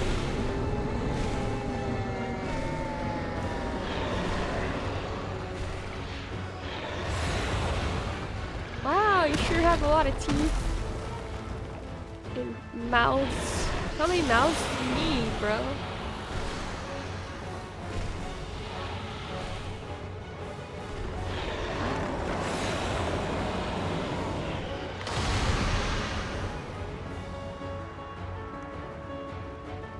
Pride myself in always making others smile, whether from compliments or jokes. Comfortable with a variety of things, from rough topics and dessert to chainsaw man to more light-hearted things and spy things. It helps me be more well-rounded when it comes to helping others with listening to problems or thinking about things in different ways. Huh, angry patchy echoing each other continues. Indeed, it's almost like you guys are friends. The self-compliments are very accurate. Yep. This music is popping off. Also, hangry. So many of this thing reminds me of Mojito, in that can't be I, the beast of Emerald, or something worse still. Like my piercings. I think I've said this before, but I really enjoy having my piercings. And my face blindness. I can't remember what I look like, except for my piercing. So it's comforting in a way. So what you're saying is that before I go to Canada, I should go and get a piercing, an eyebrow piercing, so you know who I am. Mojito. You know how Yuji feels whenever fighting people that Mojito has touched? That's how I feel right now. What eyebrow piercing are you gonna get? Oh, I was joking, but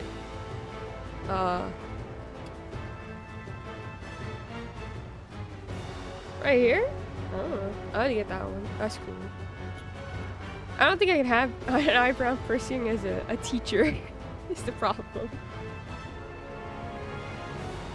Which? On the tail? Is that what it's called? Sure. That's rude. Which I got an email this morning confirming that all my stuff is done and I officially have my credentials for teaching. They're put up. I can go and I don't have to be like, hi. They're in processing. My facial piercings is a soon-to-be architect. It's a little different. I think.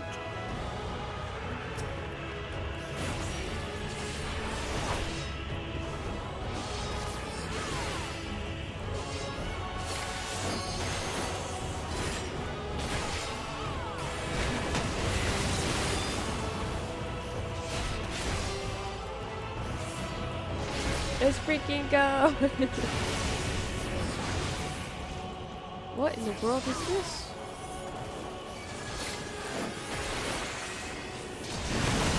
Oh! You now.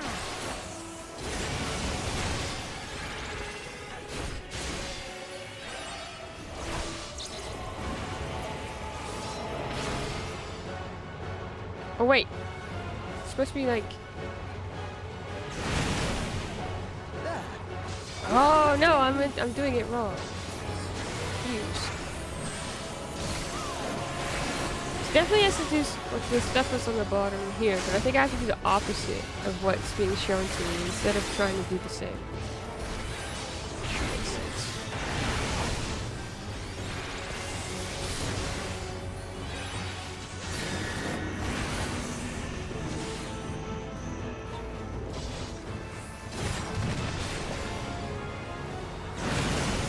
Yep, that's it. Got it. Learning.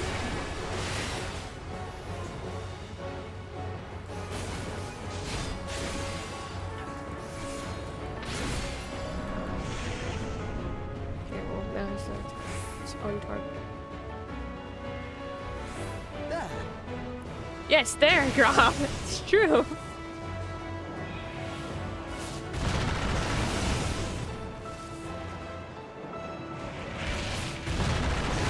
Oh.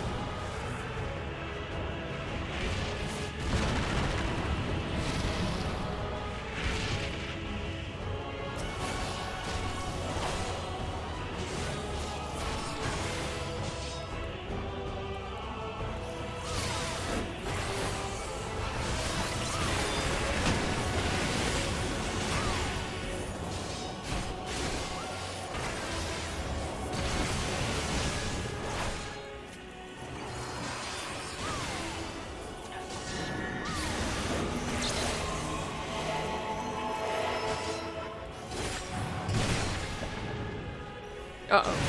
Uh-oh. Alpha, no. Alpha, no, I'm so sorry, buddy.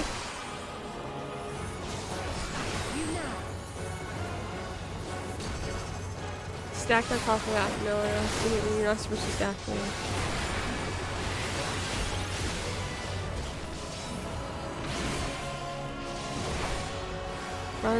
It's corrupting the ethereal currents.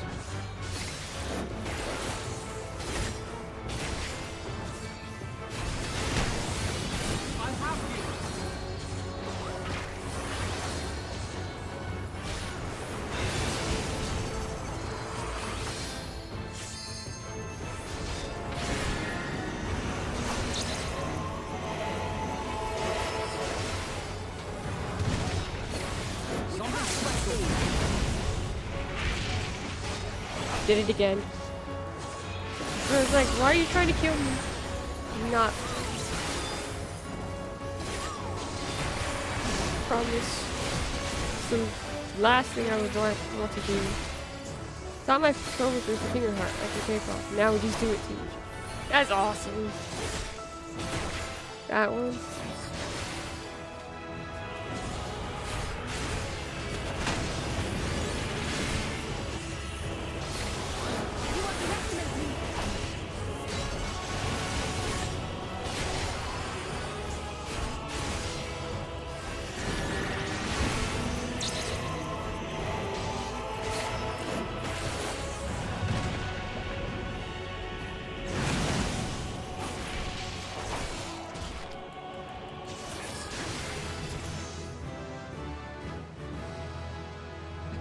I've leveled up prematurely.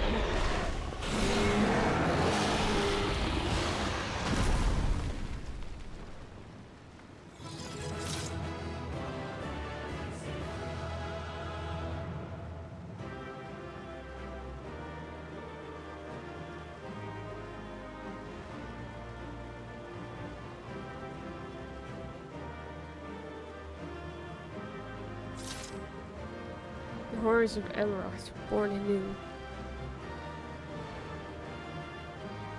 See no trace of the person it once was. That was the...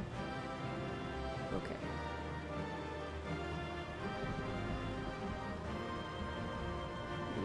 Beatrice still fighting in the skies above. This must be blasphemy. I'm trying to get Thancred to talk again. It's amazing that Ishtola doesn't have anything to say. Thancred doesn't want to talk. Okay, that was the worst of him, or at least I hope it was.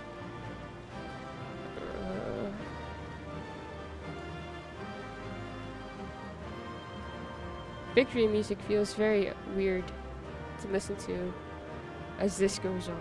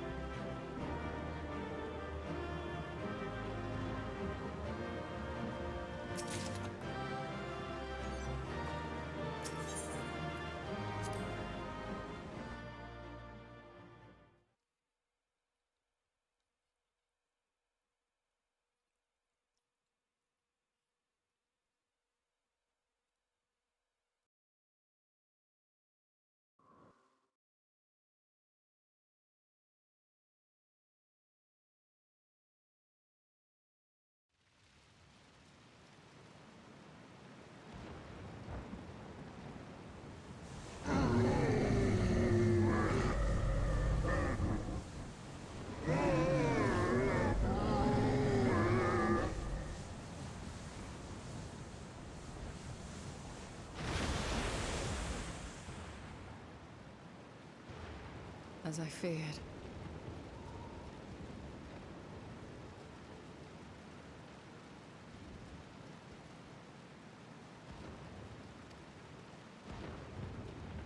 What is it? The beast was there, and now it is no more. Yes? Indeed. We saw it plain. But you didn't, did you?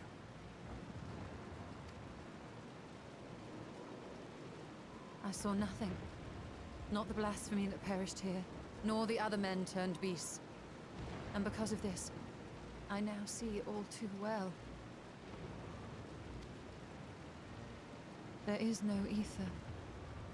Where the creatures should be, I saw naught but emptiness.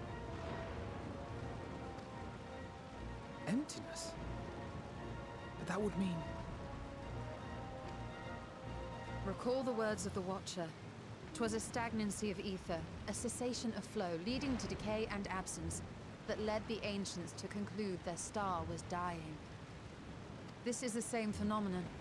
The instant these people are seized by the transformation, their ether begins to rot and crumble away like dried mud. Until, from their corporeal forms to their very souls, naught remains.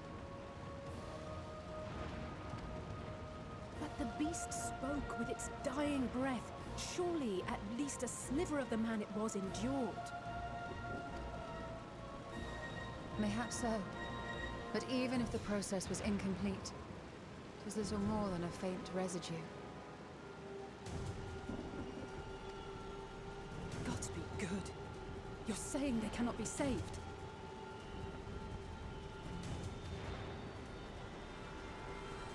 Not by any means known to me.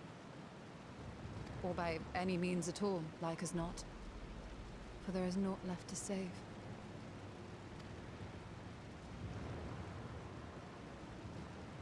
They return not even to the ethereal sea.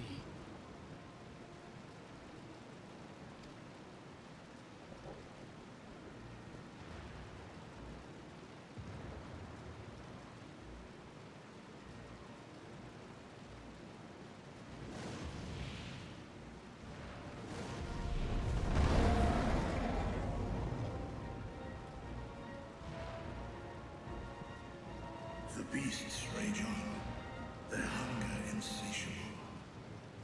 Even deprived of their master, they perpetuate his legacy of hate.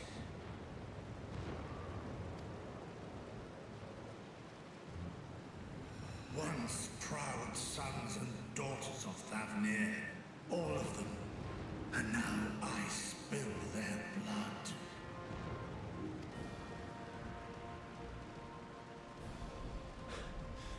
Vitra, my friends, I am heartened to see you safe.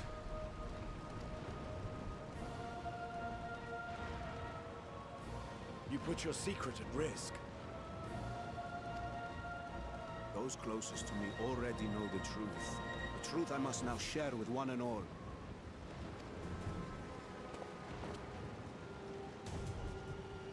Vitra, calamity has come to Radzatan. Our fair nation is rent by screams of pain and despair.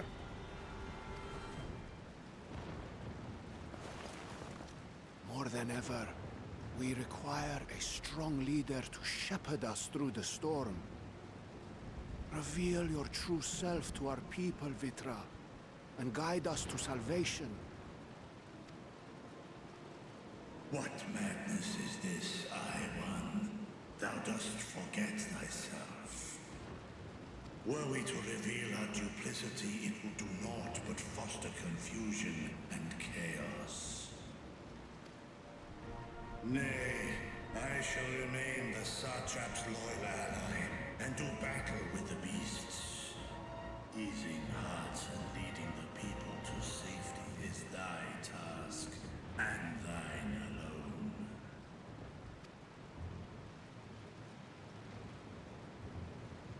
I ask that you remain at Ahewan's side, and render unto him what aid you may.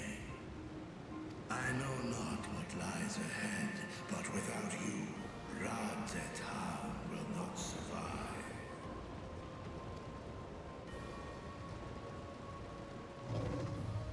Take me with you. I am as at home fighting in the air as I am on land. Take me with you. Were my words unclear? I require no assistance. Thy place is at Ahewan's side. Estinian, here. Think, bro? It's the last thing you ever wanted. A link pearl. We'd gain much from knowing your elevated perspective. And it'll keep you from getting lonely, which I know you will. You heard the man. Seems I'm coming with you after all.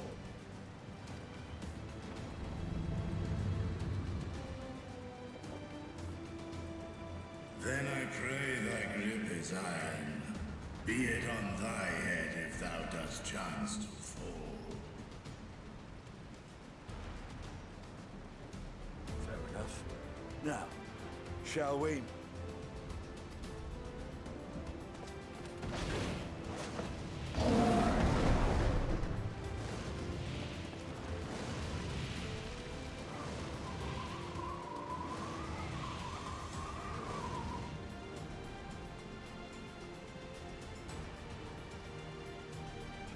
I fear it is as Vitra says. We will not survive this on our own, while I am loath to impose upon you again. I would insist if you did not.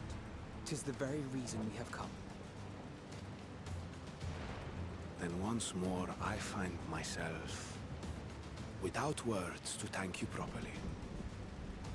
Let us return to the capital and plan our next course of action.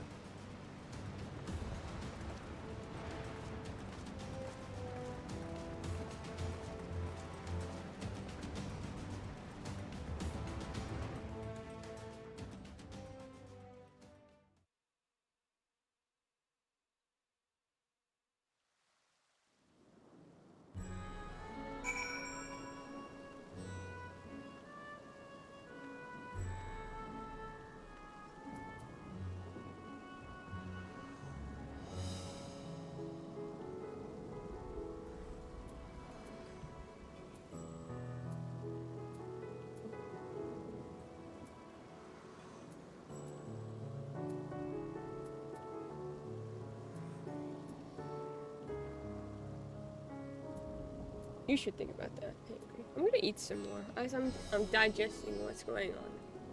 Please talk amongst yourself for a second.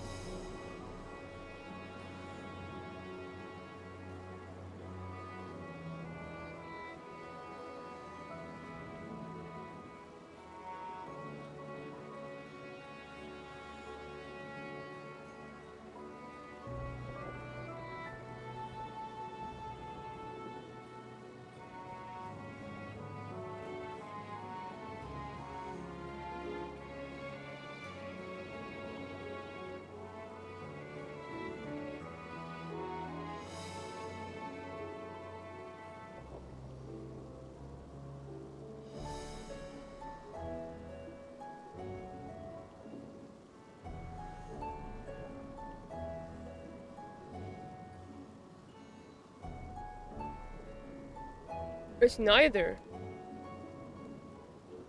Technically, it's Vandaniel's fault this is all happening. Because Vandaniel tried to release Zodiark. So Vandaniel is an Ascian. Or a former Ascian. So I guess we can blame the Ascians. But the whole reason why it's happening is because Zodiark put into balance the nature of the world. So this is what was happening in Amarot before they summoned Zodiark and stopped the end of days. The final days. Because we killed Zodiark, the balance is once again all messed up. So it's simultaneously the Ascian's fault and technically our fault. Even though we've been told that it was like to happen anyways. I feel like I just missed so much. There's a lot going on right now. It's very...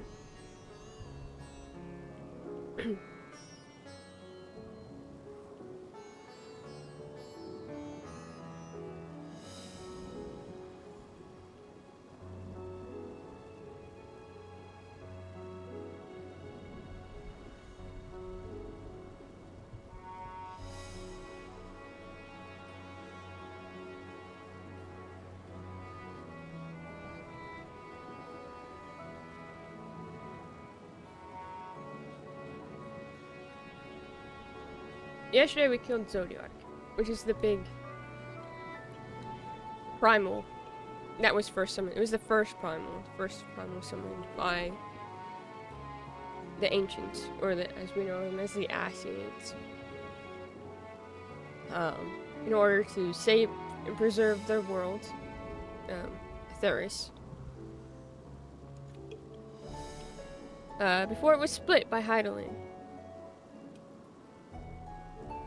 So now we're dealing with it, and the idea is that the places that we're getting hit with these monsters, which also happened back in the original Final Days, but in the original one, it was they were able to do creation magic, so whatever they created turned into these monsters. Now it's just people, because we don't have creation magics in present day anymore. Not like before, anyway. Because we're split. We've been sundered. I was thinking about something earlier tomorrow, to be honest. I was thinking that both Booster and Patchy feel like love. Booster feels like warmth in the sun. Full of laughter and smiles. So Patchy feels like warmth on fire. When cozy and safe. Aww.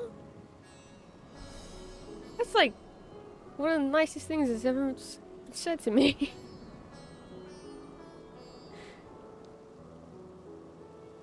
Secret third party causing the monstrification.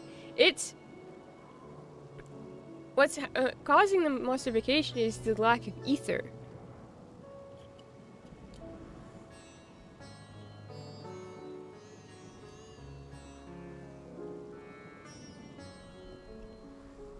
So it's messing everything up. And I don't know, it's the fact that these people are turning and they don't have any ether at all, versus it's such a difference from what was going on with the Sin Eaters, because Sin Eaters had an abundance of ether because they were light. So these guys are the complete opposite, which is fascinating.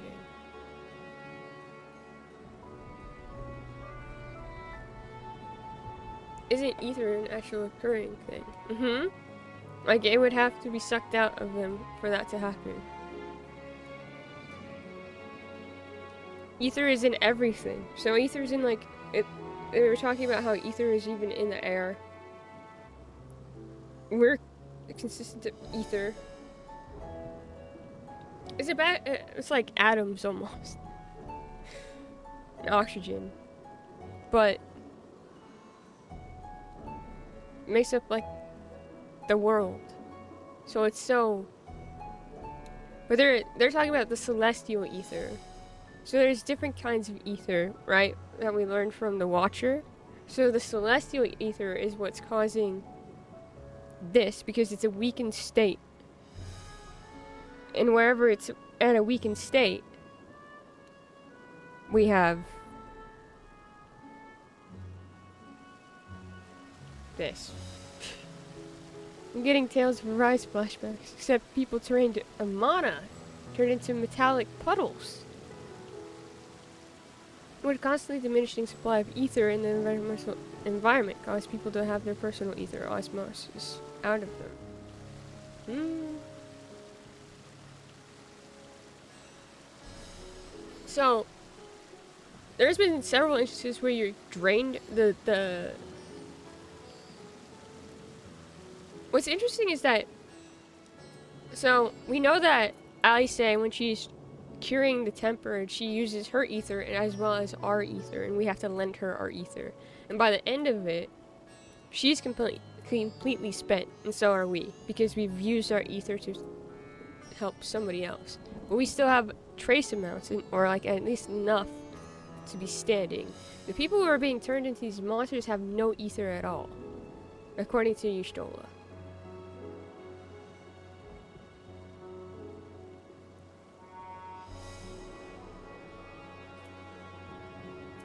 There have also been instances where primals, such as Alexander, drains the earth of the ether. Like the surrounding areas. The towers were doing that. Causing, you know, the tempered, and also the, well, more than that was causing the tempered. But part of it was the fact that it was draining the ether and causing a weakened state and creating monsters. It's entirely possible to think that these people's ether is being siphoned off in some way. That's an interesting thought. Could be.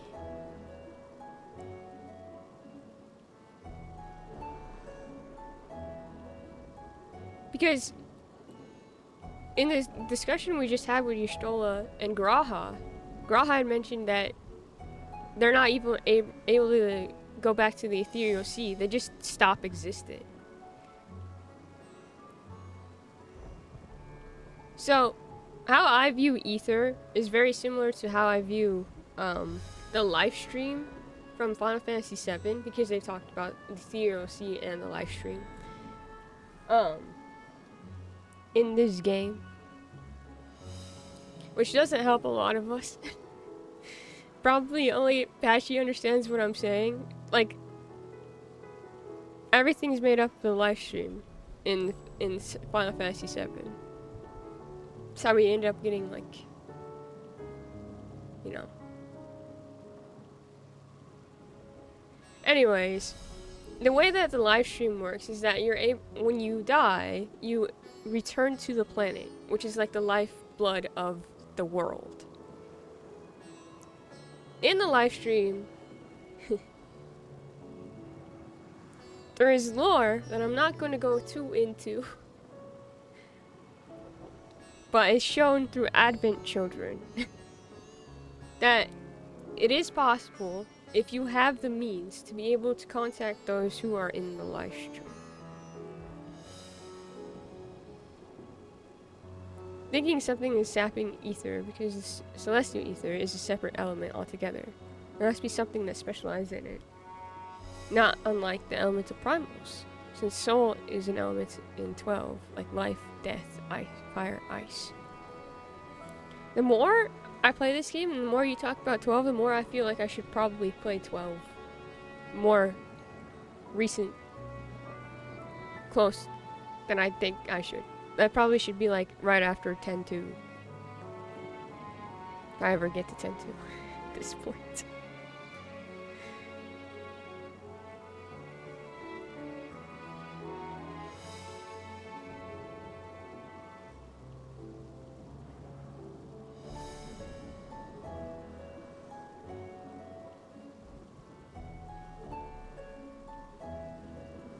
Livestream is magic afterlife. It can be reached by certain individuals in special circumstances. It allows them to commune with the spirits of the departed, like the far plane in 10. Yeah!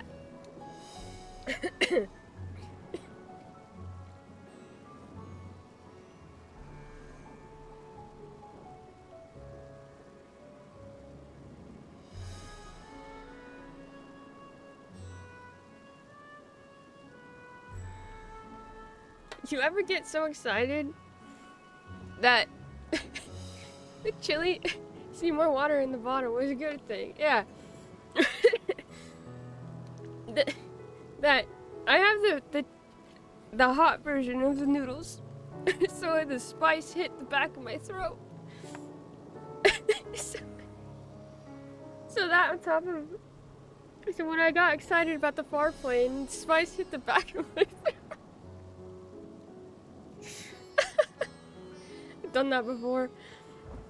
But yeah, it's very, very much, yeah, you can think of it as like the far plane thing. Like, so in 10 you have the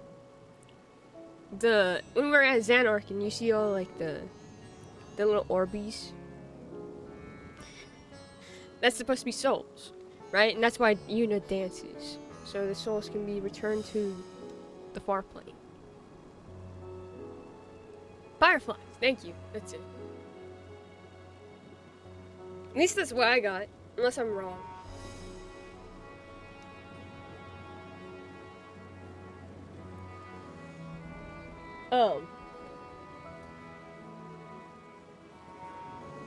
Except Yuna dancing. That is the whole reason why she dances.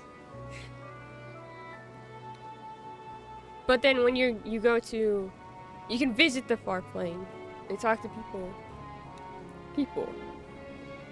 Except in the far plane, it's more of a memory thing.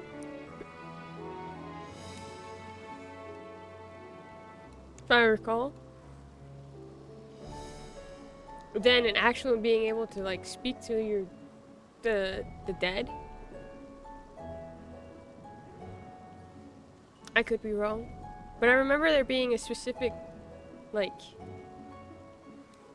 I swear it was Riku telling us that her memory, I don't need to speak to a memory or something when we're going into the far plane. Where we learned that, or when Titus is like, yeah, my dad's not gonna be here because he's not dead.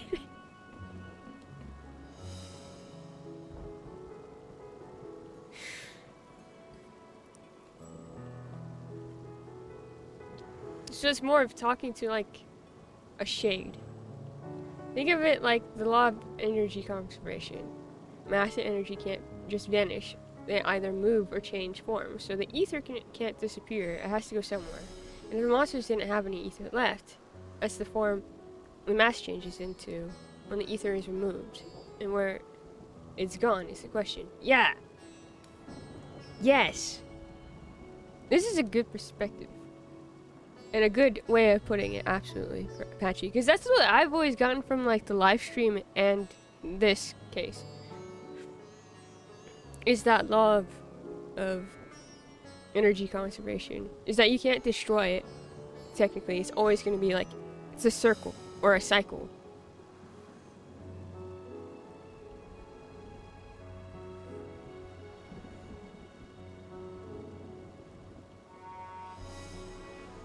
So, now we're just going to have to try to figure out what's going on. Hopefully we can, or else we're all going to die.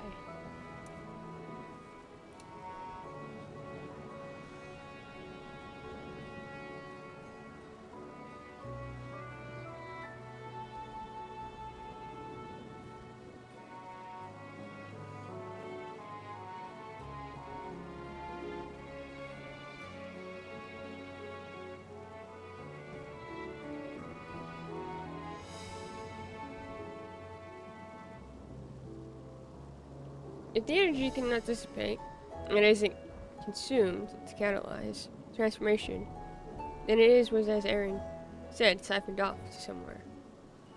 But where could that possibly be?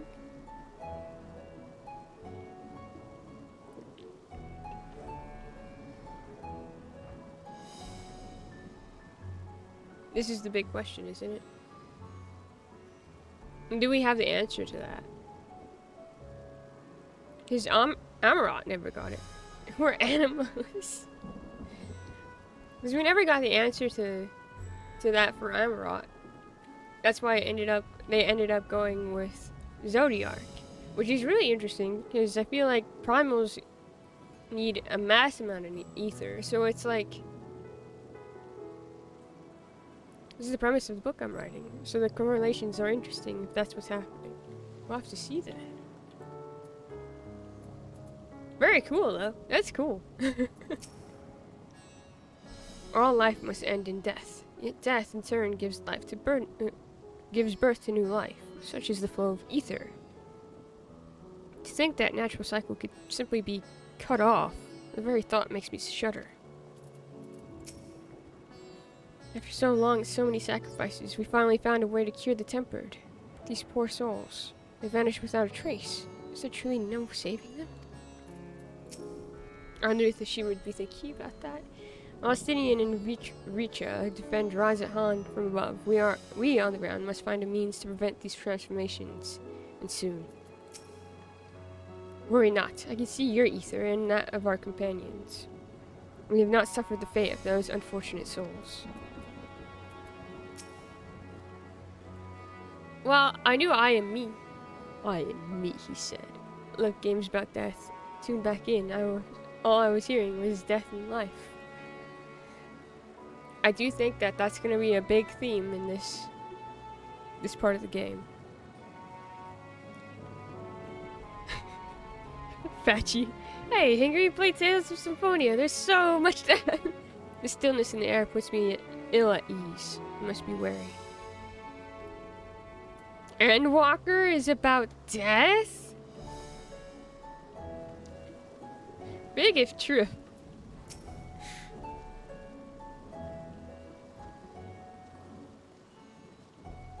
Our radiant host has eliminated the immediate threat to the city, though it pains me to know those beasts were once my own people. There's no telling when or where the next transformation might occur. We must remain vigilant and steel ourselves for whatever is yet to come. Oh, I have to pick.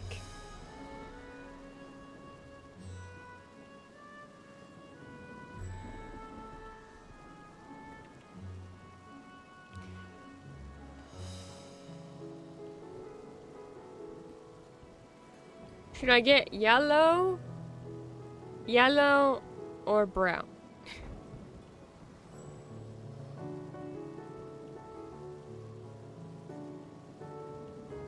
This looks more like an orangey brown.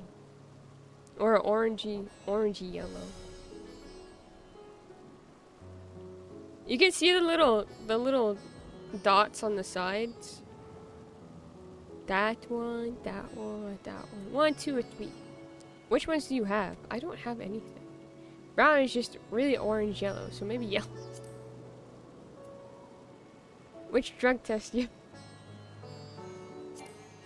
I can't look at it yet. I don't have any of these, I don't think. So. Yeah, so. Which drug test yellow are we?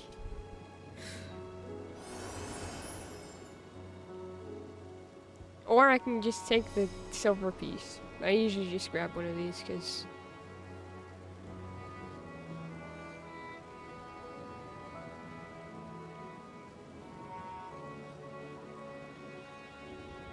actually is an orange hater, so not that one. I feel like honey yellow is probably where my drug test would be. Alright, I guess we're getting honey yellow.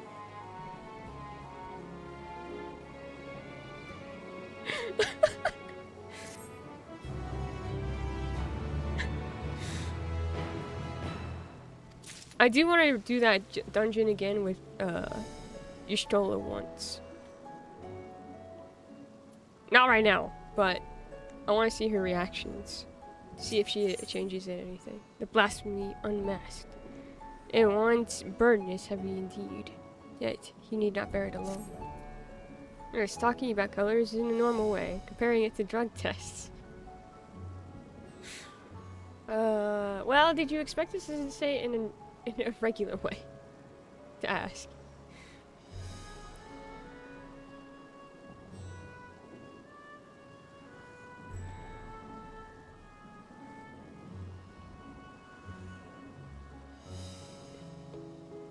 If I had to kill one color, orange is the least offensive to kill, and it would cause the least damage. There is a science to this. Are you sure it's not just because Hangry's name is always orange? Which yellow edges are more Hangry? Bet she hates my favorite colors, and she hates lesbians.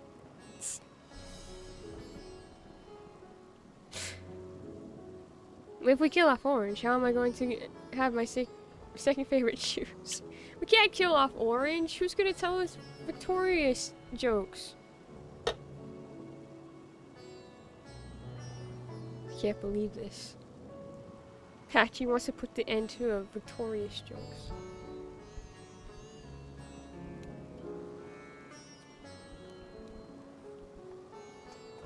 You forgot your name is Orange?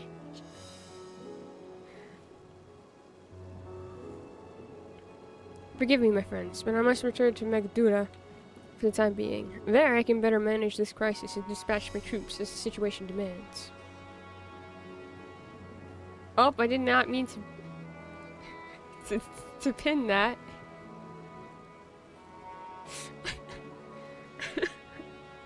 If I killed red and green and yellow and blue, we lost streetlights, and violet is ultraviolet spectrum all necessary. I have a question pertaining to color that I thought the other day.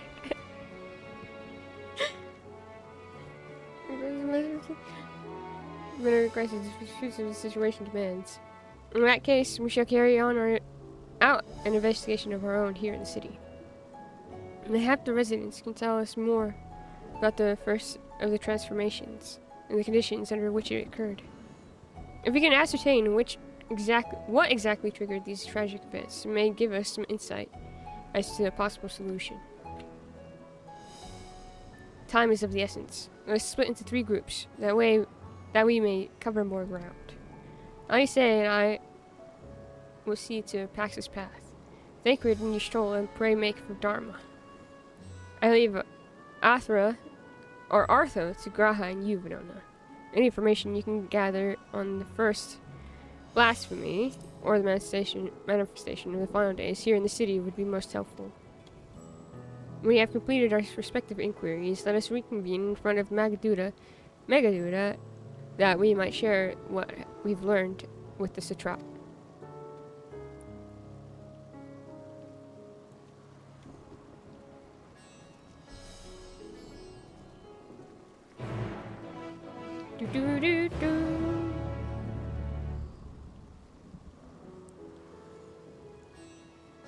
I'm never asking Patchy silly questions again. She gets too upset with it. If I kill orange, color everything else becomes dark yellow or light red. We'll have our favorite colors. Have you ever thought about whether you have a favorite color you find attractive versus a favorite color you find internally satisfying? I take 3 AM 20 questions seriously out of respect for our friendship. I think my orange colors are attractive to me, but I lean more towards greens when trusting myself. For example, today I wore a green striped skirt and khakis. Shirt and khakis. Yesterday I wore green slacks and a tan button down. I never wear orange. Well, orange is like... I feel like wearing orange. It makes you think of, like, hazards. Maroon and blue. Ooh. I know this, and I would kill for you. I don't think Patchy would ask you to kill for her. Some people wear orange really well. I have an orange t-shirt as a funny joke. And that's being on the inside. But yeah, you fly on the outside.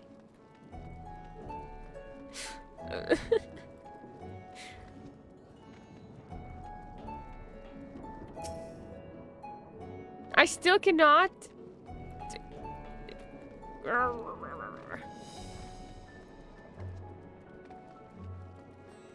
Well, we have to go here anyways.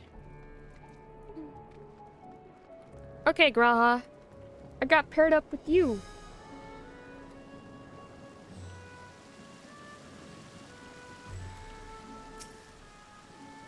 Shall we be off then? Arthur is home to the high crucible of alchemia. whose alchemist forged many of our warding skills. Ah, it seems as good a place as any to begin our investigation, don't you think? I spoke briefly to Nuadine, the chief alchemist there, on our last visit. She'd be happy to answer our queries. Grahatia is now... Friend! We have friend Grahatia with us. Hi, Graha. Is there any place that we can talk? No. Boo. Script. Can't believe you would bully me in this way after I waxed poetic about how you feel love to me. Disrespect to the color sacrifice. Orange died for our sins. Oh wait. Hey Graha, hold on a second, okay?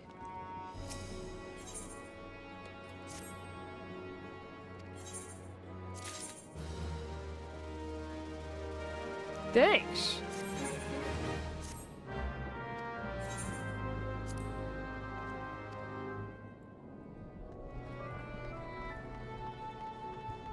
So cute, I think I'm obsessed with her. Hangry wife, I need an adult.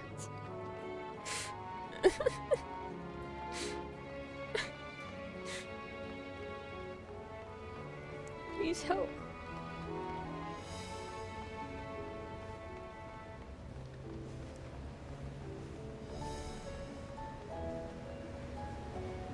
Can I attune to this little thing? I don't think I did. I don't feel like I went down here. Hey Graha.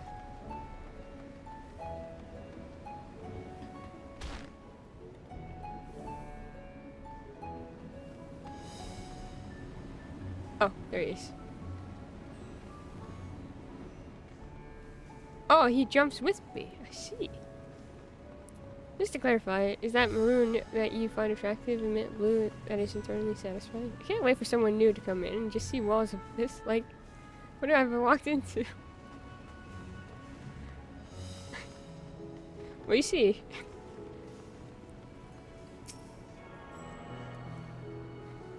If I could explain, I would.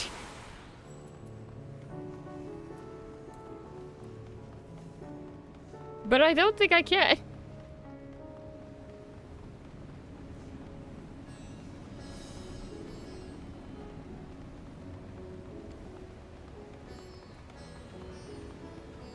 We talk to each other like we've been friends for years, basically.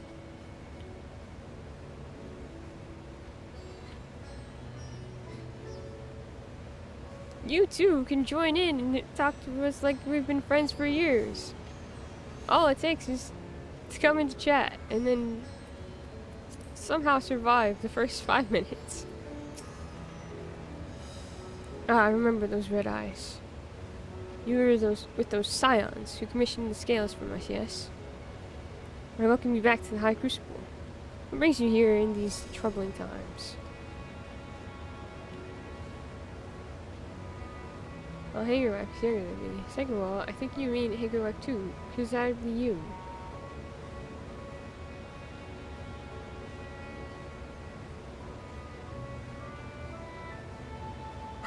No!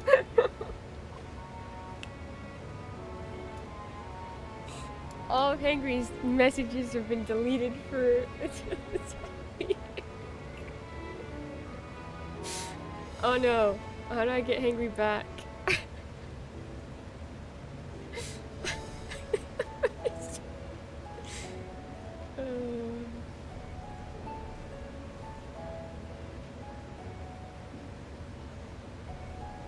Here we go.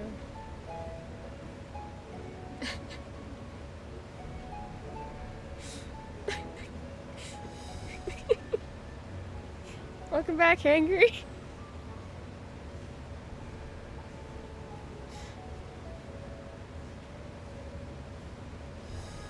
I was clipping something. What happened? Didn't even know. Didn't even know. What do you mean you were clipping something? What did I do? Mike's rings really didn't last all that long. I should nuke you out of existence. resisting this trap and invested in the crisis that plagues the city. Did you happen to catch sight of any of the creatures? I did. As I was going about my work, I was disturbed by crushing footsteps so powerful that the very ground shook.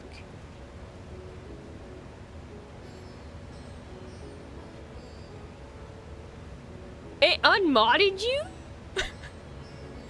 I'm never making this joke ever again. I'm so sorry. How dare? It did unmod you.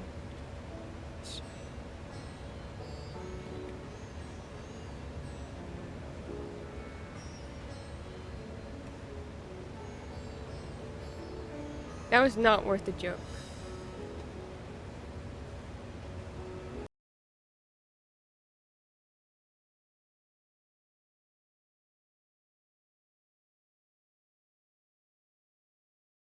Those who witnesses here, this last time. I'm so sorry,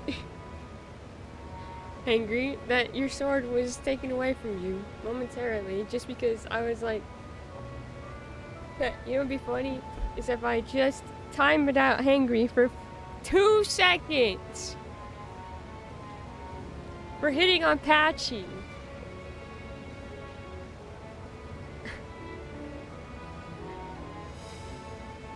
It would have been hilarious if you left Hangry unmodded till Conquest, remodded him, then after Conquest, unmodded him again, and continued to do so every Fire Emblem game. I would have been super funny. No! I rushed outside and could not believe what I beheld. The night sky was burning. Suddenly, I heard panicked screams coming from the direction of Balazhan Bazaar. In the next instant, a monstrous beast poked its head out from amidst the stalls. A handful of the Radiant rushed to the scene, only to be sent sprawling as the fiend and its minions propelled themselves skyward. So the blasphemy came from the vicinity of the markets. This knowledge may prove useful, and thank you for sharing your tale. I do believe we now know where we should inquire next. To the bazaar, then. Fire Emblem Temp sliding into chat. After toiling the nights and the days and nights of fashioning your allies' warding scales, a great number of alchemists were granted a respite. In part because of this, the damage here to this crucible was limited. On the other hand, we have not heard from many who were at home during the attack. We can only pray that they are safe. Alright, Graha. How are you feeling, buddy? According to the... Oh, you're just gonna tell me to go. Okay, fine then. I wanted to talk to you about how you're feeling, but no. Graha doesn't want to talk about feelings. Graha just wants to investigate. Fine then, Graha. I get it.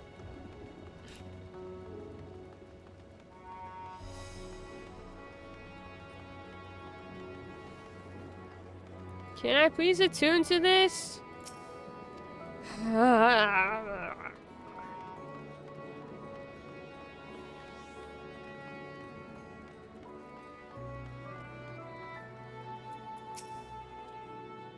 Sisters, have mercy.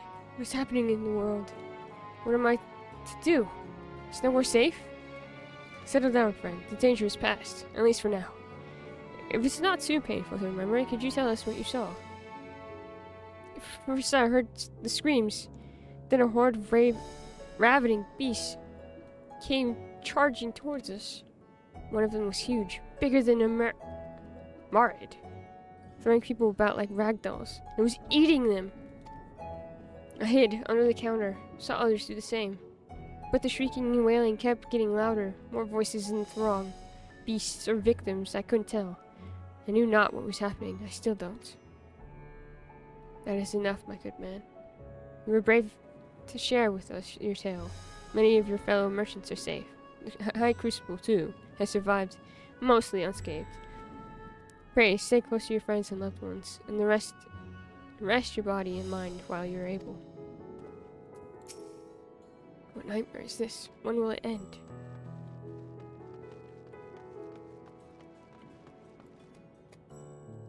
missed something. Thinking about it though, like you said, people would think we've known each other for years, but it's only been a couple months of regular talking, huh? Yeah. Friendship speedrun. Mm-hmm. I mean, some of us have been in the same community for years, but talking to each other? Not so much.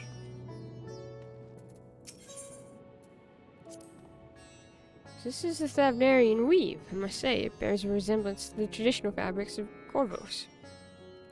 Small wonder, really, given that it's just across the water. Not that I am much of an expert in Corvosi culture, of course. I've not had the occasion to visit my ancestral home since coming to Charlian, and like as not, I will never reside there again. And that said, in recent days, I've felt more acutely aware of my heritage, and grateful for it. It is thanks to my forebears that I inherited the royal eye, and with it the wisdom of ancient Alec. And so, well, I simply hope that my countrymen are safe. And one day, when the calamity is but a memory, I would like to see Corvos again, if only once. Oh. We're all quite shy, too. Yes. I think we've been talking since December, Patchy. Yeah. I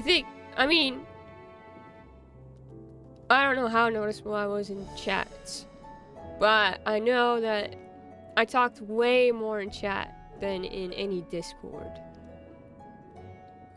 Honestly, what happened was, that got me to start talking way more in Discord was joining Smitch's Discord, which is funny. Because I'd been in Hannah's Discord for like 3 years at that point, but I hardly ever said anything in there. Nope, I'm lied. What actually got me to start talking in Discord was screaming about Tears of the Kingdom with several other goobs in the Discord.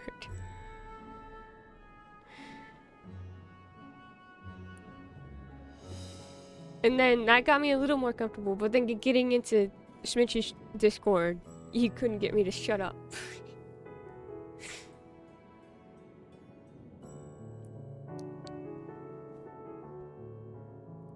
So it's been about a year since I started actually interacting with the community. Communities that I'm in, despite being here for so long.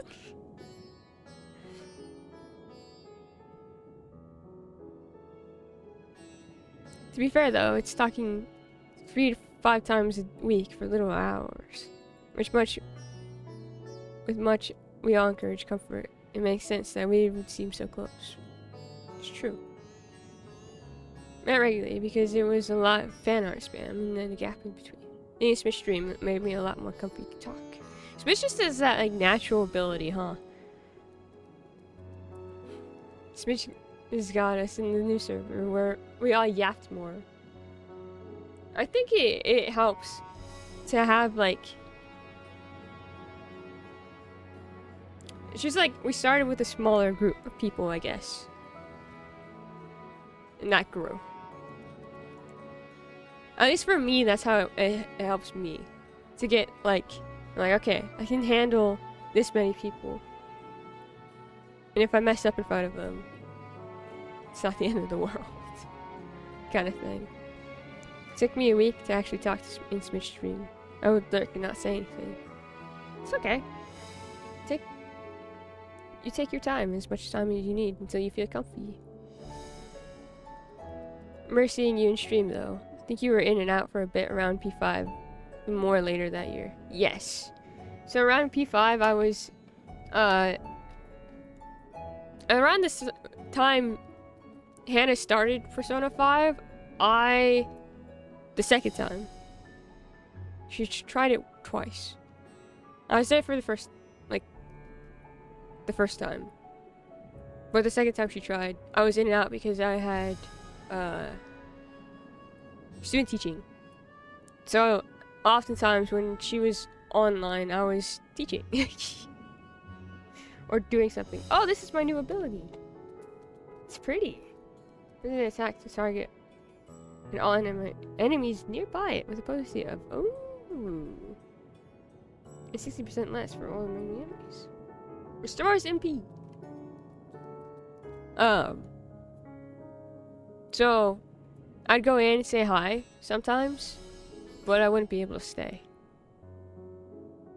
And I still think it's funny because Smitch swears I was in chat. Smitch has that list.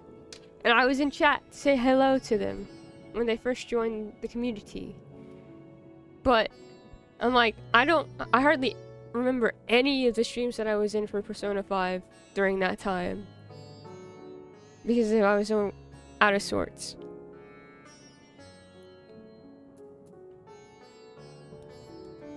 Smaller server made it cozier. I'm way more talkative than yours. Smitchy streams and servers. Small streams are fun. Yeah. New tank skill. Yeah. Let's go. What's funny is that I never had I wouldn't say I ever had an issue with talking Hannah's stream. Because I don't think when I joined Hannah's stream, I didn't understand the concept of Twitch very well. So I just went in and I was like, I'll just hang out for a bit. I don't expect anything to come out of this, but these people seem nice. And if I mess up, it's okay. And now it's like, whoa. You were, because you and Smitch had a whole discussion on metal in the music channel. We did?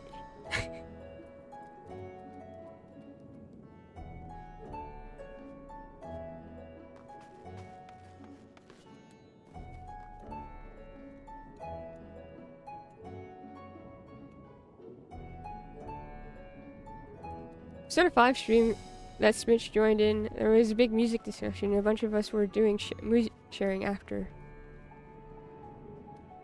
I don't remember this at all, dude. So much of my brain is completely. Oh, thank you, Jake.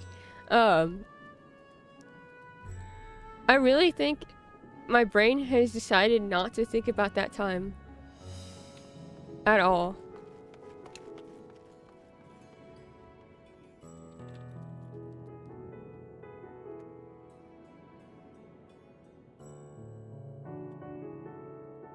I have to look at this later. That's so...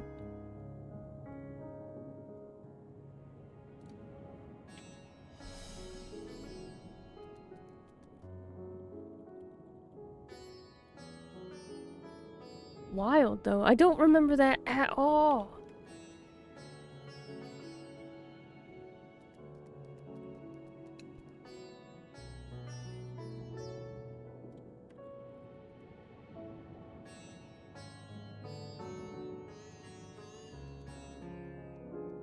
I don't even see it.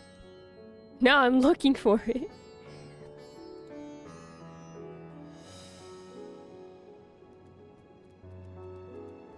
It would have been during this time.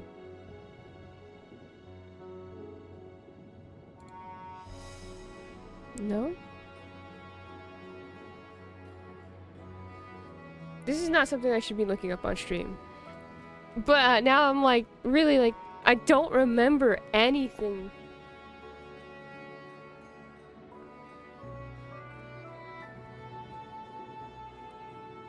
Can't lie, if it hadn't been for the first few days to week being a lot of me talking to you, mostly one-on-one books, I would have been so quiet from watching people talk. It usually takes me months to warm up, to say more than about 15 words during the course of a stream. That coupled with it being your very first run of Super Metroid and feeling that nostalgia for the first time in like 28 years. From seeing me going and stressing out about that end run in Super Metroid where I almost had to redo the entire last boss. That was a lot of fun. I'm not gonna lie, I feel so close to Lux because his streams are so small and cozy, and we usually have conversations. I hope he feels like we're friends because I consider him a friend. It was a while back. I only remember because I was blotting out my old job for stream. Huh. I'll have to look it up. I remember, like, visiting maybe 3 streams during that time. And one of them was Hannah's birthday stream. It was just me going, hello, I'm sneaking in, saying happy birthday, and leaving.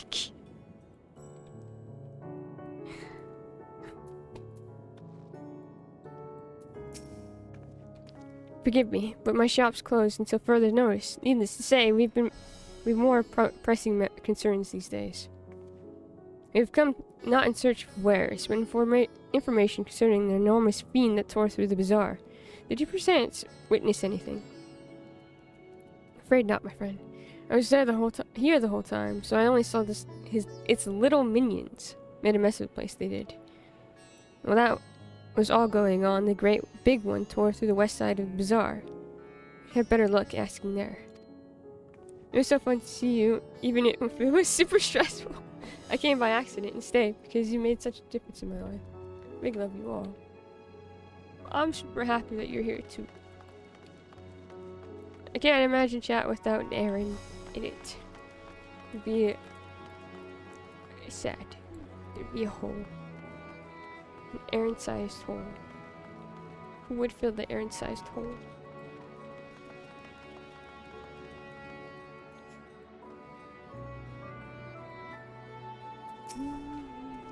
Something the matter, traveler? You are lost. Perhaps I could be of assistance. Your offer is most appreciated. We are not lost. We are in need of information.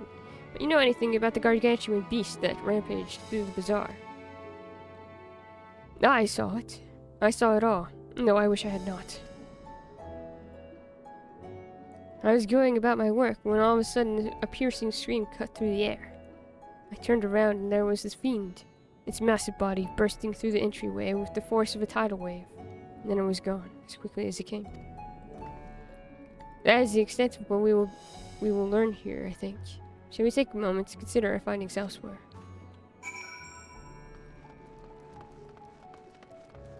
Chat without Aaron's wholesome wordsmithing. Can't imagine chat without everyone. Everyone makes it so much livelier. I miss Diane to give me... Same.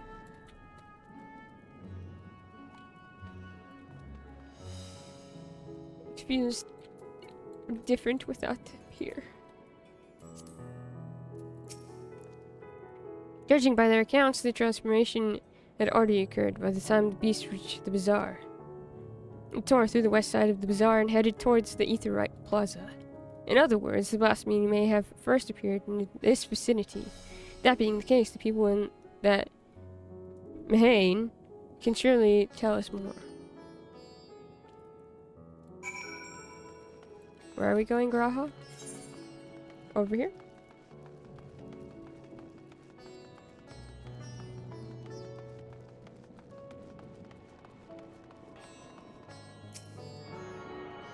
Am I tuning?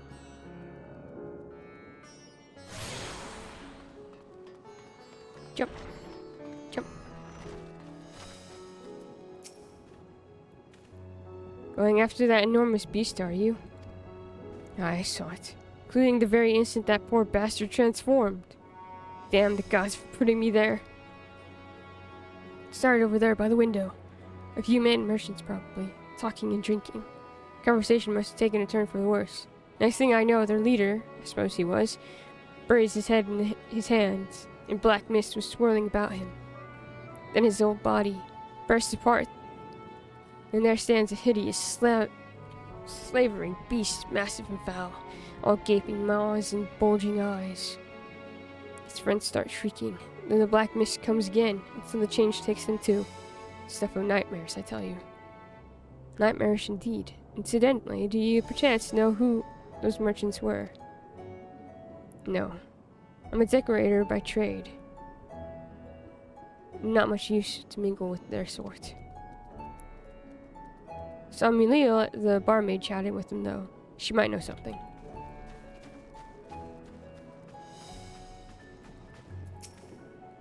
Huh?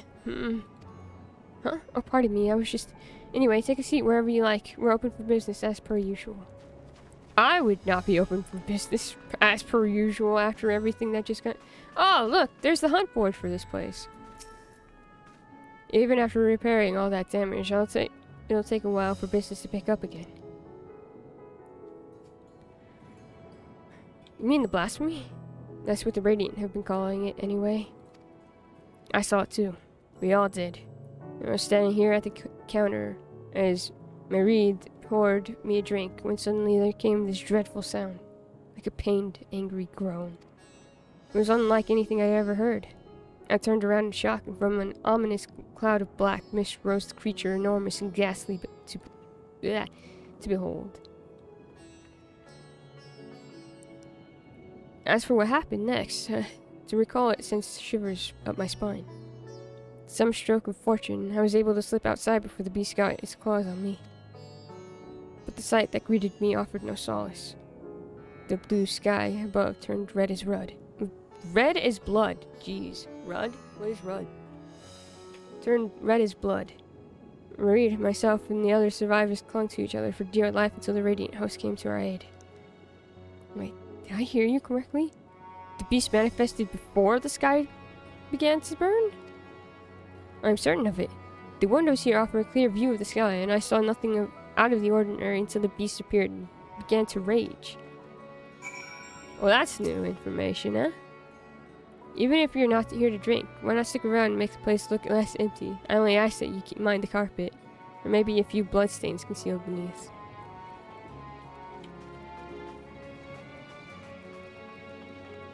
I found it! Meta discussion was in stream chat, I think. Then there was Kingdom Hearts music discussion with everyone sharing their favorite Kingdom Hearts songs. I remember that! I remember sharing our favorite Kingdom Hearts songs. That's cool, though. That's, magical music. I'll have to check that out. It's been so long. Thank you, Patchy, for finding that for me. And reminding me to look it up, because I really couldn't remember. Hello there. Welcome to Marie's Mayhem. What can I get you? Being honest with myself, I have a hard time telling people how much and how often I miss people, because I've been through so many situations where people have told me it's too much, that I harbor some anxiety, that I'll do that. So I hope y'all know that I think about you so often and yearn for spending more time with you all the time. Aw, I'm sorry anyone made you feel that way. We totally get it. I totally get it, at least. I'm sure that our friends here too understand. And we love having you in chat, Erin. You don't ever have to explain yourself to us ever. But I hope that you know that it's not too much for me. I love hearing whatever you gotta say, emotionally, whatever. I'm not very good with words, so I hope you understand what I'm trying to say. I love that this is a constant thing that's been happening this week, where, like, hey, you have something to say? And I'm like, I do, but I'm not very good at saying it. Because Mitch really likes Sacred Moon, and he likes, yes! Shares the note. Yeah! I love Aaron a lot. It always inspired me to be better, a kinder person, and I'm always amazed at how people can be so kind. Wow, truly. They're so good at words and explaining emotions so well. I wish I had that ability. Instead, people come up to me like, how do you feel about me? Like, I think you're really cool, and I love you.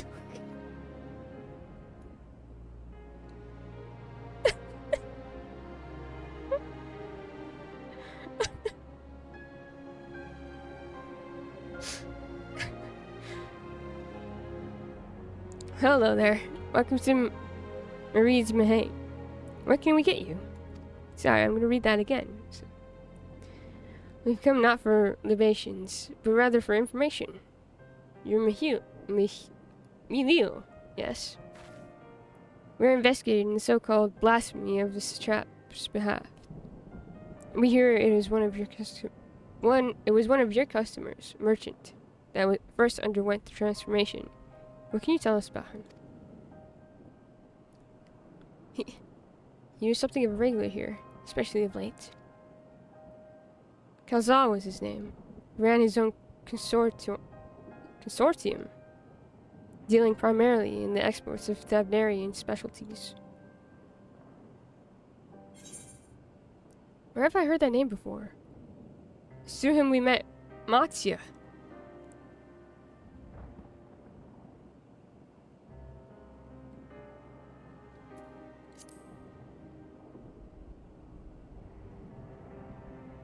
Yes, name Names ring a bell. Didn't you meet them both on your first trip to Thavner? If I recall correctly, Calzal ran a trading operation in Yedlamad, and it was there that you made Matia's acquaintance. Yes, that is the same Calzal, no doubt. Rather successful man from what I gather. That said, it was clear that he had fallen on hard times of late. Those ghastly towers popping up everywhere can not be good for business. Are the people affected those losing or have lost sense of hope? Even now, with the towers gone, the collapse of the Empire has led to all sorts of problems elsewhere. The market for luxuries is surely not what it once was. Trying times for the head of a trading consortium, indeed. Calzal was a compassionate man, even as his own business suffered. He did what he could to provide for the artisans, finishermen, and many others who counted on him to sell their wares. Indeed, that was the very topic of yesterday's meeting, as far as I could hear. Yet as they discussed matters further, Calzal's tone grew grave and grim. It was then that... Forgive me, I would not have you recall the memory if it brings you pain. If I could, I would ask just one more thing. Did you notice anything unusual about Calzal in particular? Please, anything at all. Sorry, nothing springs to mind. Perhaps someone else can help you. Calzal lived it for his work, and had no family that I know of. His employees and associates knew him best, but the two are lost to us. Still, perhaps his neighbors know something I do not. I can direct you to them, if you believe it would help. What do you say?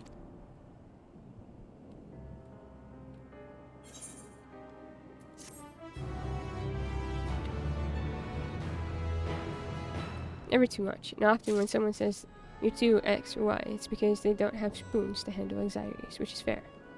You deserve better because you are worth the time spent to get to know you and hang even online, and at great distances your worth is always felt. You see how good you all are at words and expressing emotions. Teach me your ways. I second everything that Patchy said. Good, super monster depression. Isn't that great? Sounds great. I love that we're dealing with this. Got the best friends. I'm so...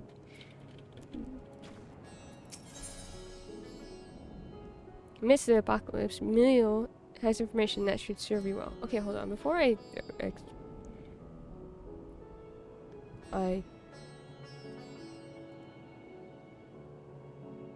agree to this. I do...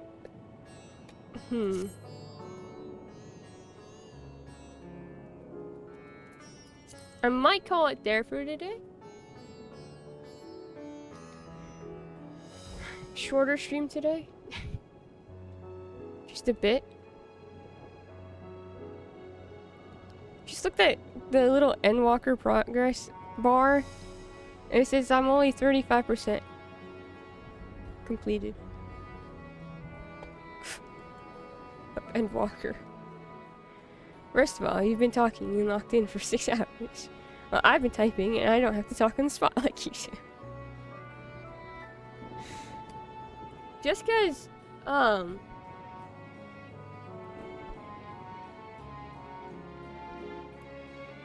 don't know. I'll probably do a longer stream tomorrow. But there's a lot, and there seems to be grinding expected in this patch. Just a little bit. I'm gonna have to grind Viper a little bit. We're good. We're set. 86 will be set for a while.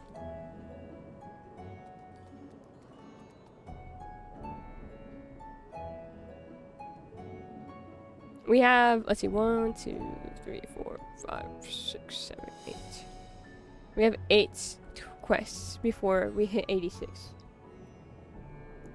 We'll do those tomorrow, and then we'll hit 86 tomorrow. Marathon, not a race. So, longer stream tomorrow, and maybe start later so you can have breakfast and or prep something for snack break so you don't burn out. My mods are begging me to take care of myself. We'll see. Smitch is still on, right? Yes? Indeed. We're gonna go raid Smitch. Part of the reason why I wanted to end right now is because I wanted to be able to raid Smitch. I say did it too. I say did do it too. It's very funny. I start raiding Smitch. Oh, Smitch is in a cutscene right now, though.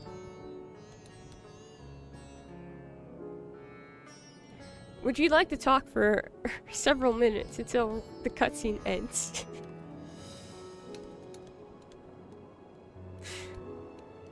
It's fine. Raid. I love you all. Thank you for hanging out and watching this depressing... Sure, how's that arcade?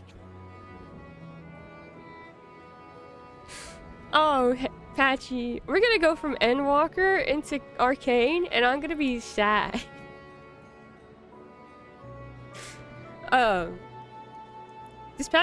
This expansion is really sad and depressing if I think about it for too long. I'm trying not to think about it. Unfortunately, my brain does not work that way. So, the horrors persist, so we... Yeah. I'll be back tomorrow. Like I said, this week's schedule is a little different, so I'll be back tomorrow, and then we're gonna have stream on Thursday. Aaron, I know that you and Diane do your little JJK watching on Thursday, and Hangry. Do not feel bad using the Discord for that. Did my schedule changed? Yours should not. Please enjoy JK on Thursday and have all the fun. We're here to cheer you on. Thank you. I just want to make that clear. I don't mind if people go and watch stuff while I'm streaming. I have to mod you. You do not have to mod me. I want you to enjoy time. I have to yell care. You can come in and yell care every once in a while, I guess, if you want. But please do what you normally do.